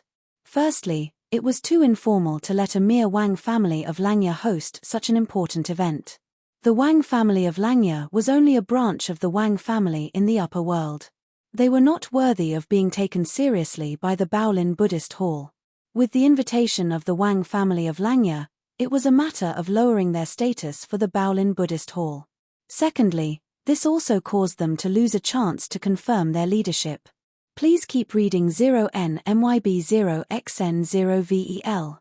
C0M.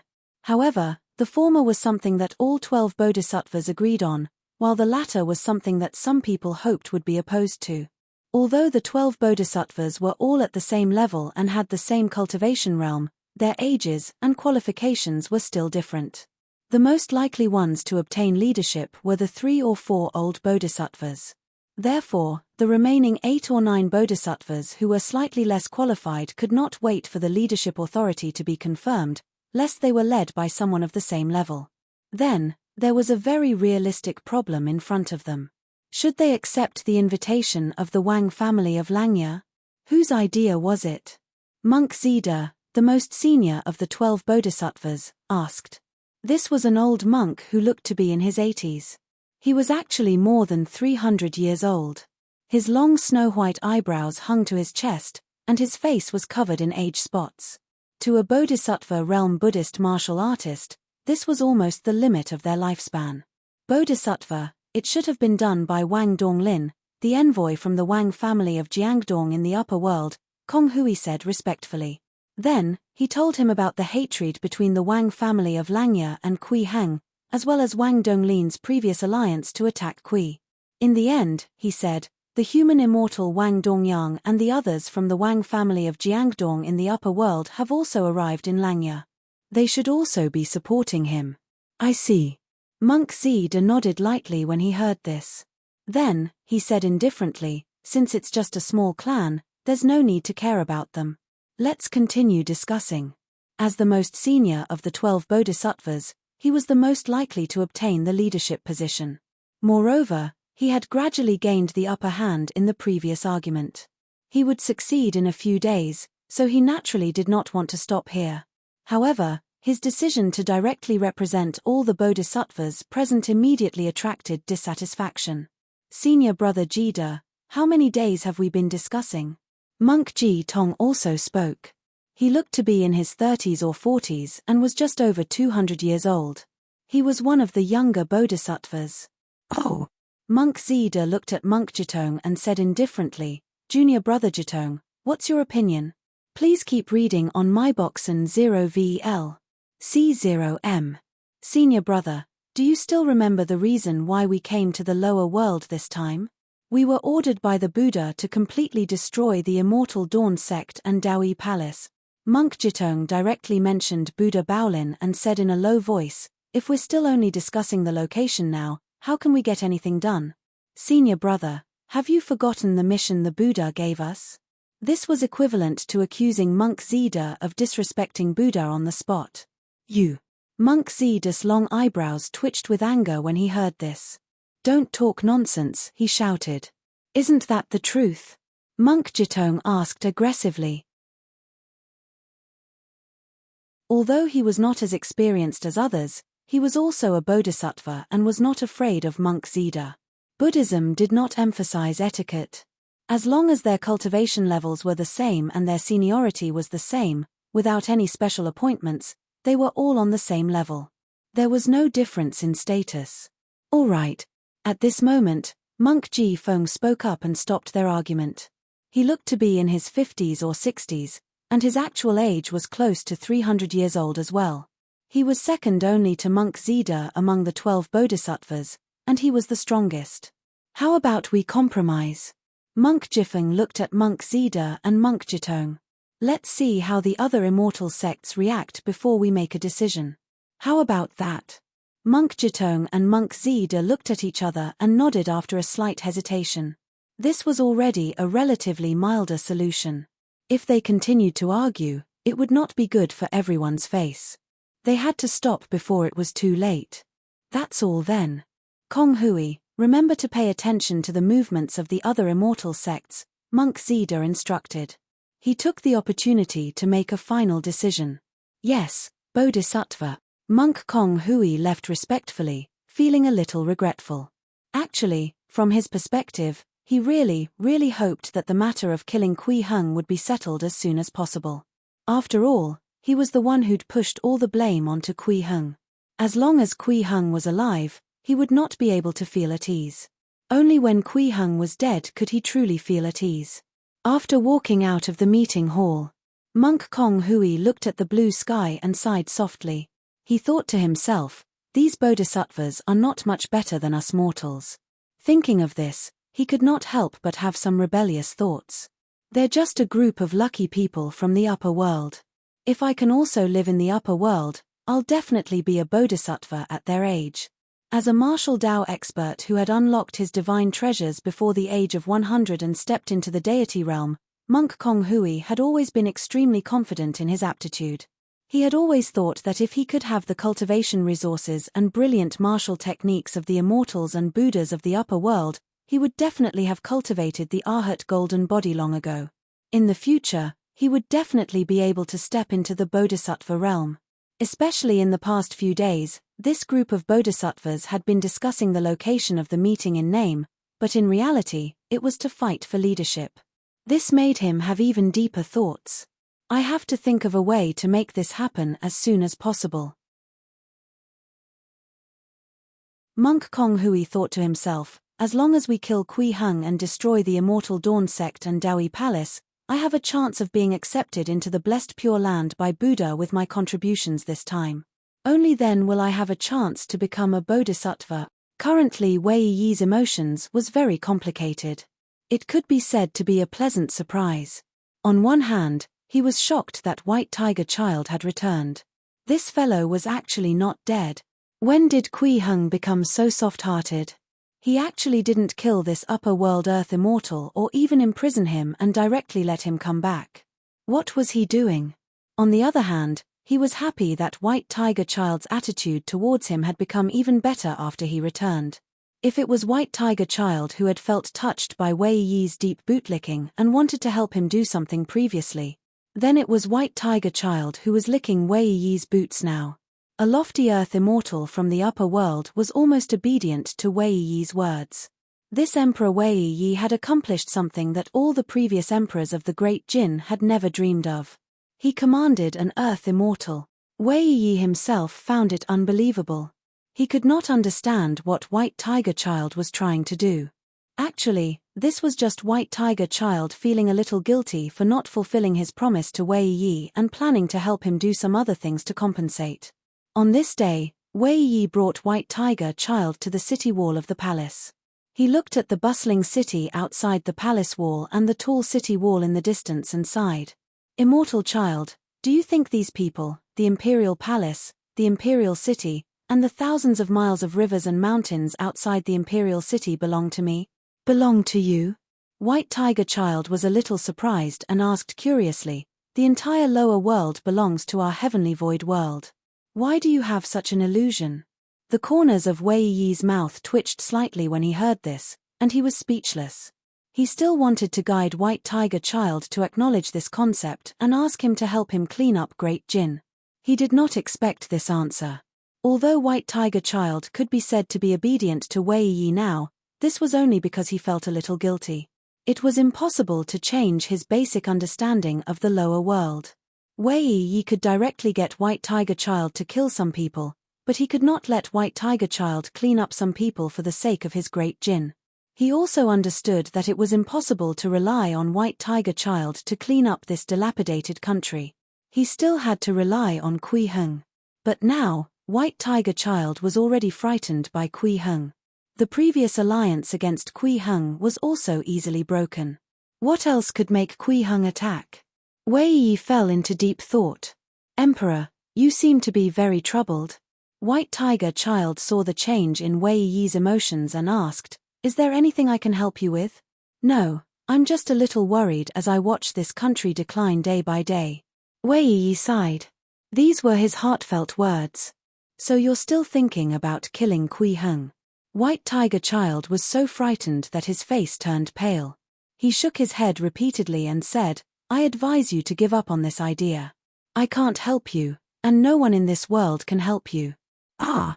Wei Yi was confused. When did I say that? Then, he realized that in order to lure White Tiger Child to his death, he had linked the weakening of the Great Jin to Kui Heng. However, he did not expect Kui Heng to leave such a huge psychological trauma on White Tiger Child. He was so frightened by something that was not directly related. This was an Earth immortal.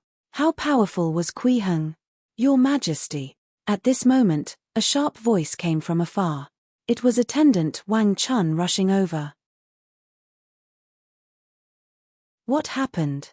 Why are you in such a hurry? Wei Yi frowned slightly, looking a little unhappy. Your Majesty, there's indeed something important.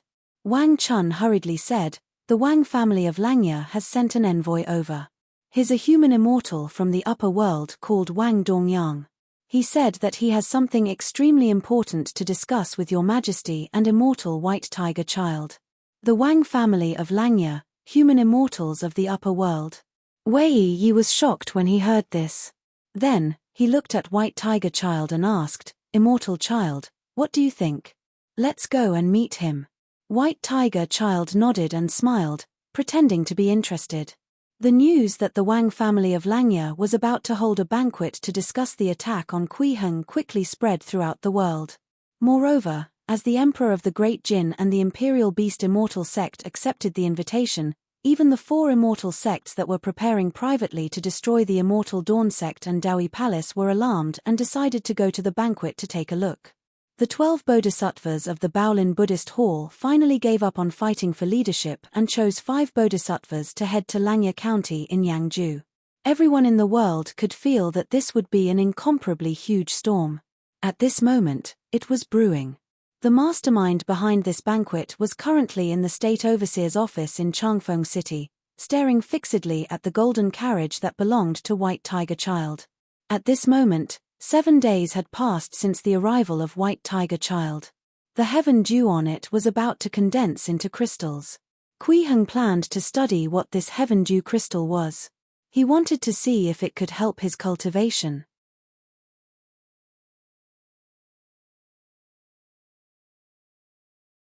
Chapter 171 Inner Demon Bewitchment. Welcome, 9 Fire Flame Dragon. Chapter 171 Inner Demon Bewitchment. Welcome, 9 Fire Flame Dragon. A total of 2,071 heaven dew crystals were piled in front of Kui Heng.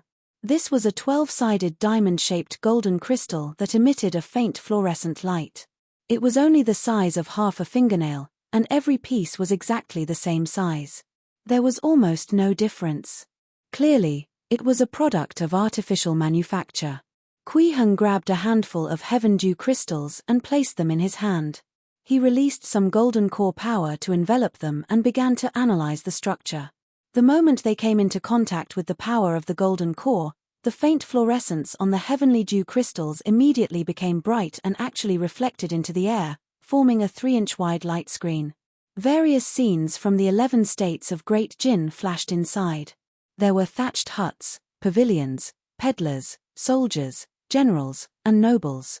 All of them transformed into countless lights and shadows that flashed through the light screen. As expected, it's the luck of the country. Kui Heng made a preliminary judgment in his heart. Actually, when the ceremony was held, he had already discovered that formless qi had condensed on the state overseer's uniform and the seal. At that time, he had a similar guess. Coupled with the requirements of the ritual, it was easy to obtain such guesses. For example, the ritual could only be done by the state overseer, who was the head of a state. Moreover, it could only be completed if the state overseer shouted to welcome the arrival of the immortals and Buddhas of the upper world. Please keep reading 0NMYB0XN0VEL. C0M. The state overseer was the core of the country's luck. That sentence was most likely the key to offering up the country's luck that they had accumulated. Kui Heng did not say those words, so the invisible aura remained on his state overseer's uniform. It only gradually dissipated 3 days after the ceremony ended. Now that the heaven dew crystal had been analyzed by the power of his golden core and revealed the scenes of the 11 states of the Great Jin, it meant that this guess was most likely correct. However, Kui Heng felt that something was still missing. Hence, he tried to continue analyzing. Suddenly, Kui Heng frowned and his eyes widened. The heaven dew crystal actually contained an extremely weak trace of spirituality. It was only about 1,000th of the 9 Fire Flame Dragon. However, with his understanding of spirituality, he quickly discovered that something was wrong with this trace of spirituality. The spirituality Kui Heng knew was extremely pure. Whether it was the golden core spirituality he was nurturing, the spirituality born from the Hongwu divine sword, or the spirituality given to the 9 Fire Flame Dragon, they were all like this. However, the spirituality in the heaven dew crystal was very turbid. It did not feel pure and clear. It was as if the complicated thoughts of countless living beings were forcefully condensed together. Boom! Kui Heng crushed the dozens of heaven dew crystals and used the power of his golden core to extract the subtle spirituality. Then, he smelled something similar to incense. So it's the power of faith of all life. Kui Heng finally understood what was going on. The power of faith of all living beings was a spiritual power unique to living beings with intelligence. Please keep reading on myboxen 0VEL. C0M. When a person was extremely passionate about something or believed in an existence, they would produce power of faith. When Kui Heng was collecting the 7 emotions of all living beings, he would often sense this power of faith, but he would carefully avoid it and try his best not to touch it. He would only collect the normal light of the 7 emotions. This was because the power of faith was too complicated and contained the different thoughts of countless living beings. It was useless for his cultivation. However, after cultivating the 9-fire flame dragon technique, he discovered that although this power of faith could not be used to nurture the spirituality of his golden core, it could be used as nourishment to nurture the spirituality of the 9-fire flame dragon, allowing it to grow quickly and become stronger. The strength of the 9-fire flame dragon is related to the strength of its spirituality. If I feed it all these heaven dew crystals, even if it can't grow to the late-stage foundation establishment realm, its strength can increase by several times. Kui Heng was quite happy about this.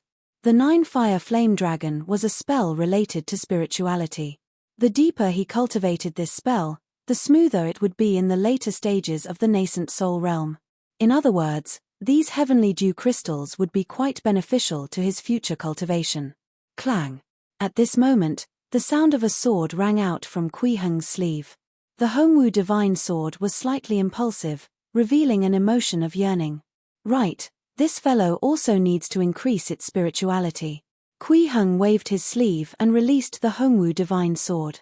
It spun gently in Kui Heng's palm and instantly absorbed the power of faith contained in the dozens of heaven dew crystals. Then, it let out a happy sword cry. It was like a child jumping around happily after eating its fill. Its strength had also increased from the 7th level of Qi refinement to the 9th level of Qi refinement. If I refine all these heaven dew crystals, it should be enough to advance the sword to the early stage foundation establishment realm. Kui Heng estimated in his heart, but he still put away the Hongwu divine sword. He had other uses for the heaven dew crystals. Moreover, the spirituality of the power of faith was only a part of its structure. The main body still contained the country's luck. Kui Heng had yet to figure out the effect of this power and had to study it for a period of time. However, there are only about 2,000 crystals. It's indeed a bit too little. Kui Heng's heart skipped a beat. He looked up at the sky and an idea appeared in his mind. Should I go to the heavenly void world to borrow some from those immortal sects and Buddhist monasteries? Previously, he had learned from Wang Dongyang that the immortal sects of the upper world had descended to the lower world to collect heaven dew crystals since 3,000 years ago. It was after the ancestral master of Dawi Palace ascended to the heavenly void world and the Great Yang dynasty was established. You're tuning in to the Celestial War YouTube channel. Don't forget to subscribe and join us on this journey to catch the most captivating stories.